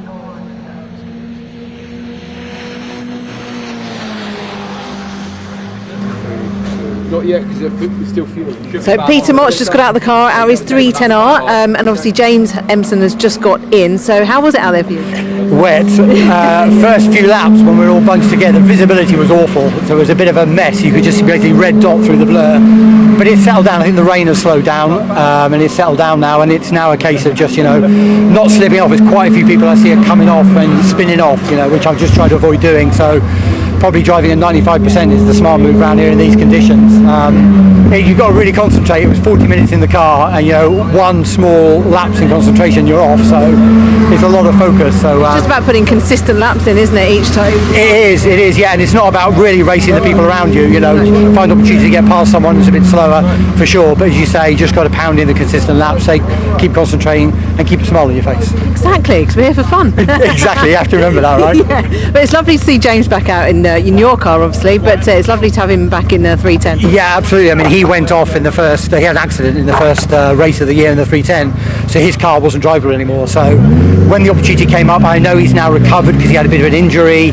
When he fully recovered, I said, look, there's a seat with your name on it, James, you have to come and join me. And yeah, he's having a whale of a time, so I think this is going to tempt him to come back again next year. It's going to give him the bug again, isn't it? I reckon so. He's smiling from ear to ear, so I think it will. That's such a lovely thing to do. Yeah, no, loving it. Of course, we're good, teammates and good buddies, so it was great to race with him. So what's your strategy then, or do you not want to delve into that? Well, probably it doesn't really matter because I guess no one's listening. So we're relying a bit on safety cars, so we're trying to push our pit stop time because we've got to do 5 pit stops and we've got 26 minutes. So basically we're kind of stack our time towards the end and hope, well, not that we want the safety car, but we do from a timing perspective, because time spent in the pits in a safety car is hugely advantageous. So our plan is, twice driving each, reasonably shortish pit stops and then save some time and use that on safety cars if they come out. I'm astonished there's been no safety car at all, so fair play, credit to the drivers. A lot of slipping around, tough conditions, no safety cars. I haven't seen any contact. A few people off into the grass, but I haven't seen anything, so that's, you know, that's good. But we are a little bit with our strategy hoping for a safety car. I think that's going to be, I think a lot of people are actually. We had it, did you do it last year? We did. And I think I think I got third in the Hero, and I came fourth overall, and I managed to time the safety cars quite nicely. So that was the key. The people who got the safety cars right, you know. But today might just be raw pace. If there's no safety cars, great. Then it's everyone's pace, of course. So that would be good. Exactly. And it's brightening up a little bit. Oh, is it really? Well, I think so, don't you? Look. Yeah, you're right, actually. Behind the visor, it was just constantly raining. You never can tell if it's raining or if it's just spray. So you're right, it is. Yeah. I don't think we're going to get a dry track, though, Sam. No, I think it's still going to be wet, but it might make it a little bit easier for visibility. Yeah, exactly. Yeah. Well, have fun later on when you get back in. Cool, and I'll see you back here in a few weeks, right? Yeah, we're racing together. Yeah, we're very close in the championships, I saw. Yeah, 1 point. 1 point in it. Yeah, look forward to it. I look forward to that too. Thank you, Peter. There we go. We've got Louis Darling behind, actually. We've just panned round. He's obviously come in for his pit stop. He's doing a Hero class, so he's all on his own. So that's one of his pit stops. Not sure how long, but I think he was out the car. He came round into this garage, so he's obviously doing quite a long pit stop in this one. So he'll be back out soon. Another car, Shane Forster's. He's another Hero class. He's just coming in for a pit stop. See the team waving him in there. They've all got to stop at 45-degree angle in the pit lane, so making sure they all stop in their correct bays and obviously at the correct angle. So yeah, it's good for these guys in the Hero class. Fair play to them, because it is not easy. 3 hours of this concentrating is not easy at all, especially in these conditions. You know, you've got to be feeling the car all the time. But yeah, well, another car coming in. This is Craig Jarvis. He's another Hero class driver. So it's nice to see him back, because he was in the 270 Championship, but we haven't seen him in the main championship for a while. So, but he's obviously wanted to come back and do this race.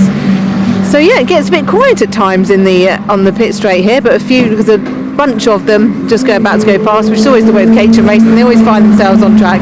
So I'll hand over to Chris and Dave now.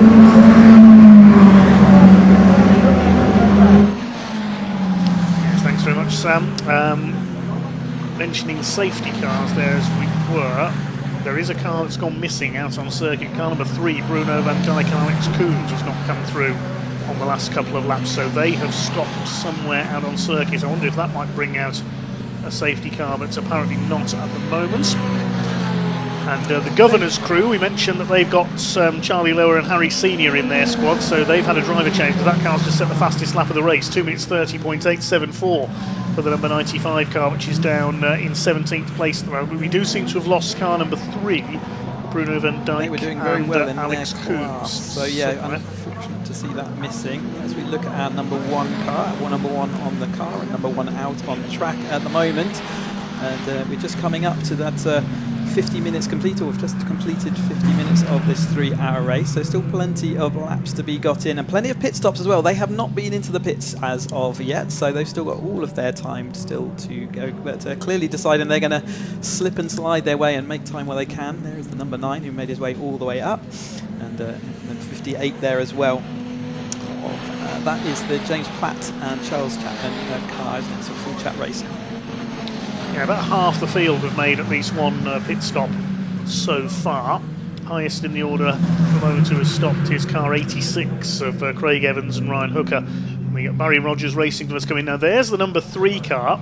Maybe a transponder issue? It must be. It must be, yes. We did have a few in qualifying earlier on with the transponders, and Bruno hasn't been out since, I think, Cadwell at the beginning of the year. Therefore, it might well be that transponder's just lost a little bit of connection. There's the number 18 car, it's Oglesby, in his solo attempt. Yeah, car 3 still no working transponder. Just come up on the timing screen, so the timekeepers have spotted They found it. him as well. Yeah. Barry Rogers Racing Club and Rich and Rookie Racing are both pitted at the same time. There are 2 leaders in the road sports category as the number 3 car runs wide there. Paul Oglesby goes through. He's still running in 4th place. He won't be too happy to see the conditions easing off a little bit, because he's the one who wants it to rain out there. At the moment, he loves racing in the rain. He'd take that 4th place. I know he's a couple of places behind his fellow 270R, but I still think they're going well for the overall podium at the moment. There's the Nürburgring team car number 7.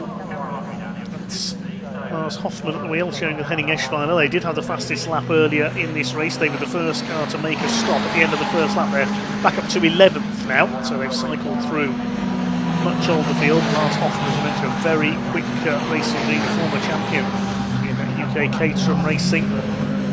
Imagination by playing. I think that sort of north end or south end of the track as they go around Bombhole, I think that's getting wetter again. I wonder whether the rain is coming from that corner, and the spray does seem to be picking up once more along this start-finish straight as well. So yeah, absolutely looks like the conditions are changing, and let's keep an eye out whether the lap times go off as well. That will be our indication that it's happening.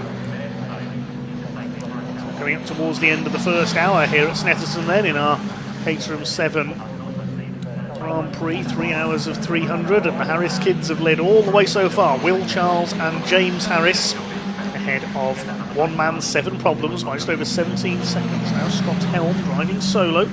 Separate award, the Hero Award for the solo drivers in this 3-hour event. Harrison Cavers, he sits 3rd overall. And here's the Governor's crew car now. Who has got in that one? Is it Charlie Lower or Harry Senior? Looks like Charlie Lower's helmet, that one. 95, yes, so Charlie. He's been chased by Lars Hoffmann. They had some great battles, didn't they, in the 310Rs a couple of seasons back? Remember a great fight between them at Anglesey a year or 2 ago as well, and Hoffmann really throwing the number 7 car through Anglesey, through Agostini there. Another error. Still, we're cookie field now, but it's causing some saliva problems. Gets out of shape over the curb there on the outside of the exit of Hamilton's there as well. So the road sports leaders are in the pits at the moment together. That means that SOD Racing have moved ahead of the 3-car road sports field in this one.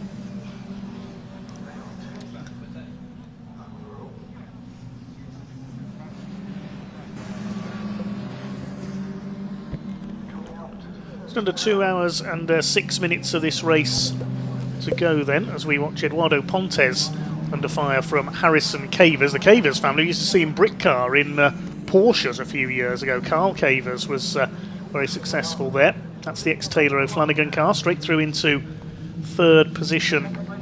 He's 13 seconds behind, one man, 7 problems in 2nd. Please Rain are a further 33.9 seconds back in 4th place. So the leaders are fairly well strung out at the moment, but the race leader has just come into the pits to make their first stop, the Harris kids. So hopefully we can shortly hear from the crew of the number 1 car. Charlie Lower's done the fastest lap of the race, as we mentioned, in the Governor's crew car, 2:30.874 a couple of tours ago. So the race leader is in, that'll put one man, 7 problems. Scott Helm into the lead of this race, ahead of Harrison Cavers. The tactic of waiting to see whether there is a safety car to sort of do the majority of your, if you've got to sit in the pits for a while and you don't really have to do that many sort of fuel stops, as the wet weather will have reduced the fuel usage massively.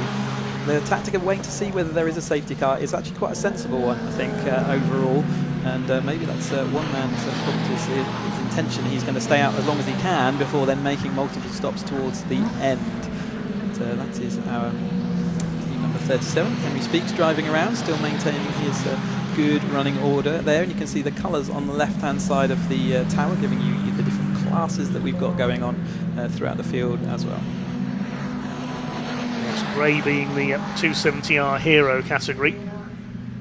310R is the light blue, the darker blue is 310R Hero. The pink is the regular 270R, the multi-driver cars. Yellow is road sports. Those are your 5 classes in this race. I don't think we've got any solo drivers in road sports, have we? No, they're only 270R and 310R. So, yeah, and they're the chart that we'll get a winner per race car type.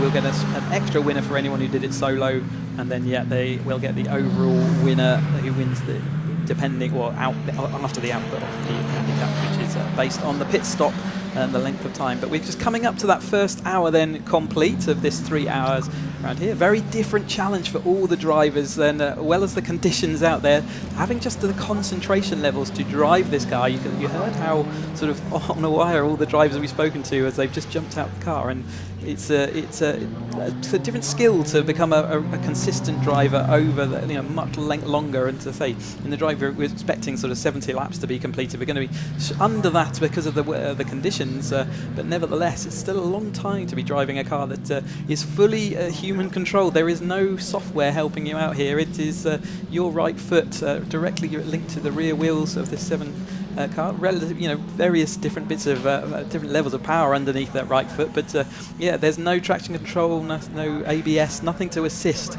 It's all down to the driver, and that's a long time to be concentrating for. A couple more pitters on this lap. Henry Speaks and Andy Palmer have both come into the pits. And talking of pits, I think we can go down to Sam Parker. Sam, what do you got for us?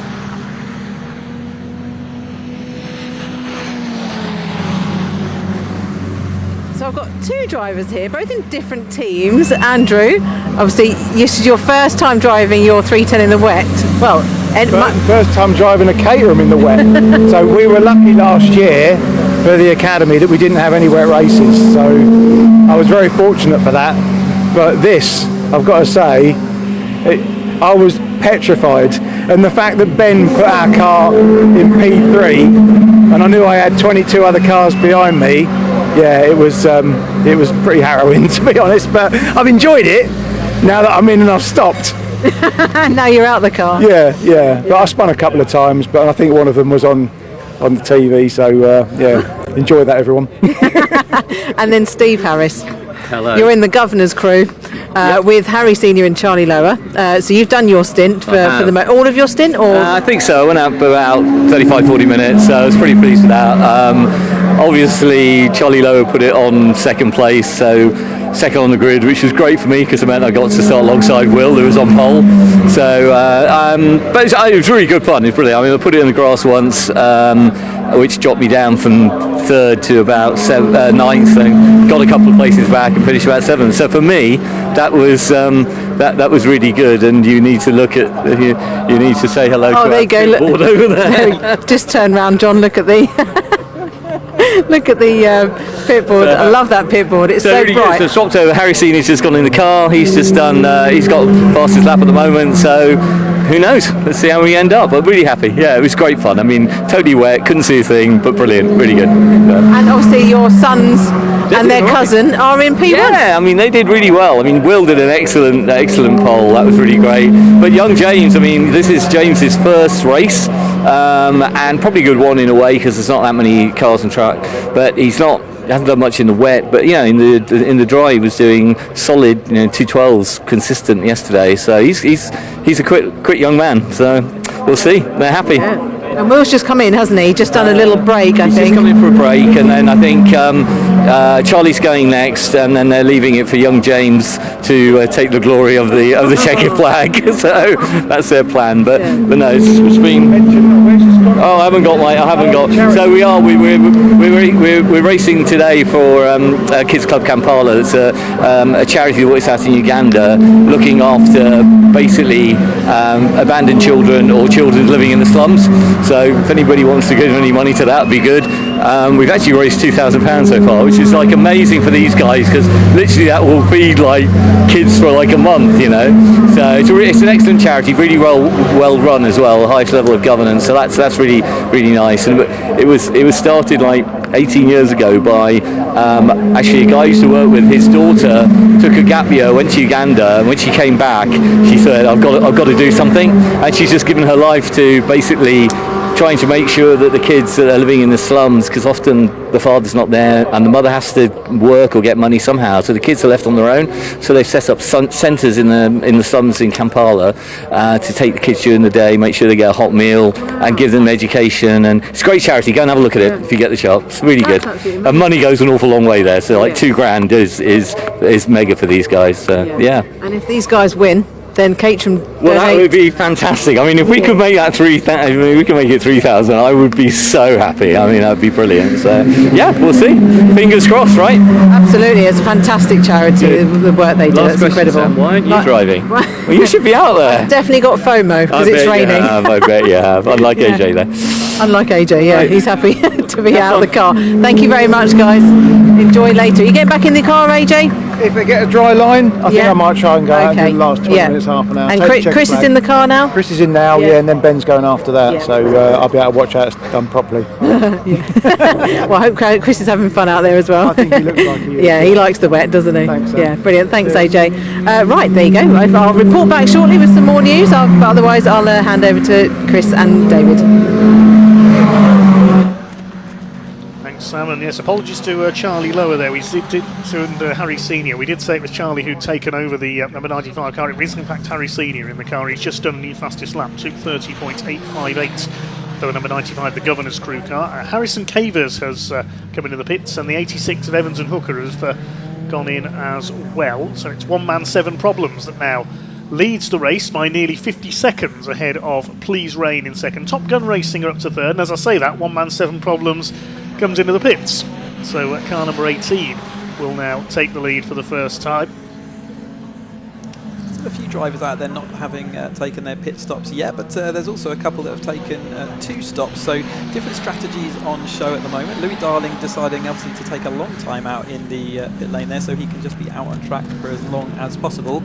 In weather update, it's brighter again, and the sprays are reducing very, very slightly, but in the distance I can see other colours of cloud, and yeah, we'll see. It's going to be changeable, I think, until the end of this race, that's for sure. So still lots to get done. But yeah, so one man, 7 problems now in the pits. That'll mean that Ogilvy takes over the lead then of this race, and then Top Gun Racing is just behind here. In fact, I think, yep, there we go. So the timing screen has now updated. He's crossed the line, and it is now in that lead. So Please Rain leads the way as we watch the number 96. That's Silver Series Scuderia. And as I say that, he spins out before I can finish that sentence. That's James Empson at the wheel, but a quick recovery. Is being chased by the Harris Kids car, which has dropped down to 4th place after making its first pit stop. But the 96 car does rejoin, just ahead of Eduardo Pontes there in the number 6 machine. It's twitching about there all over the place, because of course his tyres will be covered in mud from going onto the grass there, so he's got to wait until they clear up again and he can get back up to full speed. Yeah, it won't be too much before that. It will quickly clean those tyres up, and like I say, I think there's very little grip out there anyway. So yeah, very happy to be back in that car and exploring the full limits of it as well. As we watch one of the Harrises coming towards us as they head down. They're choosing not to use that extreme edge of the track, so clearly finding some grip in the middle part of the circuit. And that is the number 95 then of the Governors, and so that will be Harry Senior driving it. But yeah, in the wet weather you generally go everywhere, or you put your car anywhere where cars are when it's dry. That's generally where the most grip is, and you'll see the more experienced of our drivers will use the extreme edges of the track, because that is where the tarmac is still at its most abrasive through this spray and mucky conditions. As we say, there's Dobrin in as well. He's out there enjoying himself. He's absolutely fully solo. He's going out to the pits. So when he does his pits, he goes out to the fuel station and they fill him up, just like you might do as you're visiting your local fuel station in your car. But yeah, just under slightly increased speed. Where we've got the sort of the pit times are only really limited by the fact you need to do a minimum amount of time. He's got time to get out to the paddock, go fill up, and then come back and join the race without actually costing himself any time. There is a race circuit, a street circuit somewhere in Eastern Europe, where they use part of a motorway junction as part of the circuit and use a filling station on that part of the road as the pits. I'm trying to remember where it is now, because I would love to see the Caterhams race around that. They actually pull into a petrol station to refuel. It's excellent. Full chat racing, very colourful car out there circulating still through, navigating that sort of middle line through the corner, through Bombhole and into Coram now. And again, yeah, the spray is definitely reduced again, so it looks like the overhead rain that was coming down is now slightly abated. Also quite breezy out there as well, which again would normally be something that we concentrate on. But yeah, today that's going to be less of an issue. More, that's in fact normally a help, because it blows some of the spray away. Eat, Sleep, Rally, Repeat, and our comment says I'd take Kalle Rovanperä as my co-driver. Yes, rally and circuit racing driver. Good choice there. He'd be quick in something like a 310R, I would think. Paul Oglesby has just come into the pits, so the vast majority of cars have now made at least one stop. Top Gun Racing hasn't. Silver and Caterham, that's Eduardo Pontes, hasn't. And Team FQ number 3 have not stopped yet either. So those are the only 3 cars that have yet to make a pit stop. There's Carl Townend in the number 88 car. His first time in a 310R in this race. Only came up from the academy into road sport this season. Learning quickly though in the very smart number 88 car, chasing down Eduardo Pontes in the 1980s Williams liveried machine. Well, Eduardo based in London but born in Brazil, so with that colour scheme I'm guessing he's a Nelson Piquet fan. I used to be a Piquet fan myself out there in my youth, shall we say.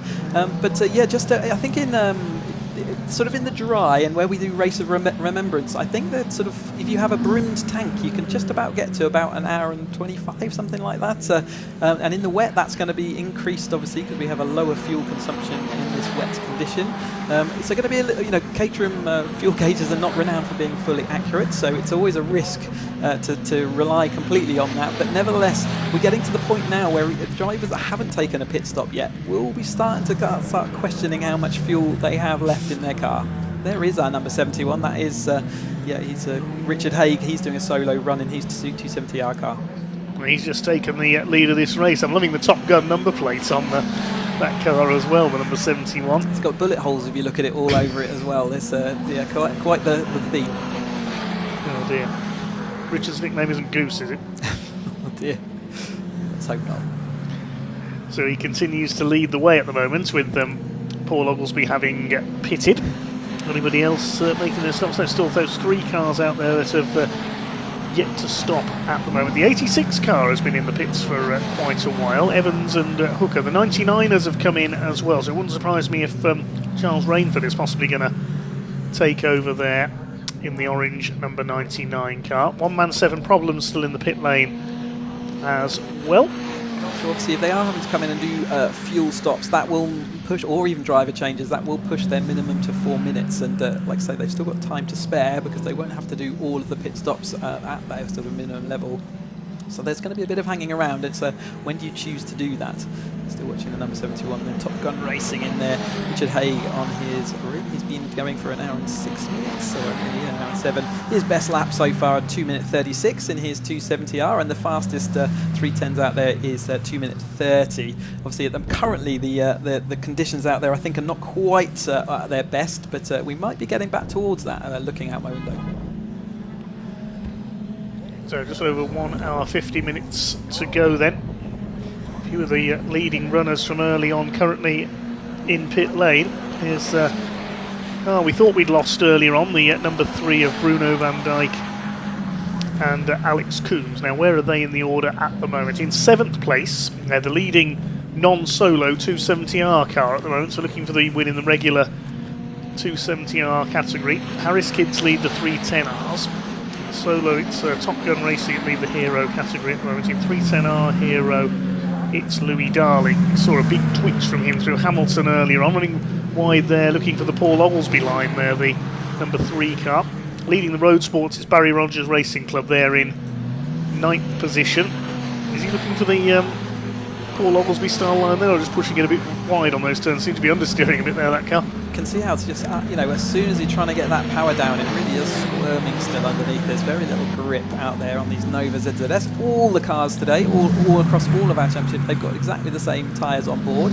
They may have chosen to, Dobrodin absolutely crossed up there. Is he going to make it out? He's still crossed up. The car is just about going back to a straight line as he was absolutely around the outside of that, having fun all the way through that corner, heading out into the Wilson hairpin once more. But absolutely all on the same type of tyre. They can choose whether they went out with a high tread lock or a slightly worn down tyre as their sort of one choice they've got really, and once they've made that decision they're stuck with it. And I think a lot of people would have gone with the high block tyres in the slightly cooler conditions and the wet weather with the sort of spray that we're seeing. That might be the safer bet, if not maybe the ultimate sort of lap time.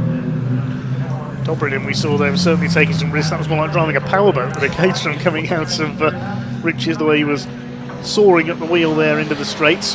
Here's one man, 7 problems, number 42. He hasn't had 7 problems so far. He's had no problems at all. Pitted from the lead of the race. He's down to 9th now on his outlap. Top Gun Racing still out there, continues to lead ahead of Harry Skids. Silverstone Caterham now back in 3rd place. They've just done their personal best lap, but they've yet to pit.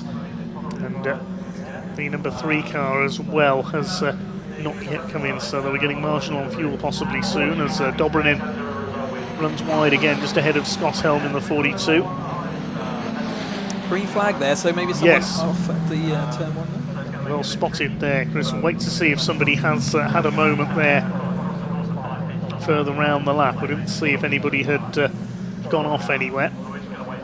We're back to those conditions I said earlier where the spray's slightly reduced now, but you can see the cars absolutely scrabbling for any grip out there, so the squirmy nature has come back as they have to. They're slightly increasing the speed, and that just makes the cars in the middle of the corners where the grip is least available, really does when they get, especially when they get the power, and you can see it even under braking there for Henry Speaks in his number 37 car there. The car really is moving around, it's talking to the drivers all the time, and they're trying to, some of them look, you can see, avoiding that outside line. The number 99 machine, Andrew Davison and Charles Rainford sharing that car. They had that problem with a loose wheel earlier on there. Further down the one they'd like in 20th place. This is Richard Northridge's number 4 car, the SOD racing car, shared with Sam Peters and James French. They're in 14th place, the 3rd of the 3 road sports runners. Most cars have rejoined rather after their pit stops. The Harry Skids have just come in again for a 2nd time. That car hasn't gone too far since its last pit stop, so I'm hoping that's not a sign of a problem developing. Please Rain is still in pit lane as well. That's now lost a couple of laps. We'll wait to see when that comes back out on track as well.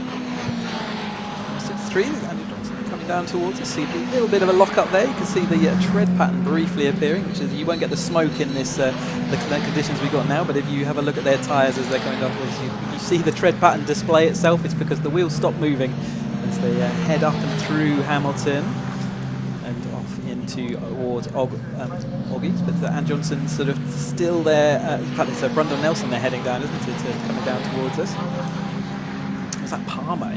So they've got 86 car there, sorry, I'm distracting myself, and that's Evans' favourite hooker there going down into the Brundle Nelson complex. So the commentator strikes again, says one of our commenters. I think that was when 96, the car of James Empson, spun earlier on, just as I was talking about him. This is the 89 of Barry Rogers Racing Club. It's got the 99 behind him. They go charging straight past there. Henry Speaks goes through as well in the number 37. Place lost there by the number 89, the Road Sports machine. Henry Speaks now in 20th place at the moment, so making his way back up the order as best he can. This is Eduardo Pontes chasing down the number 3 machine. Pontes currently running in 2nd overall because he's one of the 3 cars that are yet to make a pit stop. Well behind Top Gun Racing though. The other car that hasn't stopped is number 3, Team FQ. Their rhythm going in this one, the lead for Top Gun Racing well over a minute now, I think, over Silverstone Caterham. Alex Dobrynin around the outside there of the number 99 car, the 99ers team. 13 in there as well is Team Mind Challenge in the white car, and Henry Speaks hoping to make short work of this lot as he tries to recover back up the order.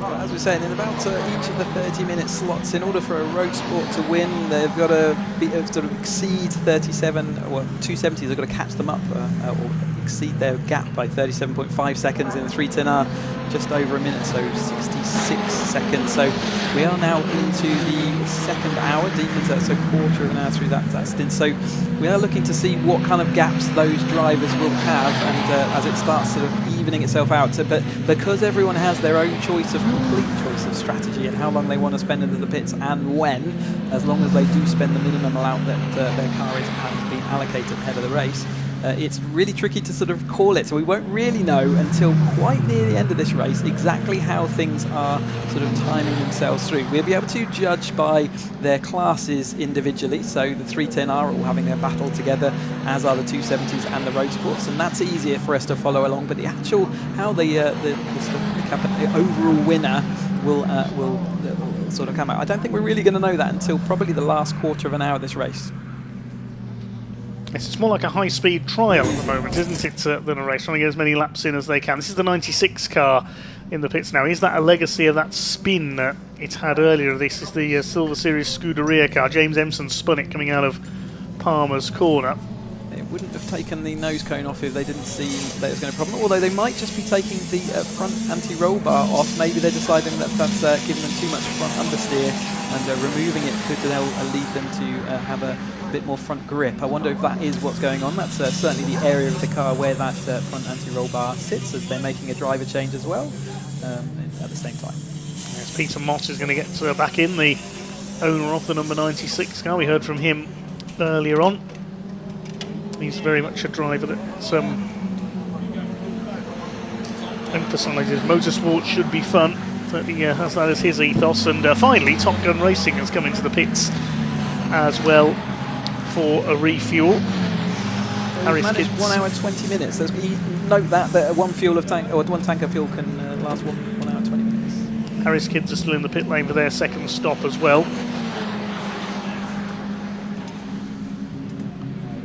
Also in is the 96 car, that's the one we're looking at now. So that's put the Governor's crew back up into third place behind Silverstone Caterham now. Massive RS are up into fourth place. Kyle Townend and Jamie Shand, the relative newcomers to Caterham Racing. They're driving very impressively indeed in that fourth place. The number 3 car, the other one that hasn't stopped yet, is in 5th position. One man, 7 problems, back up to 6th place. So the bonnet going back on the 96 car then of Peter Mott, who I think is now back in the car, will be very shortly.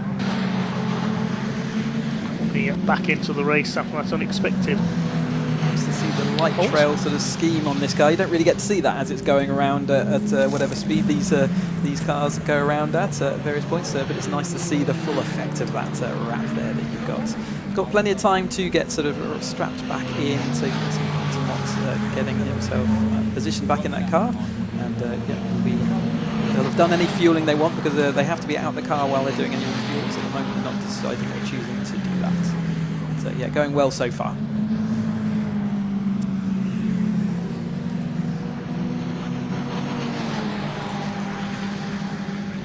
I think shortly we can hand down to Sam Parker, who's down with the number 96 Silver Series Scuderia team for an update. Sam, over to you in a second.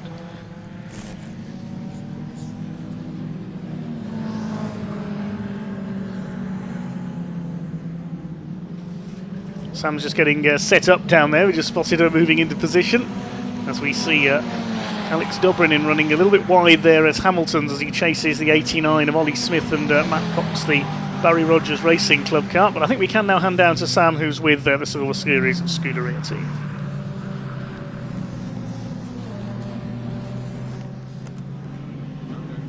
So I was just about to have a chat with James. He's just making sure that Peter's all ready to go. So Peter's just got back in the car, so we'll let them get out of the way and then we'll have a word with James, who's just got out. James, how was it for you being back in the car? Wonderful being back in the car, but we made a setup that wasn't working in the greasy conditions, so we had no front end at all, so came in, just changed the front end, and Pete jumped in again. But no, fantastic to be back, first time since May, so it's brilliant, really good. I bet that seemed like a long time, doesn't it? It was a very long time. My hand is now repaired, and it just took that long to do it. And then Pete messaged me and he said, do you fancy the GP? And I thought, well, why not? Why not? Why not? Why not indeed? Oh, it's lovely. No, so is it starting to form a dry line out there now, or is it still quite greasy? It was better when I first got in the car where it was soaking wet. It's now gone greasy, and there's so many different lines being taken out there. There's just greasy the whole way around the track. So you think you've got it nailed on one lap, and then you go in there the next lap, and there's either mud or something else on there. And I honestly didn't put any mud on the track. So no, really good fun though. Really good fun. So it's just lovely, isn't it? Because obviously it's non-championship. It's just about drivers having a fun round, which, you know, there's no pressure, is there? And it's, well, we always put a little bit of pressure on. Sam, you're a racer. You know full well the minute you get in that car, there is pressure. Everybody wants to do well. Everybody wants to get the front. And I'm surprised you're not out there with it being so wet, because you're normally a demon in the wet. I know. I've said before, I've got some FOMO going on. I'm not surprised. But you never know. We're racing here in 2 weeks' time. We could have some rain then. You're racing here in 2 weeks' time. I still haven't got a car yet, so I'll be back next season though. Back in 310 for a full season? I'll be back in 310 for as much of a season as I can manage. I love it, so I'll be back. That is brilliant news. I'm pleased to hear that. Thank you very much. The championship's not the same without you in it. But it makes a Sunday very boring watching it all on TV. I have been along to a couple. Yes. Oh, brilliant. Well, I'm looking forward to next season then already. That's good. Thanks, James. When do you get back in the car? Yes, I will. So I've got another 40-50 minutes to do a bit later on. Hopefully it might dry, but I very much doubt it. Fingers crossed. Thanks, James. Right, there you go. I'll hand back to you in the commentary box. Yeah, thanks very much, Sam. A shame she's not out there competing this weekend, but very valuable having her in the pit lane. So Alex Dobrynin runs wide again. He's done that a few times, a bit of grass tracking from the 66 car in this race. Sort of one spin per 10 minutes at the moment. That's a bit harsh. Better than I'd manage, certainly. I couldn't drive one of these in the dry, never mind in wet conditions like this. But yeah, it is still very tricky out there. The concentration levels you're going to have extremely high, and we've spoken about that already. And it's now has Silverstone Caterham in the lead then as we crossed the line last time. Still not got a pit stop showing against them, so they've managed to stretch their fuel out to nearly an hour and a half now, which is pretty impressive. But I think that is getting towards where you might start questioning how much fuel you've got left. But we are in the wet, and as I said already, it massively reduces the fuel consumption because there's so much less of the lap that you're full throttle. You've seen how tricky it is to get the power down in these cars. They only weigh just over as much as sort of the old minis. They're just over half a ton, these cars, and that doesn't give very much weight to actually break through any water, so they tend to just squirm around in these conditions. But as you've heard from Sam, who finished second in her class last year, so yeah, so absolutely she really does like the wet weather, and I used to love the wet weather as well. It's just that drivers get a feel for it, and it really is fun. But that is the number 6 car then, the Silverstone Caterham car, but sideways there, Pontes as he heads around. Yeah, they just got to come in at some point. I hope he's not waiting for a signal on the pit board that's not coming in. But yeah, maybe he can just go and see what the endurance record for the longest stint is in a Caterham. Yes, he's got a long way, to say the least. He's trying to get it to half distance, I think. The Governor's crew are now in second place because they've got Harry Senior flying along in their car. He's just done a new fastest lap of 2:29.548. Here he is coming out of Nelson's corner in that second place. And as we say that, the number 6 does come in from the lead of the race. So he's finally exhausted his fuel supply, and he's in to refuel now. The only other car that hasn't stopped is the number 3 of Bruno van Dijk and Alex Coombs. They're in third place and about to inherit second. A car with no transponder though, so I wonder whether the timing screen would automatically assign them a pit. Maybe when they went missing before they were in the pits. It might be worth. Good point. Yeah, it might be worth taking that with a pinch of salt. Yeah, perhaps they were making a pit stop. There is the number 3 car. We'll have to find out if they have actually been in and the transponder loop didn't pick it up. Well, that's car as the number 95 car zooms into the lead now. The Governor's crew. So the number 95 it is that leads from, it'll be the number 3 in second place, and Top Gun Racing number 71 in third. Black and white flag for car 25, that's Richard Davies and Tom Empson. A warning for exceeding track limits for them. As Alex Dobrynin battles it out with the Nürburgring team. They went across their nose coming out of Williams there, pushing a little bit too hard as through go Hoffman and Eschweiler, the number 7. It's made 2 stops, that car. I think it's still Lars Hoffman on board that machine. And there is the 25 coming through behind them. Lars has an orange and green helmet, so we can keep an eye out for that. It is Lars still circulating And also worth having, we'll have a quick peek at the lap times in a second and see how this conditions, because they certainly look like they've cleared up quite a bit, don't they? The lack of spray, well, there's still a lot of spray and sideways movement from the car, but it's a lot more visible than it was lap time. I think that number 3 is doing pretty well at the moment. We called it as one of our sort of, or what I called it as one of my favourites, and I think they will have done a pit stop, so yeah, it's definitely looking positive and up for them at the moment. We can find out from down in the pits if they have been into the pit lane any point during this race. The red number 3 car running up there in 3rd overall, leading the 270R category. 310 led by the Governor's crew. Road Sport still by Barry Rogers Racing Club. Louis Darling racing one of our quicker solo drivers in the 6th position at the moment in the number 29, but of course they'll have that additional handicap under the balance of performance system. Yeah, he's classed as a pro driver and a solo pro driver, therefore he has another 60 seconds to make up over similar drivers who aren't classed as that pro. The 99 car running down in 18th place. They had that delay early on, of course, for that loose wheel. 63 is Andy Palmer. There is he in the pecking order at the moment, down in 19th place. Team Valkyrie machine. Does look like it sort of cycled through once for all of our teams now, doesn't it? So we're going to be getting a bit more of a kind of visibility, other than the teams that have chosen to take 2 stops.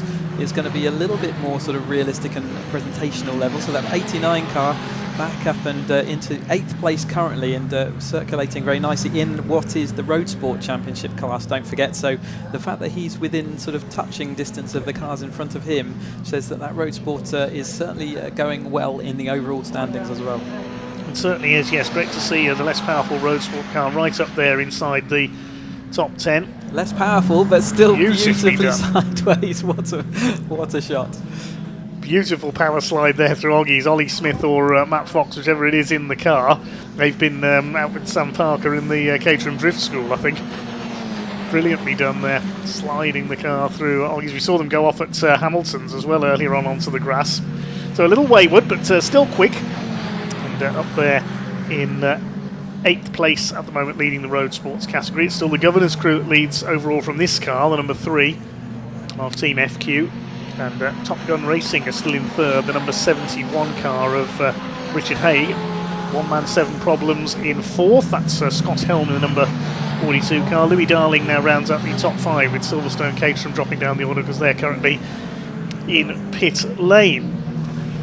Just approaching that halfway distance then, we're just coming down to that hour and a half done, hour and a half remaining in this car. So we've just had that kind of running standing order, and just a reminder then of how this system's going to work today. So we've got Road Sports 270Rs and 310Rs all out there, but they are competing for the overall win together. They'll have a class win in those 3 classes, but they're also competing for the overall win, and we're going to do that via a handicap system. And the handicap system is how long they must have a minimum length of time that they are stationary in the pits for, or when they are not out on track, and that increases that length of time for the faster the cars out there, and also increases based on the driver, if we consider the driver to be a pro level for the purpose of this level, this race event.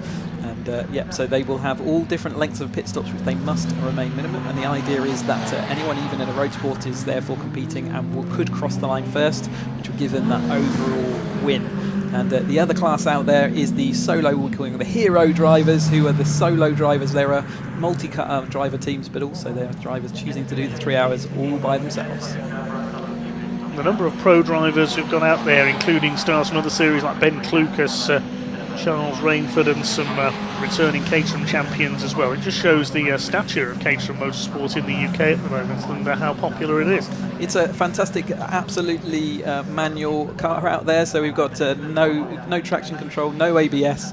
It's a rear-wheel drive, 2-seater sports car. And if you've never driven a Caterham before, I highly encourage it. It's extremely capable, fun car to drive on the road, but really comes alive when you drive it out here on track. And we have a whole Caterham Motorsport Ladder Championship. So if you want to get involved in motor racing, then you can start in our Caterham Academy, which is designed around drivers who've never had a race license before, and then all the way through Road Sport, then 270s, 310s, and then 7 Championship UK, which is our national level of motorsport. So that's sort of the same as the touring car level. They are competing for the title of British Caterham champion. So really is a ladder for everyone, and we do tend to find that drivers who compete well in the Caterham Motorsport ladder, they often can go elsewhere and compete very strongly, as the racing in the Caterham is often just some of the closest in UK motorsport, and it's fun. It's a car and a set of cars that I did my racing career all the way through 2013 all the way through to 2021, racing these cars and have an absolute ball doing it. It really is a fantastic way to get into motorsport, whether you're experienced or a novice in the world of Caterham racing. Extremely friendly off-track scene, as well as a great social scene in the paddocks.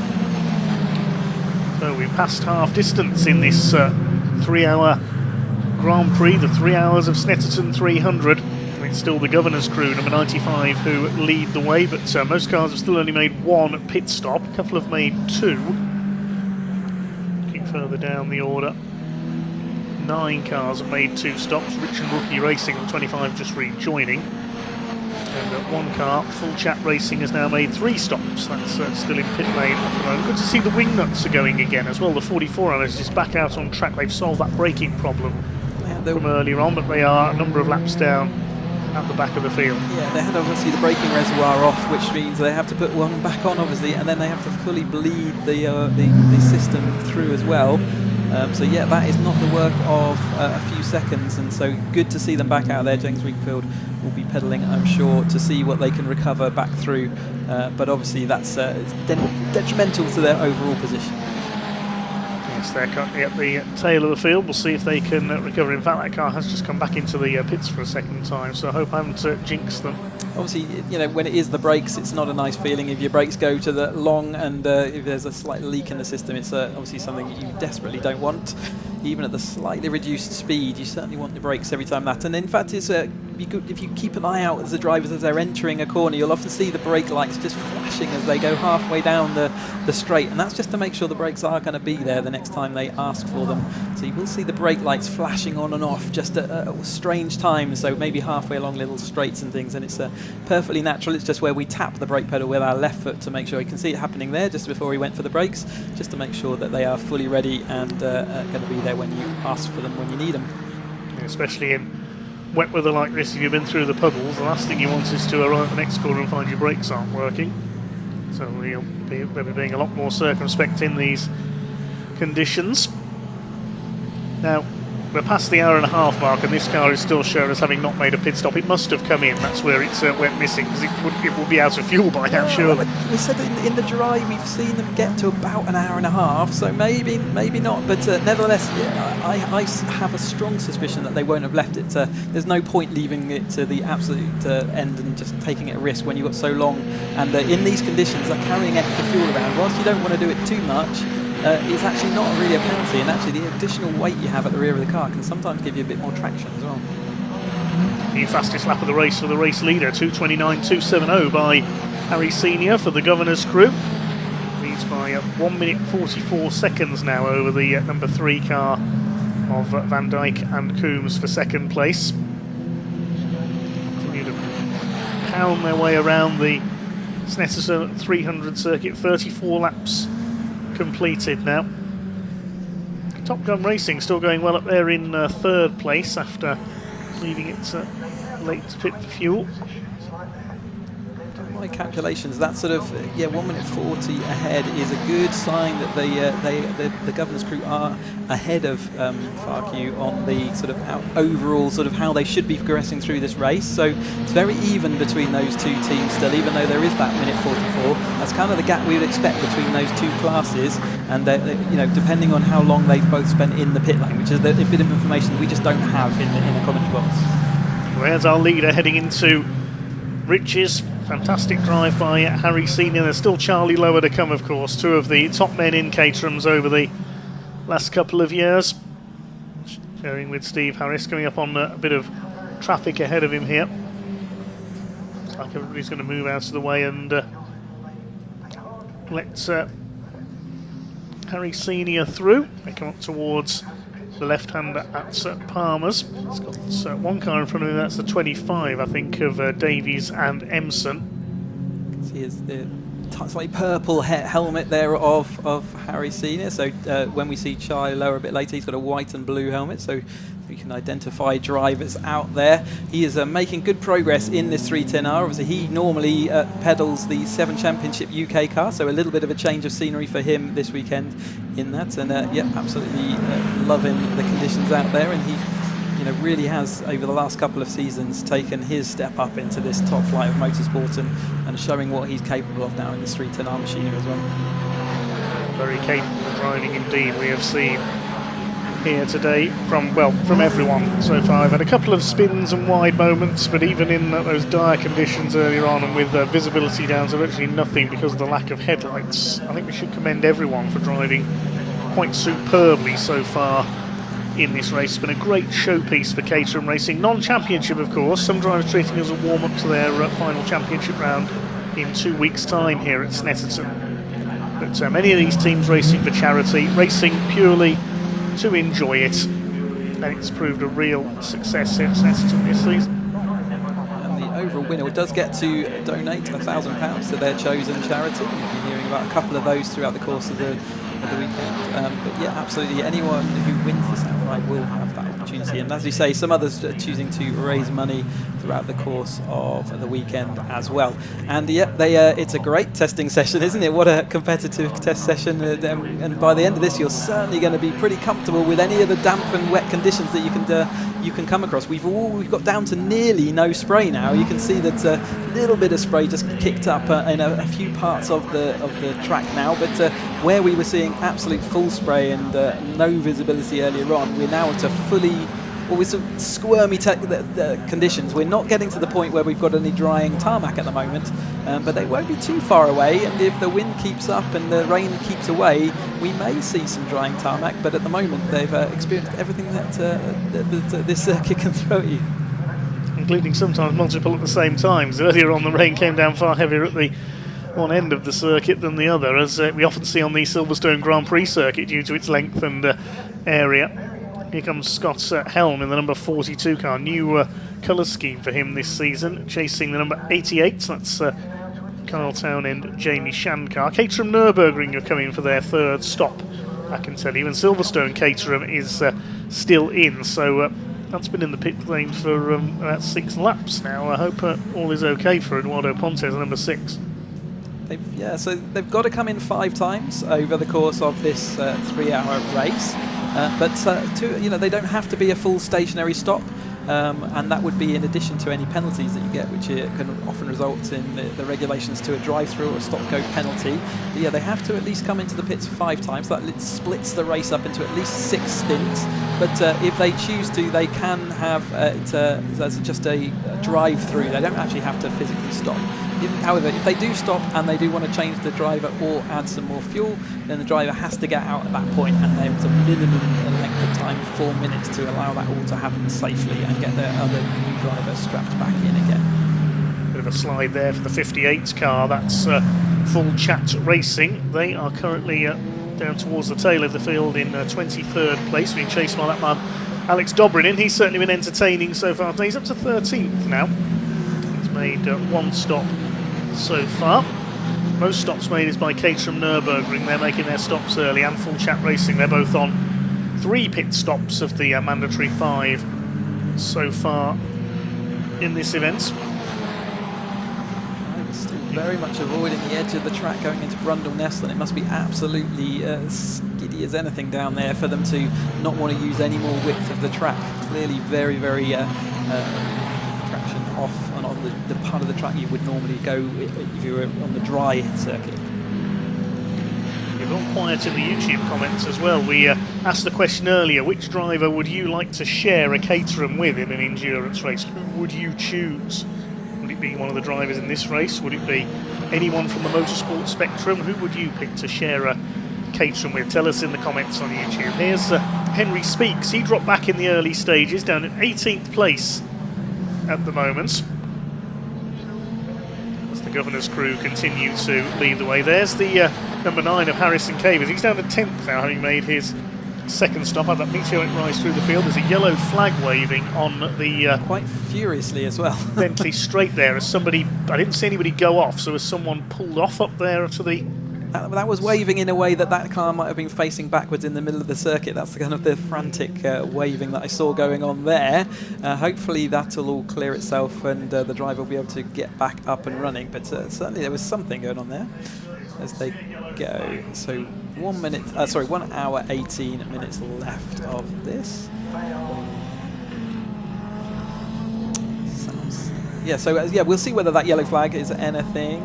But in the meantime, Sam is down in the pit lane. Let's hear from one of our drivers.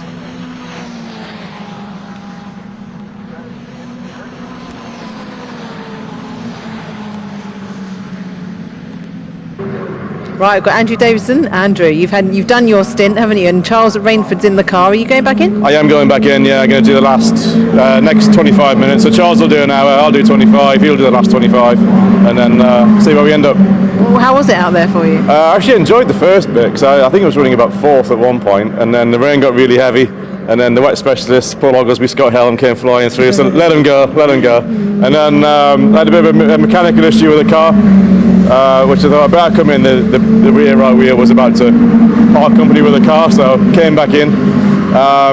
And then quite enjoyed it after that, and it's drying out a bit now, but I think there's a big cloud coming our way, so I think we're going to get wet again. I can feel the rain coming down again, yes. But it's proper drift. You'd love it. You'd absolutely love it. I'm not liking this. I want to be out there. Yeah, it's so drifty. It's on some of the corners, like the last two right handers before the back straight, you're just completely sideways.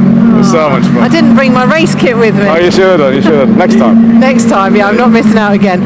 But Charles is doing some very quick times. He's as quick as Will Harris. He is, and he's actually genuinely enjoying it. Yeah. I mean, you can see it in his face, and I think there's no pressure on him. He's having a bit of fun, and he's doing it for nothing as well. He just wants to do it. Yeah. And you can see that in his face. So yeah. And he's been in the paddock all season, hasn't he? He coaches you guys. Yeah, he does a bit of work with me, Craig, Charles and James and a few other guys, and he's such an enthusiastic fellow. He can make even someone really slow like me seem like a racing driver, so he's brilliant. You are a racing driver, Andrew. Sometimes. But there we go. Let's just quickly go back to Knock Hill. That was your first outing in a 310. How was it? Like, after reflecting on the weekend, how did you find it? I probably picked the worst circuit to upgrade to 310. Hopped 2/3 of the way through the season, but I'm glad I did it. Got a lot of track time here, and then have a bit of fun here in 2 weeks' time, I think it is, when we're back. And then, good move. I enjoyed it. See what happens, and then hopefully do 310 next year. Oh yes, that would be good. Full season, hopefully. Full season, that's the plan. Yeah, definitely.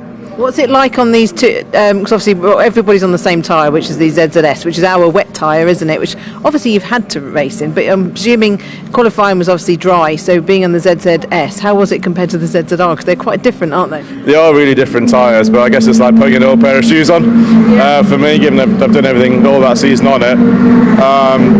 We've not done that much wet running apart from at Spa in a thunderstorm, which I guess is quite similar to today. But actually there's a bit of grip out there, we can find it, but yeah, there's the difference between the ZZR and ZZS is huge, and I guess that'll become more evident to me when we come back in 2 weeks. Hopefully it's dry for me, maybe not for you, but hopefully for me, and then really appreciate the difference between the two. Well, I'll leave you to it, Andrew, but thank you very much. Thank you. I think we'll have a quick walk down here and speak to James Platt quickly. Look, they're all watching the live stream and timing. Hello, James. How was I've seen you come in a few times. Just keen on to know your strategy between you and Charles. We're having 3 stints each. We thought it'd be more fun if we did 25-minute sprints, rather than try and do long ones. So that's been the strategy. But the timing is quite tight for us to do that because my belt tying up is not the greatest. And you both share the same seat. Is that okay? Yeah, you don't have to change. He's got a pad. Right. Turns out I weigh 15 kilos more than him, which was a surprise to me at the beginning. But yeah, it's been good. I mean, hopefully I was going to say it's going to stay dry, but I think it's not going to stay dry, is it really? Which is a bit of a pity. No. It was that start was the most frightening. Other people talked to you. The start was terrifying. Well, I think the visibility was quite bad, wasn't it? Yeah, and some people obviously forgot that it was a 3-hour race at the start. So it was quite interesting. Trying to win the race on the first lap. Yeah. But yeah, last year we did better in this because we weren't the fastest, but we did take the tortoise strategy, and that worked quite well.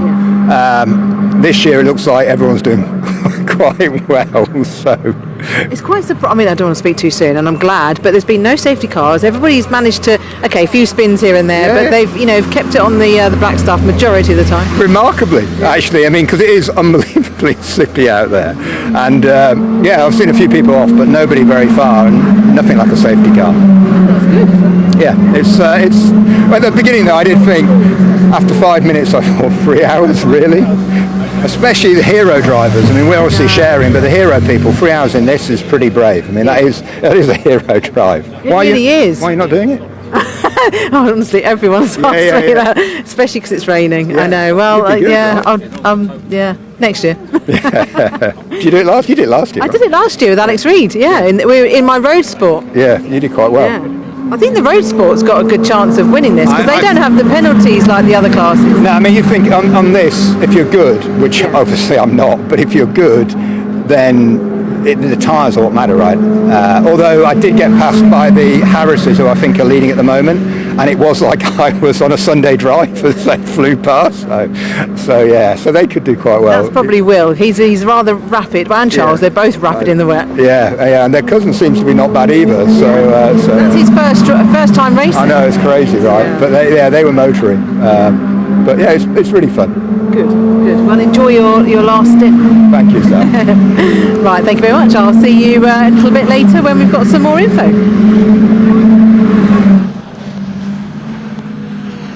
Great stuff there. The drivers full of fun as ever down in the pits. Thanks very much indeed to Sam. Interesting strategy by Charles Chapman and James Platzer, doing half a dozen sprint races between them in the number 58 cars. That's why they've made a few stops earlier than the others. The road sports leader, Barry Rogers Racing Club, has just come into the pits from 10th place.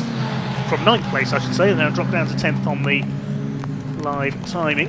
The Governor's crew have come in as well, so I imagine that means that Charlie Lower is going to be taking over that car. Look at the lock up there from Louis Darling. He's now back up into 3rd place, one of our solo chargers, with Harrison Cavers in there behind him as well. Harrison's down in 9th place, a lap down at the moment, and that's Charles Rainford. He's about to go round the outside off at Williams corner. Is that going to work? Well, that was a bit dicey because Rainford got sideways there coming into the middle of the corner, and it's gone dark up that end of the circuit again as well. I think we're about to have another cloudburst. Definitely raindrops on the camera they're looking at as well, and Rainford having a little battle here as again, it's another thing the drivers have to keep an eye out for. Is obviously as the personalities and the drivers change behind the cars, the relative speeds of them do change. So a car that you overtook easily in a previous session might well be a different driver by the time you see it again. And these front are rapid 3 drivers here, aren't they, with Harrison Cavers, Charles Rainford, and out front Louis Darling, who really has been, he's got to fight the clock because of his extra sort of 30 seconds penalty he's got in that car over even his rivals in the same Heroes class. So he's got an awful lot of work to do, but he is trying his hardest and reunited with that car. He's taking time to chase. He's racing in the 7 Championship UK cars, and so he's just being reunited with his old 270, which is now his old Academy car, which has been now put up into 310R spec. I know his dad's out there watching along as well, so looking forward to seeing you all back here in a couple of weekends when we have the final of this Road Sport 270 and the 310R Championships. I can't wait for that weekend. What a weekend it's going to be with the points championships decided. Not only we've got Caterham as well, we've got the Classic Touring Car Racing Club here with all their championships as well. Saloon cars from the 1960s up to the present day. We've got the MG Owners Club. They're always excellent here at Snetterton. The Junior Saloon Car Championship are here as well. It's going to be an amazing weekend. 23 races we've got to get through over the course of that weekend. It's going to be an absolute blockbuster here on BARC TV. So car number 3 has just taken the lead of the race with the Governor's crew in pit lane. Louis Darling is going to go through into 2nd position.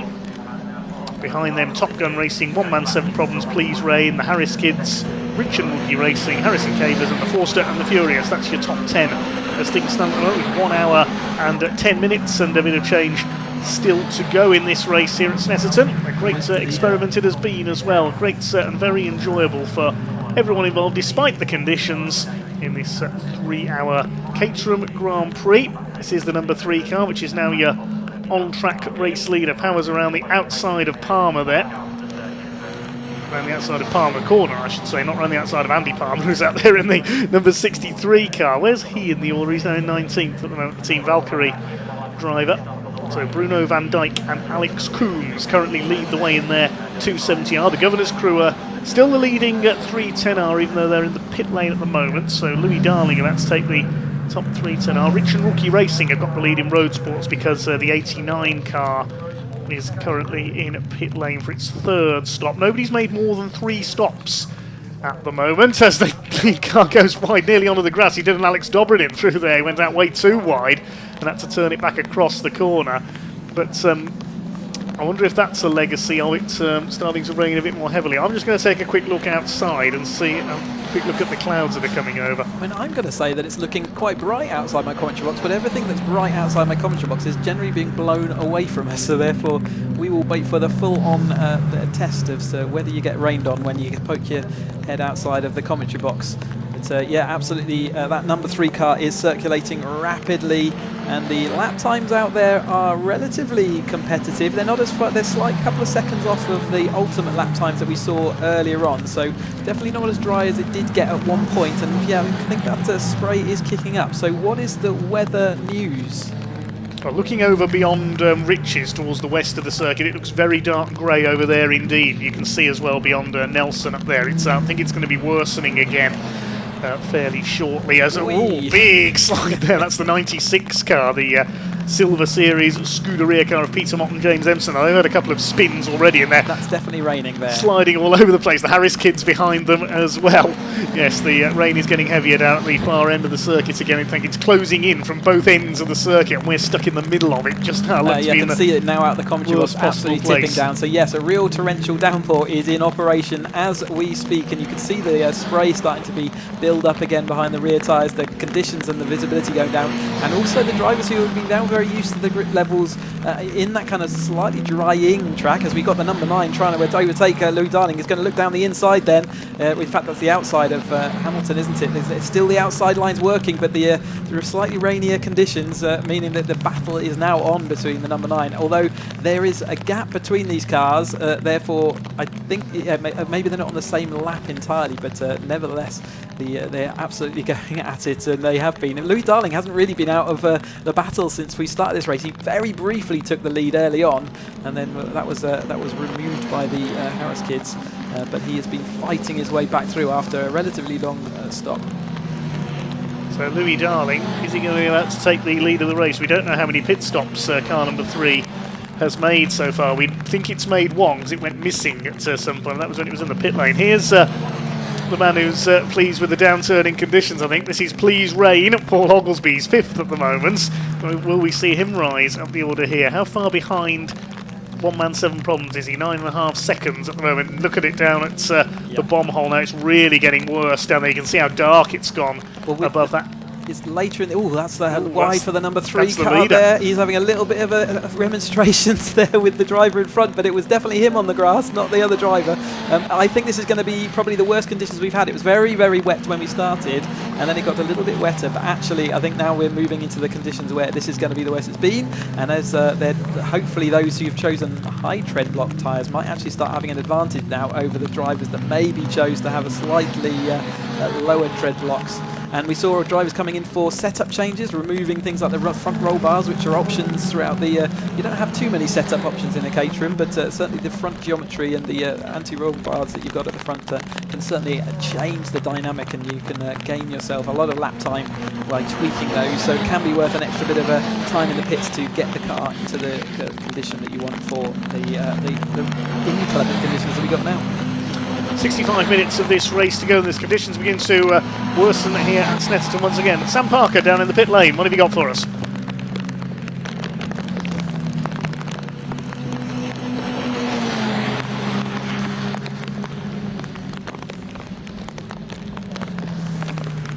Bit of an issue with the sound down in pit lane. We're told apologies there. We'll hand down to Sam as soon as we are able. That's right.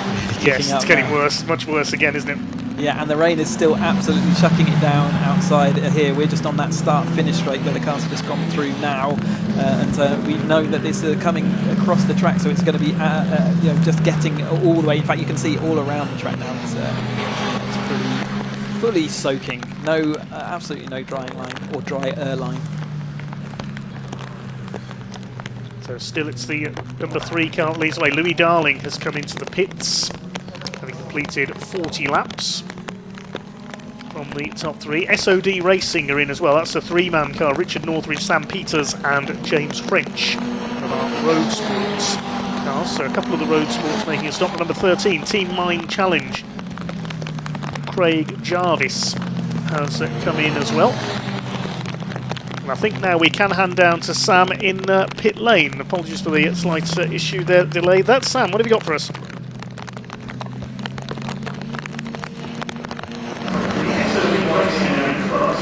Well, welcome back to the garages. I can confirm it is torrential rain out there now.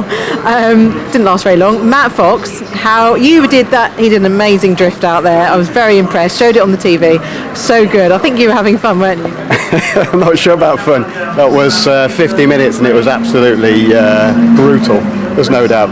Brain capacity and overload. I mean, the only real race we've done before this was Spa. Then it was absolutely torrential. It's thunder and lightning, and it was ups and downs. But the visibility on that one's a bit different because you can actually see the slopes and the corners and stuff. Whereas this is actually quite flat, and some corners look identical, and the other one you're on the grass, which happened. I was happy to see somebody else do the same thing as me about 2 laps later into the same corner. So it didn't feel like it was just me at that point. Yeah, it was no grip whatsoever. I struggled. And you're in Ollie Smith's car, obviously. That's right. So, what does it feel driving a different road sport? So first time was in qualifying this morning, and I thought it would be the same, and it's not. They are subtly different. Just the gear changes, the way the engine hits, the ballast that you've got in the car, and therefore the balance and the setup. So obviously, we're similar heights. We carry kind of similar fuel loads, but actually I was surprised at how different. Even where my arm was, it was knocking the door for some reason when I was going around the corner. Wow. So I had to adjust that. The foot pedals are in a slightly different position. Yeah. So initially I was catching the throttle as well as the brake going into turn 2, which is not what you want. But I think I adjusted relatively well. Yeah, it's not easy to adjust, is it, to a different car? No, I was surprised. Yeah. I was here yesterday in the dry, and that was really good fun in my car. And I just thought, hey, I'll just jump in for qualifying, it'll be fine. It took me probably 6 or 7 laps to get my head around it, I would think. Yeah. Well, it's all good practice for next 2 weeks' time. Exactly. Hopefully it rains for Ollie. I mean, he's doing brilliantly. I could not get anywhere near his wet lap time when I was out there. Staggeringly fast. Sorry about the noise. We've got a Britcar in the garage next to us on just releasing the air jacks. Just deafened us all. But yeah, are you looking forward to going back out in this weather? Because this should actually make it a little bit more consistent, right, than being greasy? I think that's it, yeah. The greasiness, all the track looks very similar, but the actual grip level you get, even same corner, 3 laps later can be totally different, which is, I was surprised at. So yeah, if it just keeps raining, it'll be all right then. I think it'll be okay. Fingers crossed. Yes, everyone's coming in very, very wet, and we've got Bruno and Alex Bruno's just come in. Alex is about to go out in the car. So let's see if we can have a quick word with Bruno in his FQ team. Bruno, we'll let you get your balaclava off first. There we go. How was it? How's paddle? Paddle's great. I love paddle. When you explain paddle, I'll talk about racing. Next week. Actually, no, tomorrow. Okay. Anyway, back to the racing. Yeah, how was it? Good. It was drying out there a little bit, and now it's not. So yeah, it's torrential out there. The worst use of the car, so I had some fun. Yeah, track was improving the whole time I was out there until the last lap, and it started raining. So yeah, I don't know where we are or what we're doing. Have you got any idea? Well, let's look on the screen here. Look, there's actually us on the screen. There we are. That's good. And number 4. 4th overall. No, it's good. Right, good. All right. Well, hopefully we keep going. Hopefully. Yeah, you will do. Enjoy it. Enjoy. Right, there we go. It's all getting quite chaotic in here now. I'm busy because obviously everyone's trying to take shelter. So I'll hand back to Chris and Dave. Thanks, Sam. Paddle you mentioned there, the only paddle you need around here, not just the paddle, you need the old canoe in a minute as well to get around this circuit. Look at the state of that as the rain continues to hammer down here. The reason, if you're looking at the timing screen, the number 3 car has got the yellow triangle next to it. It hasn't gone missing out on circuit. It's come into the pits. That's the car making its second stop that we know of, but because the transponder isn't working, it's not showing up when it comes into the pits. So the number 3, Team FQ, making their second stop. The 96 car is off again. That's run wide there a couple of times now. Peter Moss and James Empson. So 1 man 7 problems is now your leader, car number 42. We've had a few stoppers. Harris Kids are in, Rich and Rookie Racing, Harrison Cavers is in, and Please Rain is in as well. This is absolutely 100% confirmed worst conditions we've had today so far, and the reason that drivers are going off, you can see the puddles coming, you can see the bow wake being pushed by these cars. So they are just, even these cars will aquaplane because they're not that super heavy, and so they will be, as soon as you sit on top of that water, it is as if you have zero grip. You can see the 4 there jinking against Northridge's car. I don't know who's driving it out there at the moment, but yeah, the conditions are absolutely about as bad as we can take a car onto track at the moment. So well done to everyone for keeping it pointing nearly in the right direction, although the number 29 is proving me wrong there. That's down at the bomb hole. That's The bomb Louis hole Darling, is now isn't it? full So of he's water, out, basically. That's Louis Darling in the 29 car, so he really is pushing on it, and we said he had to push on because of the time penalties, but you can see that car is just aquaplaning all the way around. You can see every time you see that water sort of pushing from underneath the car, those tyres will not be making contact. Another driver, so it's really skiddy down into the bomb hole, and yeah, there's not a lot. And is that Ben Klukas in? No, it's the 99, Andrew Davison and Charles Rainford. There goes Eduardo Pontes as well. This is getting dangerous now, I'm afraid to say. They're definitely aquaplaning going off into that corner, so everyone's just being surprised by how you can see the puddles that are built up. And yeah, it is something the stewards will be looking at as if they to see whether they do have to pause the proceedings. It might be they have to wait. Out of our commentary box, that rain shower has gone away though, so it will be improving in conditions now. This is as bad as it gets. And then they will actually, once they push these puddles out the way, it will come back. So hopefully, if they can all maintain the track for a few. Now we've got another car, Richard Haig. So all our front runners who are pushing into that out the bomb hole, there's definitely a big puddle there, and it's causing them all to lose the track. Yeah, I'm keeping an eye on the marshals in the on the starters gantry opposite our commentary box, just to see if they might put the safety car out for a short while during this once they've been rain through show. a Wouldn't surprise me. couple of times, they might say that they now know the conditions, but it's just about whether it's impossible to drive that piece of the track. We have had 4 cars off there now, but we don't want to see that safety car. It would cause quite a lot of pandemonium, I think, in the pits, as they all want to then come in and spend as long as they can in the pits under that safety car. But at the moment, yeah, with cars that are not able to stop as they're going into the bomb hole, that yeah, certainly you can see the conditions. But out of that commentary box can say it's stopped raining now, so the conditions will be getting better from here on. There's a lot of cars in the pit lane anyway. Richard Rookie in, Harrison Cavers, Alexander Dobrynin's in the pits, Massive RS, Silver Series Scuderia, Caterham Nürburgring, Evans Hooker, and Henry Speaks is in there, and Full Chat Racing have come in there. The Silver Series Scuderia, Nürburgring and Full Chat are the first cars to make 4 stops that we know of. Please Rain is in as well.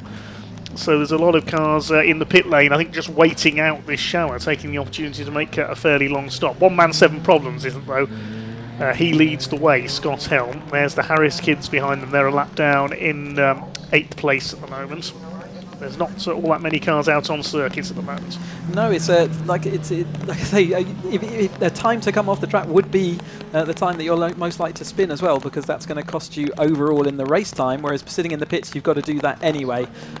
So that would better to have it sort of costing the time as they go down. There's still, I think, the number 3 car then getting the next driver in as before. This is indeed the number 3. So they're just strapping in, making sure they're spending their time wisely and avoiding the worst of this weather. Still pretty not a nice place to be sat still in your Caterham. There's obviously you can see there's no roof on them, and you will, once you're up and running, actually it's surprising how much of the spray gets blown around you by the various deflectors and windscreens that you've got on there. But if you're stationary, you're certainly going to be absorbing some of that water. And you see those puddles at the end of the back straight, the Bentley straight there into Brundle and Nelson. There is our number 42, the current leader of this race, one man, 7 problems, and he's being chased down by Louis Darling on the track, but I think actually he's slightly further back. Across. In fact, that's another one. That's the Harris kids, isn't it? Off wide now. So clearly there is that puddle still, and maybe drivers that were in the pits are now having to discover it as well. As soon as they go for the brakes, they're just getting nothing, and then the grass is also not offering them any additional grip. Yes, the Harris kids going off wide there, and of course this is James Harris's first race in this car as well, so when he's in there it's going to be a pretty scary baptism for him. He's not raced Caterhams before. Yeah, it's a learning, every single corner's a learning experience, isn't it? Mentioning some of your ideal team members for a Caterham endurance race, we've got a couple of comments come in. John Clasper says either Ash Sutton or Colin White. Over experience there from Colin White, who was running the Ginetta earlier. Chris says Jim Clark as well. One of the, in my opinion, one of the most naturally talented racing drivers ever. I would love to have seen him in modern machinery. Here's the 89. This is the Road Sports pace setters. Back up to second in class now behind Richard Rookie Racing, our Road Sports battlers. They're separated by about 34 seconds on track now. So one man, 7 problems have just come into the pit. So despite going off earlier, Top Gun Racing is now back in the lead. The number 71 of Richard Haig. The Governor's crew are still up there as well. They're looking strong. Forster and Furious is up there in 4th. That's Shane Forster, the American. Louis Darling still there in 5th despite spinning earlier on. Here's our leader coming out of Palmer's corner up towards Agostini. It's been a very strong run for the Top Gun in number 71, and there is the 95 in behind him. I think they are separated by a lap though, because Top Gun Racing had only made 1 pit stop. Yeah, the Governor's crew have made 2. Definitely looks like Charlie Lower's helmet now in driving along. I think after my misidentification earlier on, I'm pretty sure that is now Charlie Lower in that seat there, looking to see whether he can get past our current leader. A little bit slippy in this. You can see these Nova ZZS is having to work ever so hard to clear the water and spray, but it is very slightly better conditions now. And again, you can see on the camera it's just slightly brighter as the rain has abated for a little while.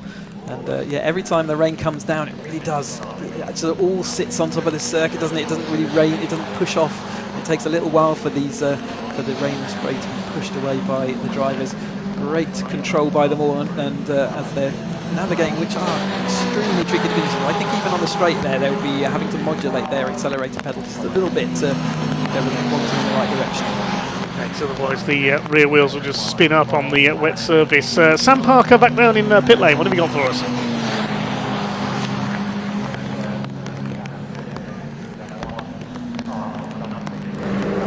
So Henning, you are in car number 7, Caterham Nürburgring. How is it out there? You just got out of the car, haven't you? Yeah, it's pretty wet, which is obvious, but for me it was like a baptism of fire. So it was the first time of proper racing in such conditions, and I would say with different levels of wetness out there. So I brought it home. After the 3rd lap I had a hell lot of fun out there.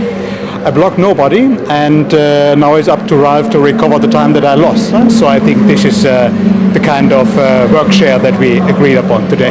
That's it. Well, yeah, Lars has driven in these conditions many times, hasn't he? Yeah. He has, and for me it was really just about having a great practice under real life conditions. I was glad for every of the quick guys passing me, so that I could get some free tuition laps behind them. So I learned a lot. I had a lot of fun. So now it's up to the fast one to score the points. So is Lars racing till the end now, to the checker flag? Well, we will see. It depends a bit on the conditions, but if it stays tricky and if we think that we can score a good result, then I would be happy to leave him in the car. But yeah, let's see. That's it. How many times have you driven in these since the race started? I did a double stint, so I was for 1 hour in the car. So Lars basically did the first hour, I did the second hour, and now let's see. Good strategy, I like it. And you've got Kurt, Lars' dad, here just to So he's got the laptop, all his strategy book, he's got it all laid out. In hindsight, I learned that we got some inspiration from pretty good wet drivers. Yes. In terms of strategy. Yes. as you told me. That's yeah, exactly. Yeah. Oh, so goodness. yeah, it's always a good idea to copy from the best, right? So, Yes, absolutely. pleasure. Well, enjoy the rest of the race. Thank you very much. Thanks for having me. Kurt, let's have a quick word with you. You come all the way from Germany for this race. Yes. Yes. Always. And did you? Obviously, you must be very happy to come back, even though Lars isn't racing. You're very happy to come back. Yeah, we are very happy that Lars is in the car again. Yeah. This was not so often this year, and but this opportunity with the endurance race gives us the chance together with Henning have a race. And I love endurance race. Of course, you remember the good old Euro Cup times. Yeah. It was only 50 or 60-minute races with 2 drivers, but it was a big challenge, and I love it. Yeah, it's great, isn't it? Yeah. More of these we need, don't we? Sorry? We need more of these races. Yes. Euro Cup again. Euro Cup, yeah, exactly. And those that don't know, Euro Cup was a European Championship for the R400s, which is many, many years ago. That was what 420 replaced the R400, so it was a Rover K series engine. And they used to run Caterham ran a series that went across Europe. So and Kurt was part of that series back then. So I'd been to many of those rounds as well. So yeah, good times. Anyway. No, nothing more to report at the moment, so I'll hand over to Chris and Dave, and I'll see you shortly. Thanks very much, Sam. Yes, several more cars coming into the pits at the moment. One Man 7 Problems is in, Forster and Furious is in. The 99ers are in the pits, and Team Valkyrie as well. So 4 of our top 10 coming into the pits in the last lap or so. Mentioning on multi-driver teams, something I didn't ask earlier, Chris, there's no restriction on how long one driver can spend in the car in this race, is there? No, we've tried to keep the regulations as lightweight as possible, so yeah, we don't have to keep track of exactly how long each driver's in there. It's just purely on if they are a pro driver, then the team just gets more of a penalty, so it's about how long do you keep those drivers in the seat for. But no, you can. One driver could do a minute if they wanted, as long as there's no stipulation. Back in the 50s, I remember that there were no restrictions like that at the Le Mans 24 Hours, so if a car had 2 drivers, I remember it was the great Frenchman Louis Rosier one year sharing with his son Jean-Louis, and Jean-Louis only drove 1 hour of the 24. Louis won the race virtually on his own. You're definitely not allowed to do that in 24-hour racing anymore, probably for very good reasons. But here at the 3-hour, we've got hero drivers all doing the 3-hour stints, which is, again, no mean feat for the level of concentration they're having to put in. And that condition does look like it may be getting worse again as the top end of the straight there is the number 3. And they still sort of competitive, even though they've come back into the pits, that they're sort of sitting that midfield. I think this really is starting to, we're down to 47 minutes of this race remaining, so things are starting to unwind as far as how long you've had to spend in the pits, and all the penalties are on. The handicap system that we're running will have to sort of unwind itself, but we will start seeing that happen in the next sort of 30 minutes. It's going to be becoming clear who are the runners and riders that we're really going to have to keep an eye on, and we might get towards that in the last 15 minutes and see quite a few of the lead drivers having to sit in the pits for an extended period of time to make sure they've been in 5 times is the minimum number of times they have to be in the pits for actual pit stops, and additionally the time that they're in is all stipulated by who's driving the car and what type or what class of car they are driving. So the last 15 minutes of the race is really going to start making it clear who is out in front, and the road sports are still doing very well to be up where they are. So our top road sport driver at the moment is in 6th place overall, that's Richard Murky Racing. And that's looking really good for them. And they're 2 laps down on the leader, but equally they have a good sort of 6 minutes of pit stop time in advance of the 310Rs. Top Gun Racing, who are currently leading this race, have completed 47 laps. They've only made 1 stop so far, so they've got just gone for the second one. Just as I said that, so they came in for a second one.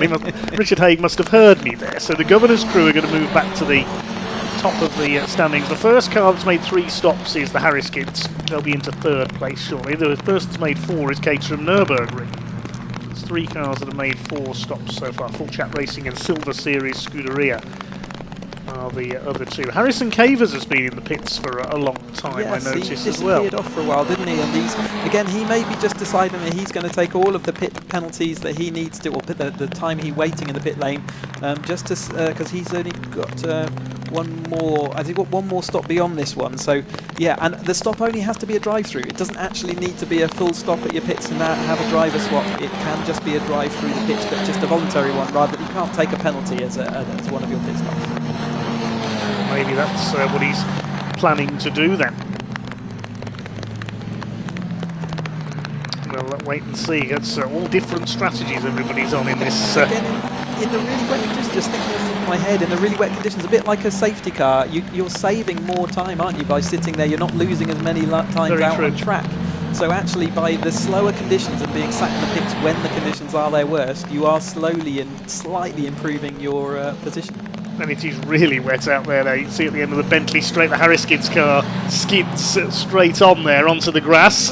Scrap what I said about it slightly getting better. It is raining here again at the commentary box, and you can see the drivers out there really struggling to rejoin. Even just trying to turn across the track is not an easy thing. So the Harris-Skids are in fourth position. The Governor's crew going through there in second, just behind them there. They have the fastest lap of the race. You've just seen 2:29.270. With Louis Darling up there in third, despite his off earlier on. Oof. The number 70 car, Norfolk and Chance, is in fifth position. They were running in last place earlier on, so they've come back nicely as others have made their stops. There's a number 3 car. We believe that car has stopped twice. Because its transponder isn't working, it's not showing on the timing screen, but I believe number 3 of Bruno van Dijk and Alex Coombs have made 2 stops so far. And they're battling it out there with the 96, and also I think that's the 86 of Craig Evans and Ryan Hooker in there as well. That's a bit further down the order. They're in 21st, the 86 car, chasing that 96 car, which has been twitching around everywhere for the whole race. They're battling for position at the moment, though, 20th and 21st, I believe. Another thing to keep in mind is that there's no pit-to-car radio or any way of drivers being able to be communicated to other than a pit board. So if you're out there on your own and just circulating laps, there's not very much, unless you grab and can see a message on a pit board, there's really nothing to say other than what you feel like doing out there, really. So yeah, not an easy to want to navigate from a kind of communications. In endurance racing, normally you'd have your team speaking to you all the time, but they've not got any of that. That's a skill in itself that I can't fathom. Going at the speed you do down the straight, not just in a Caterham, in anything, how on earth do you read your pit board at that speed? To be honest, I will be honest with you, I think even though I had a pit board for the last 2 seasons of my racing career, I don't suppose I read it more than a couple of times, because if you are racing against another driver right in front of you, there's no way you're looking at that, and certainly in these conditions it's pretty tricky to pick it out anyway. There is Charlie Lower then, and he's taking to the seat of that 310R car and making a good progress. And just in front of him at the moment is the number 5 car. It's Ponte's car, I think, as he's chasing him down, and we'll see whether we can do that into Brundle Nelson this time. Still absolutely soaking wet down that pit straight. You can see even now they're aquaplaning towards that, and they will be having to moderate that accelerator, just check it off a little bit. And at the bottom of the track is where we see cars leaving onto the grass multiple times so far, and I think they're just about having enough grip to get them back to the racing surface. So how long to go? 41.5 minutes according to the timing screen. Our clock on screen running a little bit behind at the moment. We had a little bit of a graphics hiccup, didn't we? And maybe that's just a result of that. Yeah, the clock running about 40 seconds behind on your screens at the moment, ladies and gents. So apologies there, a little bit of a glitch with our graphics. Top Gun Racing into the pits for their second stop, we know about that. So the Governor's crew and Louis Darling have gone first and second.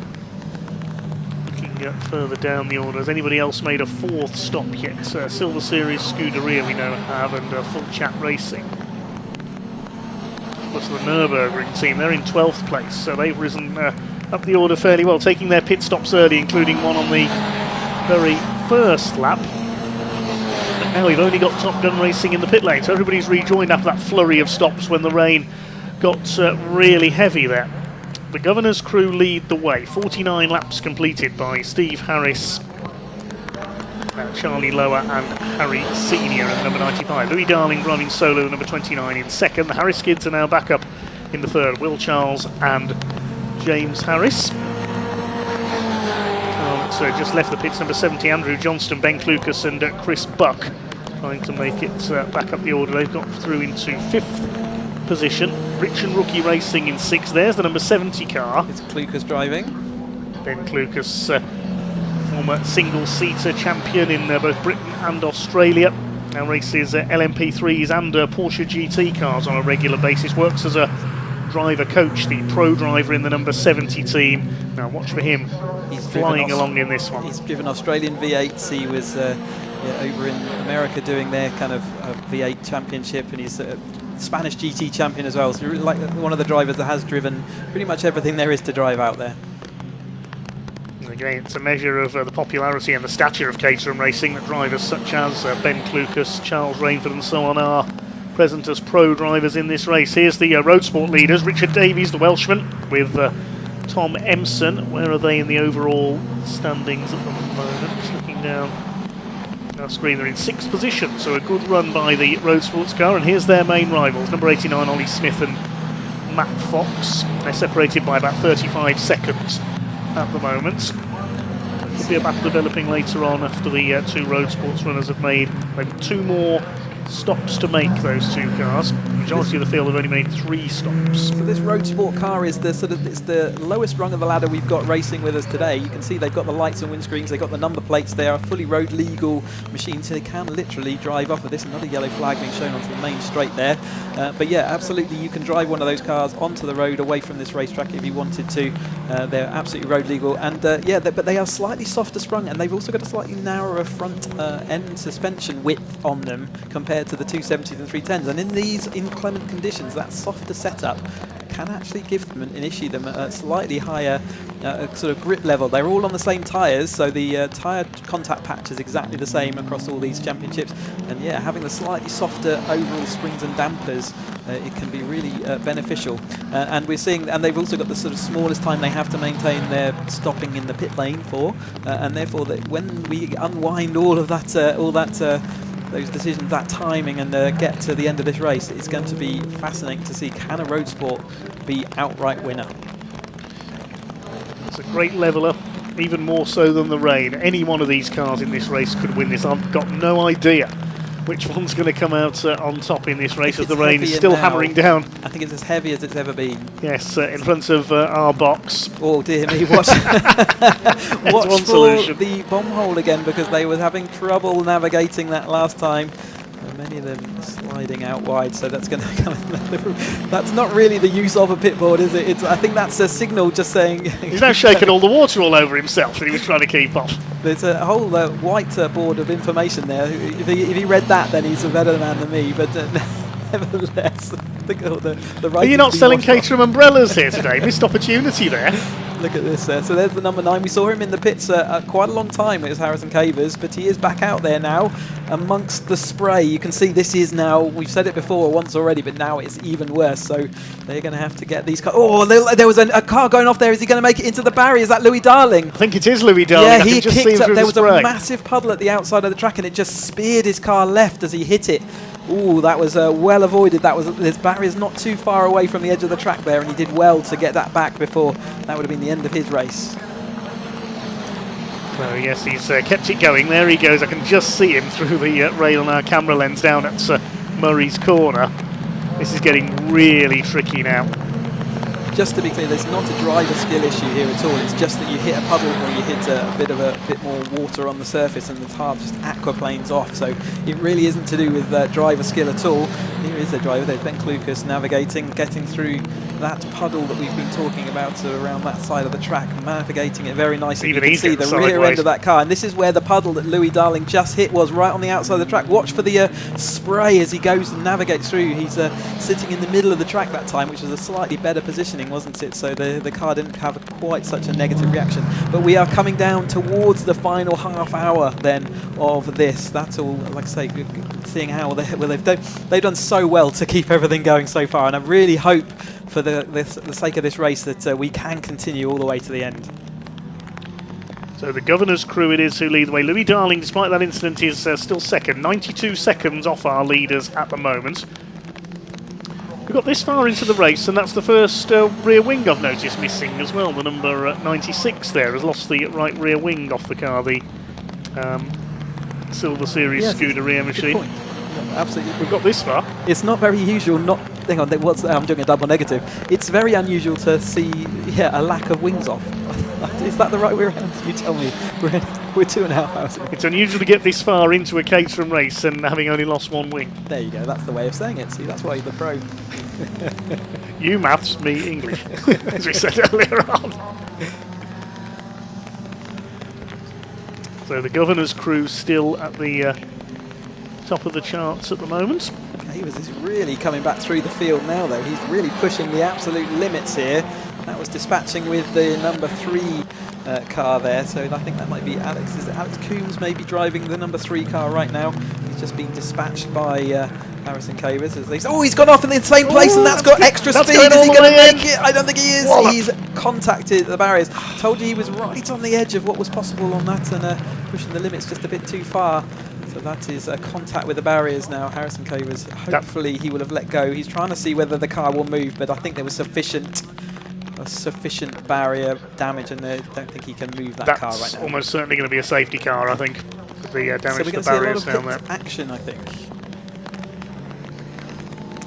What a shame. He was, absolutely on the raggedy edge as he went through Brundle and Nelson. It just hit that extra puddle, tried to go for the brakes, tried to turn the wheel, and there was just nothing left. Unfortunately, made it all the way into the barrier there. Hopefully he let go of the steering wheel. We tell our drivers always to let go of the steering wheel because it can be nasty. The marshals will go and do their thing, though. The marshals, ever so many thanks to all the marshals that have been out there in what are terrible conditions today. I think they are going to ready the safety car board. I can see the yellow flags coming out along the start-finish straight here, so I think we are going to have a safety car, or at least there's a good threat of it. But so the marshals are out there. Thank you ever so much to all the marshals out there, the Orange Army, letting us do what we want to do in what have been horrible conditions today. Yeah, there's a yellow flag not waved, but being got ready on the start line. There's another incident. Sideways into the Brundle and Nelson. Everyone is aquaplaning now. This is a replay of Harrison Cavers. There was just no grip at all there. He tried to turn it in. The car just went straight on and all the way into the barriers. That's a pretty big impact. Let's hope he's all right. Yeah, those marshals out there putting themselves in a firing line is not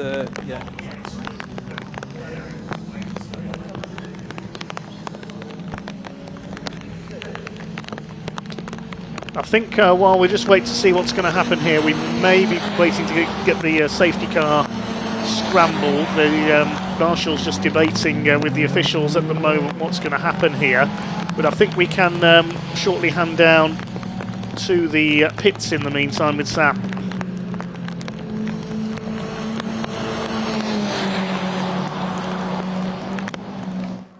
So I've got Rob Lowe here, Team Wingnuts, because it's you and James Wingfield, isn't it? Yes. And you're on car number 44. Had some brake issues earlier, which I did report back to the guys, so they knew what was going on. But you've changed your master cylinder now, and it's like night and day.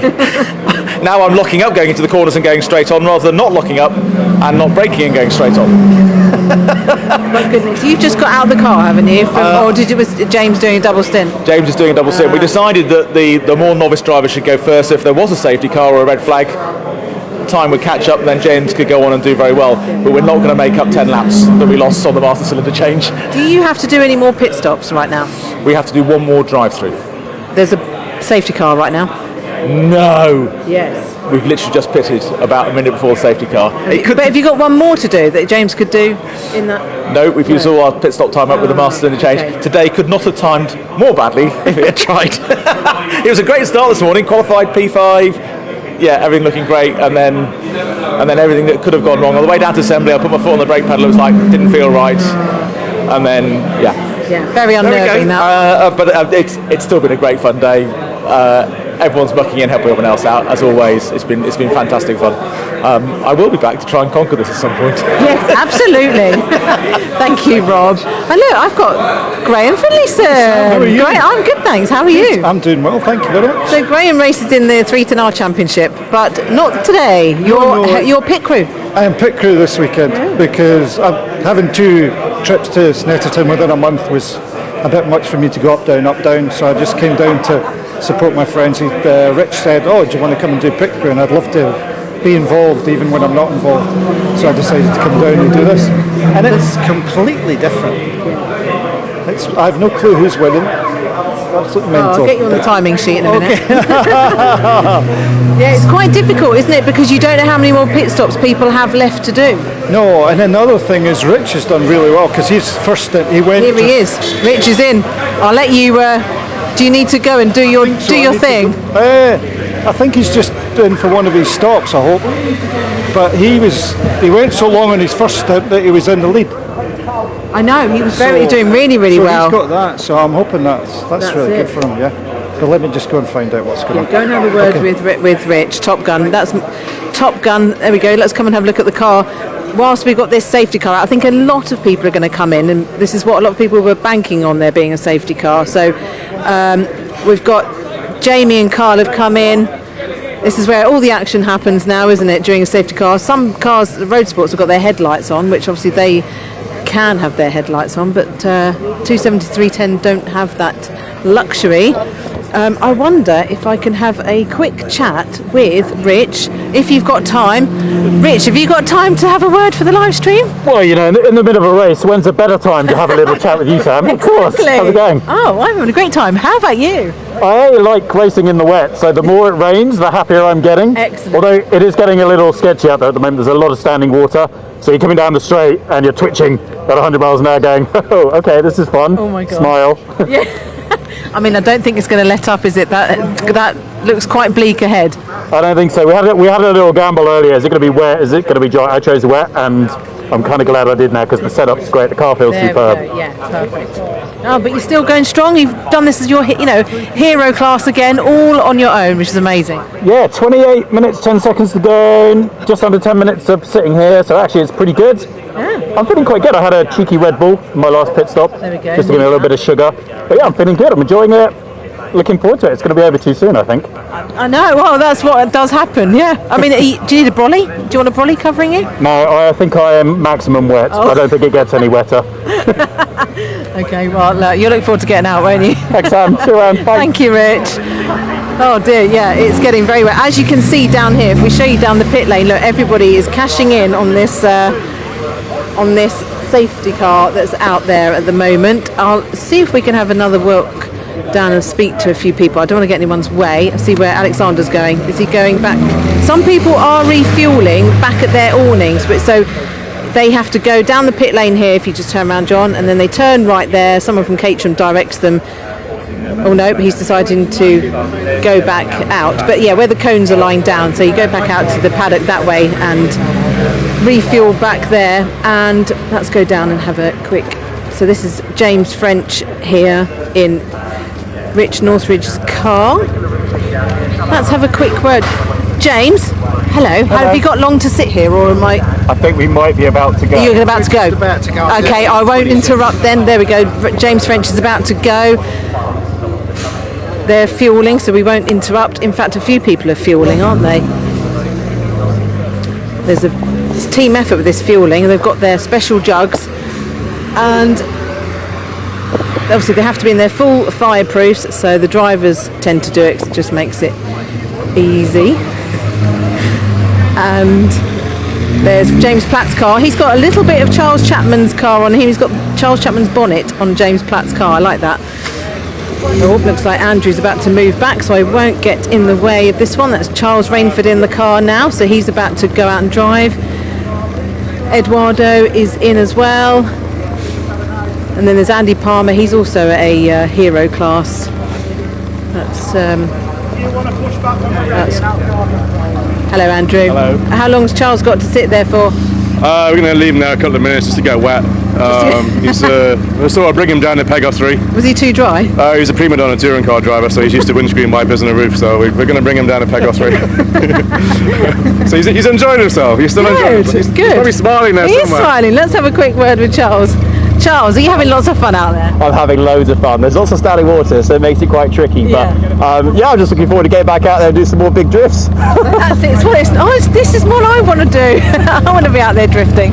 Yeah, you should join us next year again. That'd be good. Well, enjoy your last stint. Let's have a walked in. See how happy everybody is. They're all loving it. Do you know what? Caterham's in the rain is a lot of fun. Eduardo's putting his gloves back on. There's Henry Speaks. He's another hero class driver. Andy Palmer. He's got James talking to him. I won't interrupt. There's Louis. Let's have a chat with Louis. Hi Louis. Hello. How's it going for you out there? Very wet.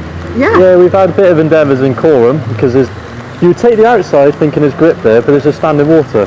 So you're hitting the standing water and it's pushing you off, but I'm not quite sure where we are at the moment. I'm just driving as fast as I can and seeing where I end up. But I'm doing a long stop now, and then I've got 2 drive-throughs, and then that's me done now. Okay. So we'll see what we can do with it. That was our last fuel stop, so we're just going to push like hell. That's it, just push on the last, yeah.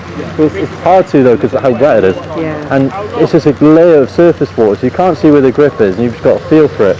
Then you hit the puddle of standing water, and it just sends you off. So it's tricky conditions, but I'm enjoying it. Good. You can drift out there. A lot of people like drifting. You like drifting, don't you? I like drifting. Turn 1, that's kind of what you're doing. So. Yeah, it's good fun. It was good fun. Well, enjoyed the last stint. Thank you, Louis. There's a few lonely people just sitting down here by themselves. Let's have a quick word with Shane. Hi, Shane. How's it going out there? It's pretty wet. It's fun, but you're just on the edge all the time. I'm just trying to survive. Yes. At this point, that's what it is, isn't it? It's survival, because it's the standing water that other drivers were saying. Yeah, a few times you're just going in and hydroplaning and then just waiting for it to grip up. So it's just holding on and hoping for the best. So, yeah. I think he's got to push back, so I'll stand out the way. Oh no, hang on, he's saying to hang. They've got to get their timings right, so.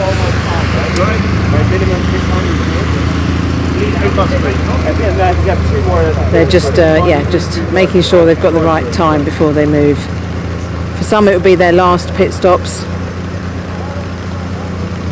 but for some others it will be. Let's see, I wonder if there's if Rich, because that's Tom Emerson in Richard Davies' car. Let's have a walk down here. Sorry John, making you try and catch up with me as I'm walking probably too quickly. Hello, did you go out again, Andrew? No. No. I'm not a duck. Ben Clucas is in the car now. Is he having a lot of fun? He is, yeah. He's having a fantastic time. And to be fair, he's brought us back from, I think we were 23rd at one point after my shocking behaviour. And then I think he's got us up to, Charlie, is he at 4th? I think 5th overall, 4th in class. And obviously the safety cars. 6th in class. Oh, 6th in class. It's so difficult to try and keep on top of it all. Yeah, it is. But it is. Oh, they've actually red flagged it now. So yes, red flag. Red flag. So we'll wait to see if it is going to restart. But I mean, the conditions out there are quite horrendous, aren't they? So safety is paramount at this point. Yeah. Let's have a quick word with Ben as he's sitting in the car. Ben, I never get to interview you, do I? No. How's it? You enjoying it out there? Yeah, I'm enjoying it, to be fair. It's my first Caterham race in about 20 years, so it's been really good fun. Slightly biblical rain at times, which has been some severe aquaplaning, but yeah, overall it's been really good fun. Good. It's not often you get to spend this much time in a Caterham, is it? I know, I'm actually experiencing tyres going off, fuel loads coming down. I'm just adding to my experience level, hopefully. That's it. Well, you know, when your drivers, because obviously being the driver coach for a lot of these Caterham drivers, when they come in and say, oh, my tyres with this, and you're like, no, don't stop moaning, just get on with it. And now you know. Yeah, I'm not known as the most empathetic coach, so maybe I'm just going to have to work on that now, and I'll try and remember this day. Yes, you will, yeah. Right, I'll leave you to it. Right, we better find out. I'll hand over to Chris and Dave while I can see if I can find out what's going on and if how long we think this is going to be for, or how, you know, when we might restart. So we'll keep you posted when we have some more information, and I'll hand over to Chris and Dave. Yeah, thanks very much indeed, Sam. It has in fact just come up on TSL timing.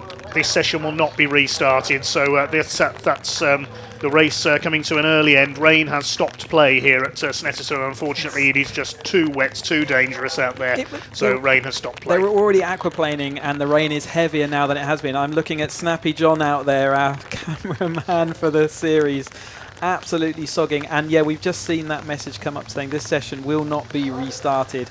I think given the conditions, the light levels have significantly dropped off as well. I think it's a real shame, because it was building to a fantastic crescendo, this race. But I think really, if you take the step back and look at the fact the cars couldn't even stay on the track when it was better conditions than it is now, I think that's a fair shout. A real shame, though, because it was absolutely coming to a crescendo, all coming together, and was really going to be good. They're going to have to work out how they deal with the fact that there are drivers out there that have only stopped 4 times, but most of them may have stopped their full length of time. So they had in the regulations a stipulation of what they would add on if people missed a stop. But I think given the red flag, they might have to come up with a good way. But it might take a little while to figure out exactly what those finishing orders are. Well, on scratch, as it were, on the positions they were in when the race was red flagged. In first place was number 95, the Governor's Crew, Steve Harris, Charlie Lower and Harry Senior. Second place, 25, Rich and Rookie Racing, the Road Sports car, was showing in second, but they were one of the only cars that had just gone back out of the pits before the red flag. And Louis Darling was showing in third place, but that is very provisional at the moment. Yeah, so all of this is dependent on how long they've spent in the pit lane, because obviously all the handicap is based on how long they've done that, so the timing team will no doubt have to add on all of those as well. But given that the Road Sport is in that second place, depending on how long they have been in, they've done it four times in, I think that's a very good sign that they may well be declared the overall winner. But like I say, we have to work out, and the timing screen will have to do all of those calculations. They will have to work out what the situation means. Like I say, it's such a shame that it's ended like this without a sort of nice, sort of clean result. But I know then you can hear from all the drivers how much fun they were having out there in this. Even when it got a little bit sketchy at the end there, they were having a fantastic time, all battling each other. And up until the rain became to a point where we had to red flag it, the drivers were absolutely showing the skill that they have. And we've got a championship finale to go to in just a couple of weeks' time here at Snetterton, and I'm looking forward to seeing how those Road Sports, the 270s and 310s get on that weekend. It's a fantastic advert for Caterham Racing, and if you've enjoyed watching what we've been doing today and want to get out there, go to caterhamcars.com.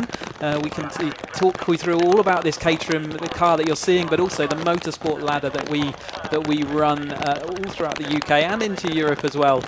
This fantastic race machine that can do sprint races, it can do endurance, it can do everything. And and just another thanks as we watched a bedraggled orange member of the Marshals walking across the track. Ever so many thanks to all of the marshals out there, all of the staff and everyone out there in these conditions. And we've been having some fantastic racing, so I hope they've been paid back on that. I hope they go and dry themselves out now that we've had to call an early end to our day.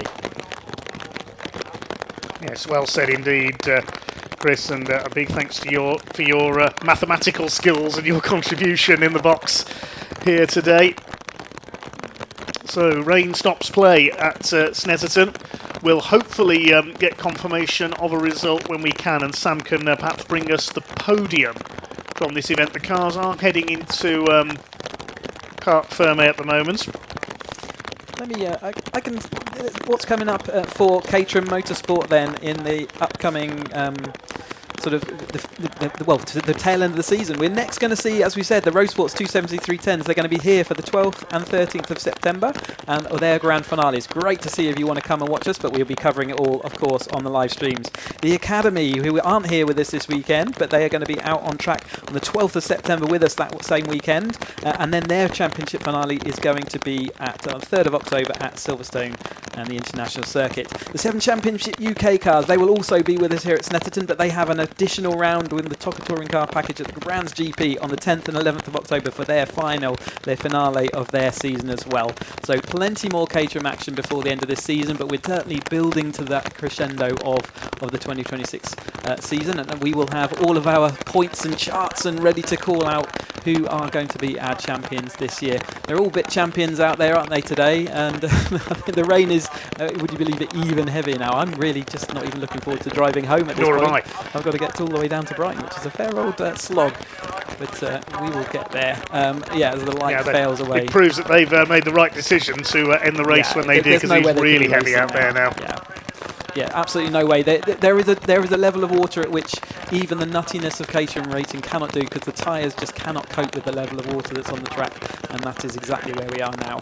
And as the light levels fade away, there would be a very lack of visibility, even worse than it was at the start of this race.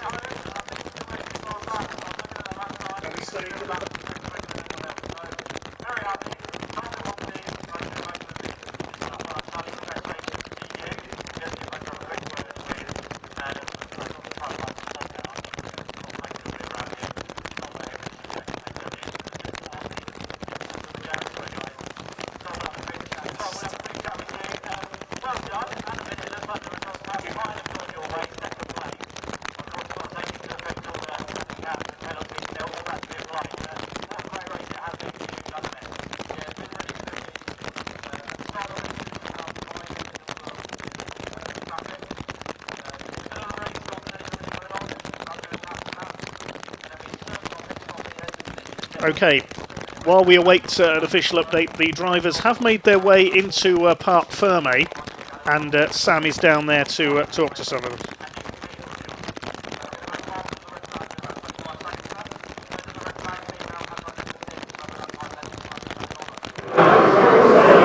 Well, obviously, as you can tell, the red flag came down because of the weather. It's so bad, absolutely so bad. Just look out there, look at the water running down.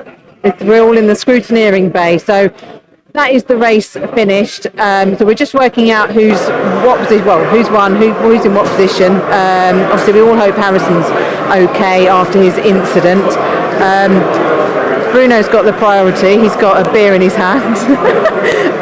But yeah, let's go and have a chat with these guys and see how they got on. Let's just dive in here. Sorry, guys. Eduardo, another one in the hero class. Where's our cameraman gone? There he is. Eduardo, how was it for you? Did you have a great time out there? It was amazing. I'm awful when it's wet, but it was really nice because it was 3 hours and I could see, faster people passing, and okay, I'll copy them. It was a good learning. Yeah, it was good, really nice. You did it last year as well, didn't you? No, I didn't. You didn't? Ah, okay. I thought you did last year. No. But it was nice. I've learned a lot today. Good. Yeah, it's good practice. Good seat time. Thank you. Right, let's go and speak to. Oh, Craig. Hello, guys. Sorry to interrupt. I'm coming in to mingle with everybody. How did you get on out there? It was more like boating than racing, but it was good. Yeah, couldn't see anything. Car was aquaplaning all over the place.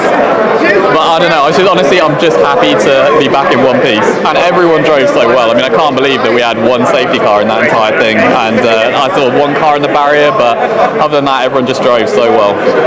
Really quite impressive, actually, isn't it? And I think everyone realises the 3-hour race, you don't have to go hell for leather on the first lap, No, a few people were. I just think my strategy was just try and keep it on the tarmac and just not have any crashes or anything like that. So I'm really, really happy just to get back. I don't know how they're going to work the result out either. It's a very tricky one because lots of people were leaving drive-throughs to the last 10 minutes. Literally just done my last one, and then the safety car came out, and I thought, it's not a good time to have done it. But I then caught the safety car up and realised I think I was at one of 3 cars on track at that point as well, so there wasn't many people out there. But I don't know how they're going to work it out, but it certainly is something I remember for a long time, and it was very good practice of driving in the wet, so I'm really happy. Exactly, yeah. All benefits, yeah. Well done, Craig. Thank you. Let's leave Bruno to have his beer. Let's have a word with this man here, Scott. Hello, Hi. Scott. Another one in the hero class. Do you know where I finished? don't know where you finished. No, I'm sorry. Did I win something? I was interviewed by Sam. Oh yeah, no, that was absolutely chaos at the end. I'm kind of glad they red flagged it. It's a bit of a shame, but I actually couldn't see anything at all. So they made the right call. I had some really sketchy moments because it goes from like greasy damp to wet, and it's actually more grippy in the wet, and then it dries a little bit, and then it's actually slower. So yeah, some pretty sketchy moments. I did a full 360 on the back straight in a straight line. So yeah, I was like, time to red flag this. So yeah, I'm pretty glad they did. Absolutely. I mean, it's just, that's it, isn't it? I mean, as much as it's fun, it's actually quite dangerous, isn't it? Because the cars are so light.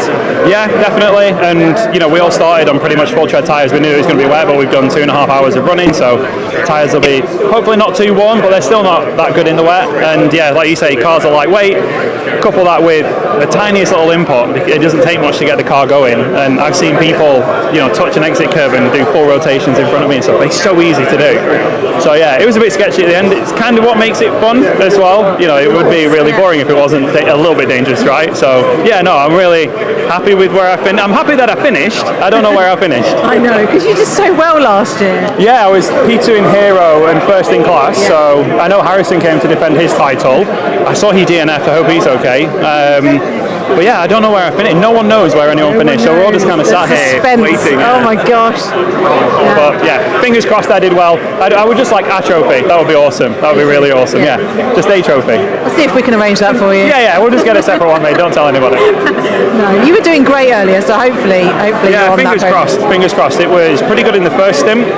Then I did my second stint, and we were at that awkward like half dry point, and I kept trying different lines in different corners, and your lap time just goes to bits while you're experimenting. So I was like, oh, just rain or be dry.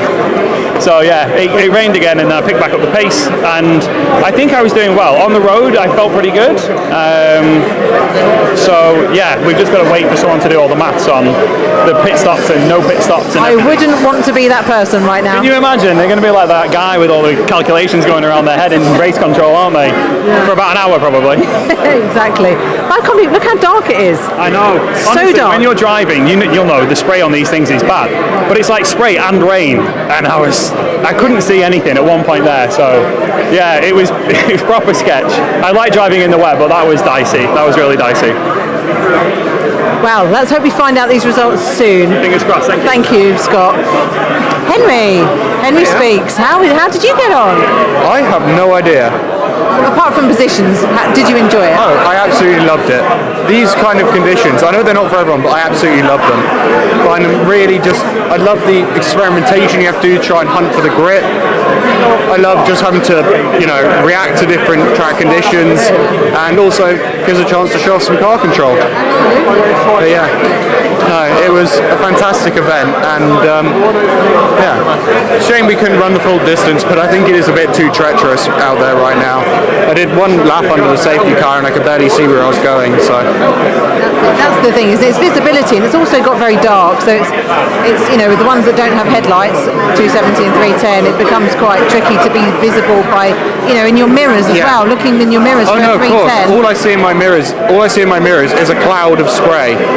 Barely, no chance seeing any other cars. And I also imagine with the spray we're kicking up, the marshals can't see from post to post. Exactly, and that's usually when they call it, isn't it? Yes, exactly. So I think it was the right decision. Shame to not do the full 3 hours, but even so, I think 2.5 is still pretty good. Oh yeah, definitely. And yeah, only one safety car. Exactly. That's good. Let's have a word with these guys here.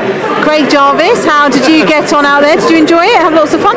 It actually was good fun. Yeah, it was really, really, really good. Until somebody wiped my visor with something sticky. I just couldn't see. Worse than ever. But no, it was an experience. I need to learn to drive in the wet. Yeah, you need to come on a Caterham drift experience. Yeah, I do. Yeah, actually, that's a good idea. Yeah, definitely. Before I do this. Yeah. Are you going to be racing again with us this year? I think maybe Snetterton, in a couple of weeks, isn't it? Yeah, probably for that one. Oh, lovely. That'd be good to have you back. Everybody, we're putting a good show in the wet. Absolutely. And when are you driving? Oh, I'll be there 2 weeks' time as well. Oh, okay. Look forward to seeing you. And Andy Palmer, it's all the heroes, all the hero class. Yeah, did you have sorry? A little damp. A little damp, exactly. Yeah, it's very, very wet, isn't it? I've noticed a lot of people's passenger seats are just puddles. Yes, it really is. Just a paddling pool in there, and here. Yeah. Everywhere's very wet. But I mean, you learn a lot about the cars in these kind of conditions, and you learn a lot about your own driving skills and evolve your own driving skills. So I actually think it's, bar the fact, unfortunately, finished early. I actually really quite enjoyed it. actually I think even everyone did. It seems Caterham's are so much fun to drive anyway, but in these conditions, it's all quite slow paced, isn't it? Because the car's moving really, sliding around. Very much about being patient with the car and partial throttle. The other thing is don't wear a tinted visor. That's another small learning. Schoolboy error, that one. Exactly. Yeah, for 3/4 of the race I couldn't see a thing. Oh my goodness. Just to add to it. Exactly. No, it's very good, and I must say that everybody drove really well. Could have easily had crashes on that first lap. Everybody stayed out of each other's way. I thought the driving standard was impeccable. No, it's really good, isn't it? Excellent. It's really good to see. Very good. Very good. Well done, Andy. Let's move on round and have a little chat with some other guys. Everyone's trying to work it out, aren't they? Hi guys, how are we getting on? How was your stint? Yeah, it was, well, my stint at the end was half a lap in the red flag conditions, so and then the middle stint was not raining, completely dry pretty much, so I had the best of it really. It's so tricky, isn't it? You've had all the different conditions thrown at you. Rich, how was it for you? It was the conditions in that last stint were absolutely treacherous, just aquaplaning everywhere. Very nearly, went onto the grass on the exit of turn one once, managed to get back on the track, lost a little bit of time. But other than that, it was just about survival towards the end of that stint, really. So I'm not sure where we placed really overall. Did you still have pit stops to make? One left to do, didn't we? At about 25 seconds, so not a lot really. Yours will be the easiest one to work out then. Hopefully, but we also did a 7-minute stop. I came out the pit lane and it went red after turn one, so it's whether or not they count that. I don't know. Yeah, but obviously the pit lane exit, it comes to serve your penalty. You served your pit stop anyway, so we served it. Hopefully. Yeah, I was saying earlier I wouldn't want to be the person working it out. No, definitely not. I think everyone's trying to work it out for themselves in here anyway, so. Yeah, that helps. Yeah. Oh, well done guys, you did great. Cheers. Ollie, let's have a quick word with you. Lovely practice for 2 weeks' time for you. Maybe, yeah. Hopefully it's not this wet, but yeah, it's good to get some laps around here. That last session was insane. Coming out of Murray's onto the straight by the pit lane,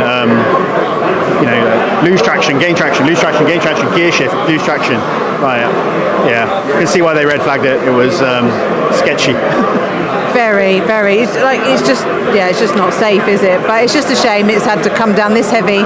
Couldn't hold out another half an hour. Yeah, that's it. Another hour would have been great, but I guess we go hang around here now and see what happens next. Yes, I did see Darren Phillips run in earlier, but I don't know where he's gone, so I don't know. Who knows where everybody's finished? Yeah. All right. Well, thank you. That's all right. Thank See you you. later. See you in 2 weeks.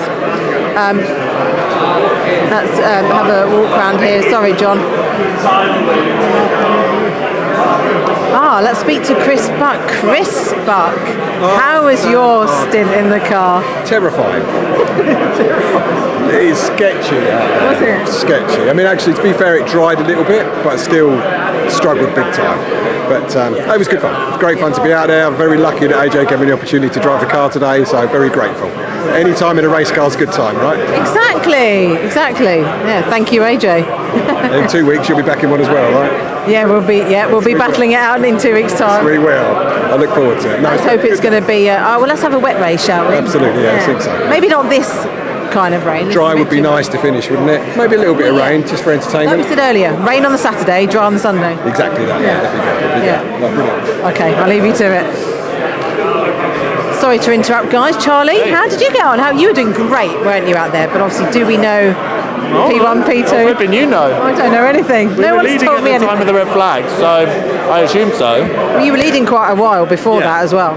Yeah, and we served quite a lot of our pit stop in the safety car before it went red. So, I mean, if they had the times on, someone's got to do the maths. Somebody cleverer than me, because I've got no idea. But me neither. It was good fun. We all had a laugh. Someone's going to raise good money for charity, and that's all that matters. So that's what this race is all about, isn't it? It's about having lots of fun with your friends and, raising money. Yeah, exactly. Like, the boys done a really good job. Steve's actually raised over £2,000 for the charity already. So if we can get the win on top, another £1,000, that'll be wicked. So, yeah. Exactly. let's hope.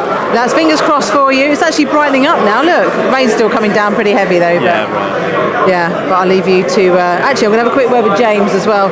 I'm going to have a quick word with this chap, who I feel very, very sorry for, because this is Will and Charles Harris's cousin, James, and it was going to be his first race, and he didn't get to actually make it out in the car. Quite unfortunate. Safety car came out, we thought we'd wait, get down the pit stop time, and then literally halfway around, red flag comes out, and that was it. So, very upsetting, but it was definitely the right call on the red flag. It's treacherous out there. But we'll be back, we'll get the next one, I'm sure.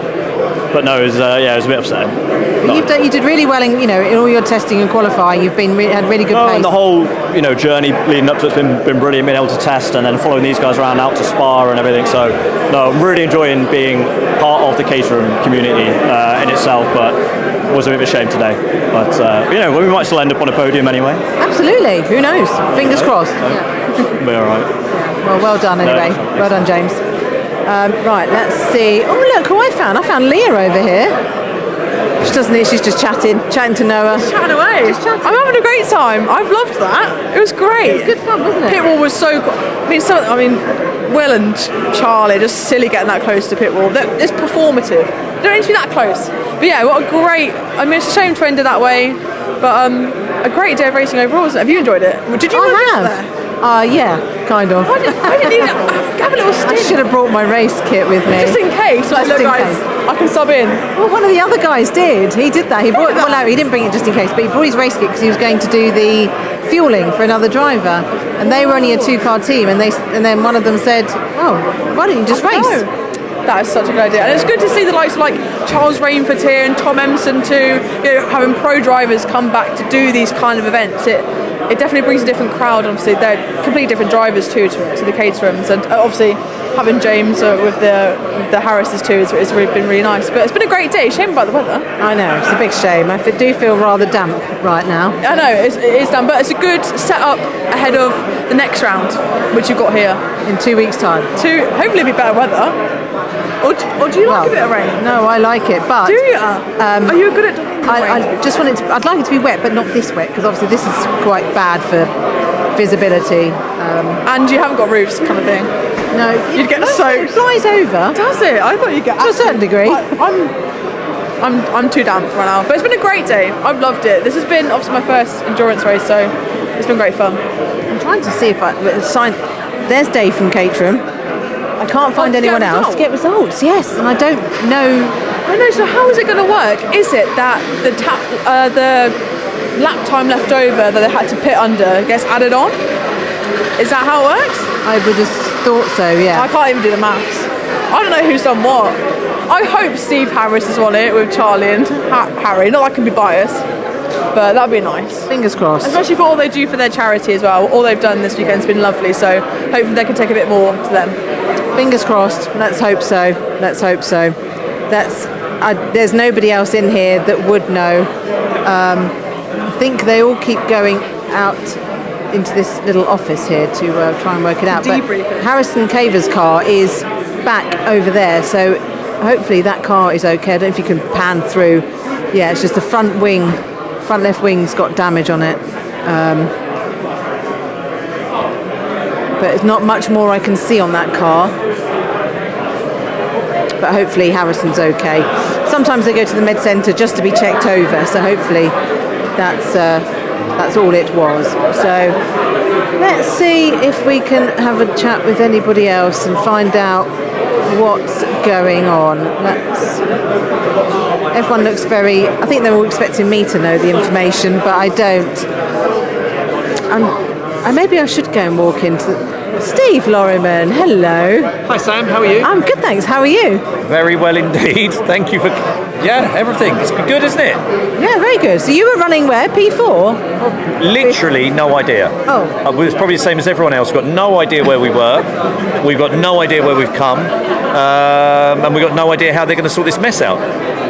No, it's a tricky one to sort out, isn't it? Well, Alex was saying that it was particularly wet in the bomb hole, and he found it was really slippery. But very, very slippery bomb holes. Yeah, but we had some fresh rubber on, and it's really important to have new good rubber when you're going through the bomb hole. Yeah, how Bruno Van Dijk. Oh, hello. How did you find it in the bomb hole? Oh, I really liked the bomb hole. It was long and deep, and the puddles were really, really treacherous. I mean, it was the most moist place I've seen all weekend.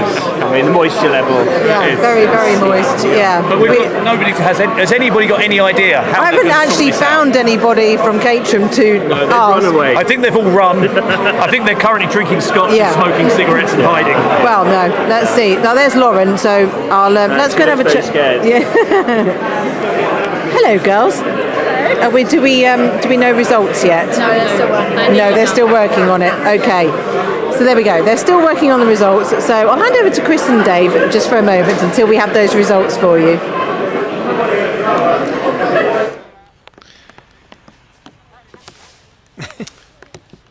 Well, thanks very much, Sam. And as you can see, the rain has pretty much stopped over at our side of the circuit. So. Yeah, we have heard from Darren down at, he's rapidly trying to get all the results together. It says it's not going to be too long before they have decided results, so we're still leaving that with them. But I think it does give me a good chance just to finally say once more thanks to all the marshals out there today, all the event organisers for BARC, absolutely brilliant, fun event for all the drivers. You can hear from the stories of them all how much fun they've been having along the way. Yeah, all of the Caterham Motorsport team are rapidly working now to try and work to work out what the actual end result is. And yeah, all the team here 24/7, all the camera guys and girls out there on the banks as well today, getting us all the pictures and all the stories through. Thank you ever so much to all of you, and Elliot down there, bringing all the pictures. And we can't wait to do it all again. We will look to get the results to you today. And Dave as well. I guess we're looking forward to a couple of weeks' time and the grand finals, getting some actual champions crowned. We'll be back here in the same place, same time, 2 weeks' time, or 2 days of action. 23 races coming up. Crikey. From well, you've only got to call the Caterham ones with me. We've got the classic touring cars, I'll be here for moral MG support. Owners Club, and Junior Saloon cars as well.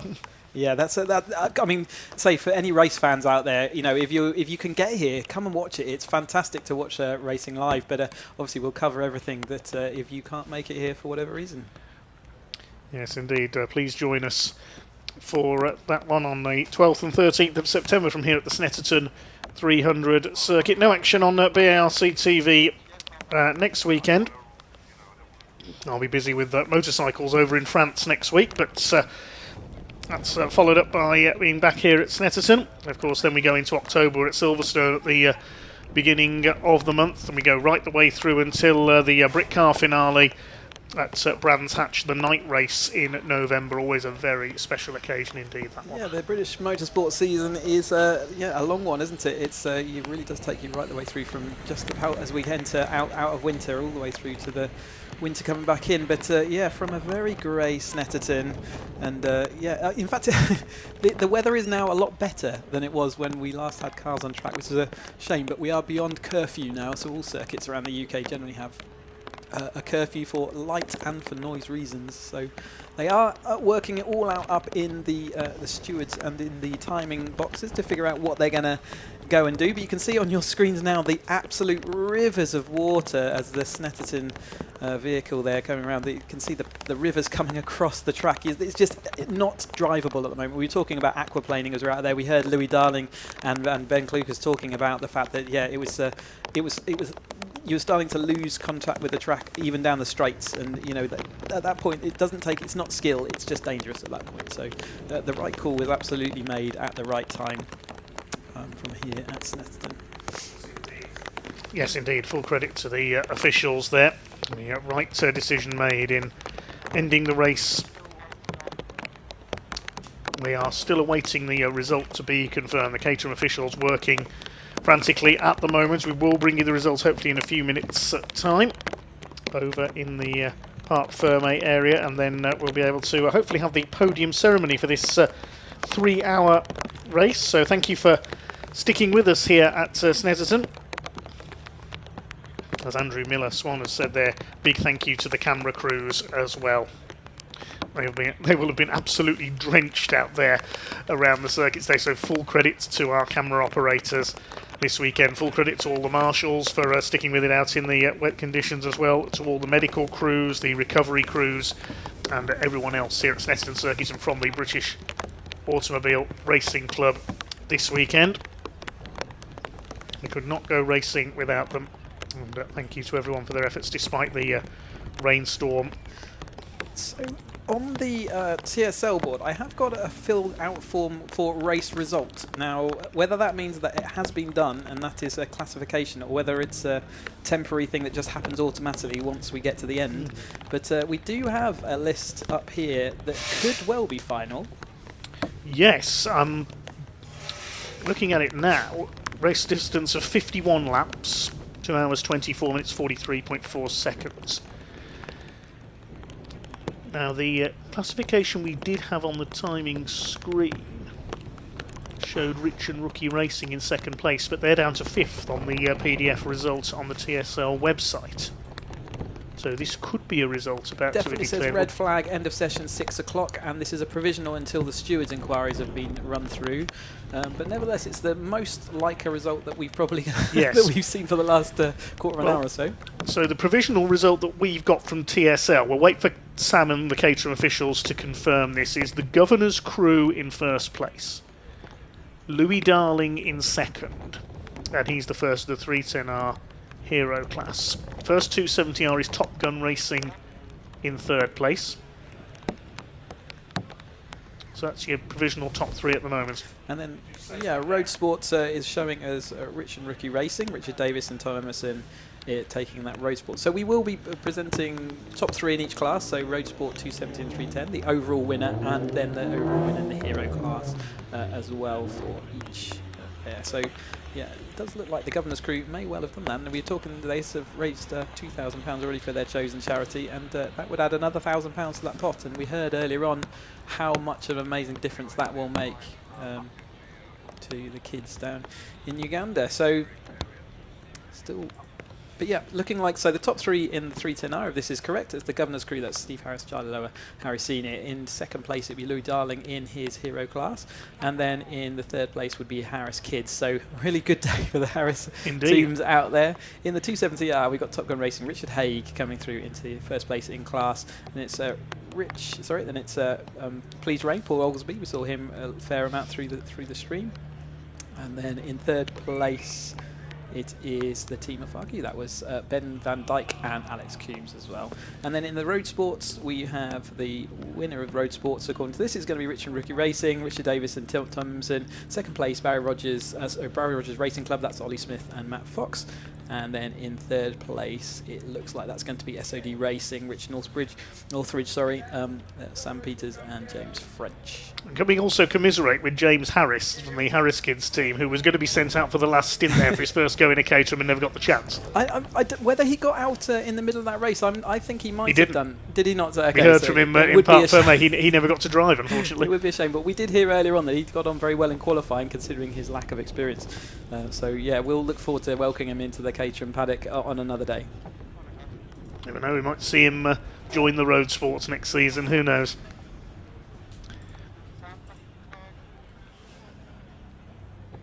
We are still waiting to confirm that result officially.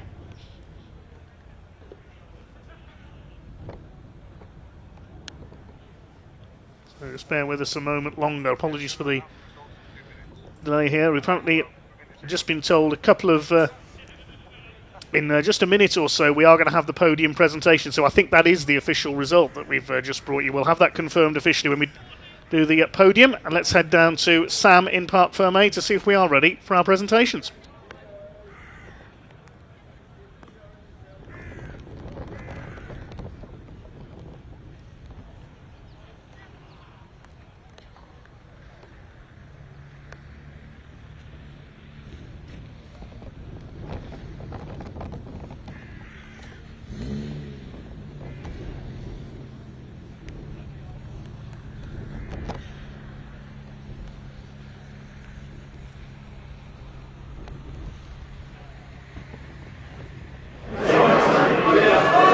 Welcome back to the scrutineering bay at Snetterton. We still don't have any results. Darren Phillips from Caterham is working them out. He'll be a couple more minutes, I believe. So we will do the announcement here. Let's come and have a look at the trophies. We've got all of these lovely trophies and champagne and caps to give out. So obviously we've got Hero class, 310 class, 270, Road Sport, and obviously the overall winner. So there is quite a lot to sort out with 23 cars. Oh, and hang on, look at this trophy. Winner of the Snet 3 hours of the 300. That's a cool trophy. That's extra large as well. It's much bigger. Very, very good. So, sorry, Bruno. Hemorrhoid cushions. Oh. Excuse Bruno, she's being slightly rude. Everybody here, look, they're all standing around waiting. They all think I'm going to say something. I'm not. But yes, we haven't got anyone official here yet to tell us these results. So they're all still hiding out the back. But we will get there soon. We will get there. JB's here taking all the photos, waiting as well. Jamie, let's come back to you. The dynamic duo. The dynamic duo. Northern duo. Come on, Kyle. Jamie and Kyle. Come on. I was being really nice. I was telling her how many race starts you'd had and how experienced you were in my first interview. And I was like, Kyle's out, 25 race starts. 25 race finishes. 25 race, yeah. Yes, that's not, forget that major bit of information. Yeah, keep that one going. Yeah, that was mega, wasn't it? I mean, what conditions for Jamie's first race? I mean, you've had it all though. I know. Yeah, well, except the dry. Well, yeah, but you had dry in testing though, didn't you, in qualifying? Yeah, I had dry in testing in quali. But weirdly, the pit board came out just as the rain started stopping. And then Kyle just seemed to go in when the rain just started easing off. Yeah. And the first time I thought it was a bit suspicious, but the second time I started to think there was some sort of strategic intent. You know when you asked about strategy earlier? Make Jamie do the wet ones and I'll do the dry ones. That was the plan. Well, it didn't work too well at the end, did it? Yeah. I could get in a bath and I'd be less wet than I am now. So, yeah. But yeah, really well done. Yeah, that was amazing. And thank you for loaning the car. Oh, thanks for getting it back in one piece. And we've had a wing, haven't we? That's all we've had because it fell off. Yeah. But we'll take that. Yeah, we'll take that. Yeah, it's amazing. Brilliant thing to be part of. The Caterham ecosystem is just brilliant. Like it's so like to do my first race in what feels like quite a big level. I'll say it's a high level. You know, you've got some very, very pro drivers in this race. I mean, there's a British touring car driver on the grid, and I've shared tarmac with him. So, it's amazing. I didn't beat him, but we shared some tarmac briefly. So yeah, brilliant. Yeah, I'm buzzing. It's going to be a very long and quiet drive home, I think. How many KFCs are we going to do? Oh, I think all of them between here and the north, with gravy. Oh, yeah. So now we just need to convince Jamie to race in the 310R Championship in his 310 at some point, maybe next year. If Chloe watches this, we need to convince Chloe to let me race. Chloe, please. Sam says. But if that happens, I will be hiring because I will need a helper. So. Oh yes, Jamie is your helper every single race weekend. Every single okay, so please put your CVs into Kyle Townend. Do they have to have any specific requirements? No, you won't get paid, but you will have fun. So come give me a call. In fact, even if he doesn't race, give me a call. Oh. I mean, there's been some strong competition from Phil and I feel at one point I might have been out of a job. He can talk a wheel like a pro. Actually, looking at the timetable, usually though, 310 and Road Sport. Oh, you'll be 270 next year. Maybe. Yes. Maybe not. Probably. Okay. 270 and 310. If there's a bit of a gap in between, you can still help out Kyle. Yeah. I mean, I haven't even tried it on the ZZRs yet. I bought a brand spanking set of ZZRs before the regs were released. So I've got a box fresh set. There you go, that's one race weekend for you. Just need to pay the entry fee and you're there. I did promise Kyle if we got through the race he could do a hot lap on fresh ZZRs just for fun. You haven't tested a 310 at his best yet then. ZZS has scrambled my brains. I'm not sure I'm ready. You're holding on for dear life around Coram, the neck. yeah, I mean, I think I might need to practice first. I think you're there, you're ready. So if Jamie does race, does that mean you help Jamie? Yeah, I'll give that a go. I think I'll enjoy race weekends more on the tools than driving, to be honest, because it gets a bit stressful. So yeah, maybe he can do a season next year and I can watch. I don't think you'll do that. No danger of that. I think we've got some results. Oh, are we really nearly ready? Okay, it's gone a bit quiet. Oh yes, okay, right, do you know what? I'm going to go and stand next to Darren. Darren's going to be reading them out. Thank you, Sam. Sorry, we just need to hear all the results. Of course you do, yeah. This is Darren Phillips. Good evening, everybody. It stopped raining, so we're going to get back in the cars and carry on. Of course that's not going to happen. Well, thank you very much for a headache, because that was a headache. Thankfully all the cars got back safe and sound, and thankfully other than one had a slight blemish, and the rest of you all got back safe and sound as well.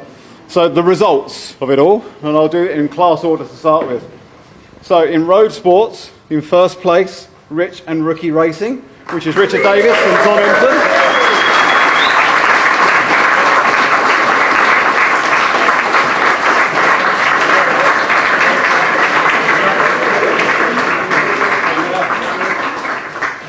In second place, so yeah, don't get my bald head in the way. In second place is Barry Rogers Racing Club with Ollie Smith and Matt Fox.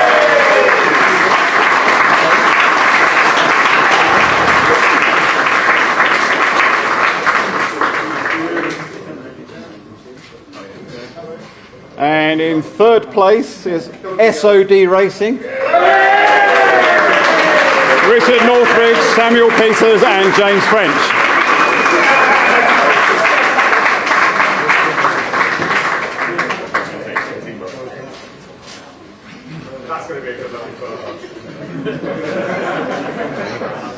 Okay, in 270R, and I'll do it the correct way around this time.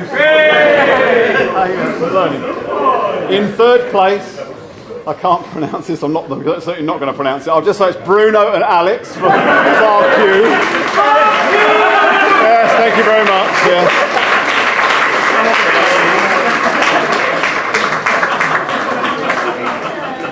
Yeah. In second place, Please Rain, Paul Oglesby.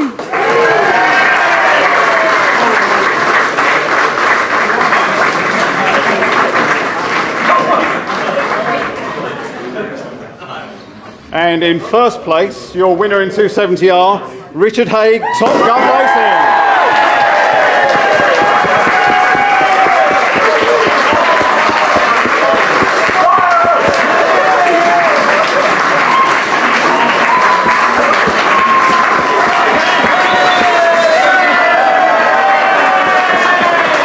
Thank you.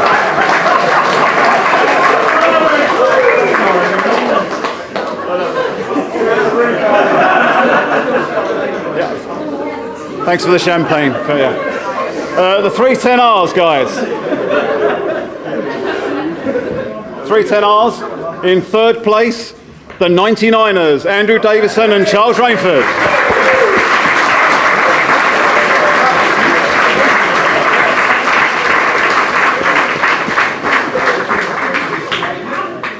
In second place, in 310R, Louis Darling.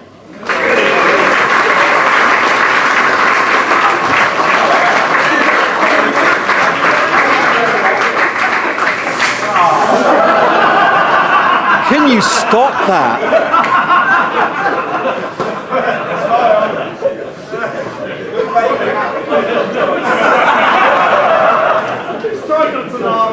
And the winner of 310R, the Governor's Crew, Steve Harris, Charlie Lower and Harry Senior.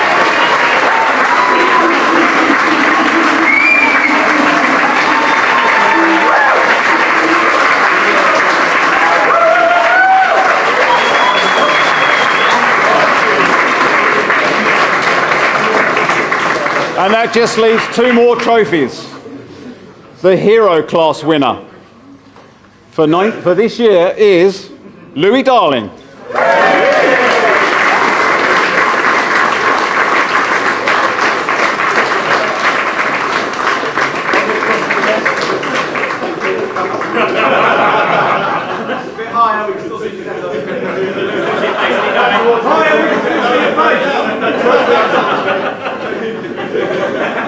And the overall winners are the Governor's crew, Steve Harris, Charlie Lower and Harry Senior.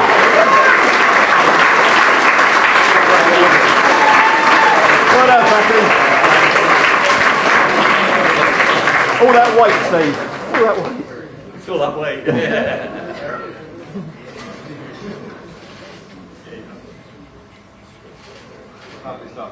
Okay, thanks very much, guys, for that.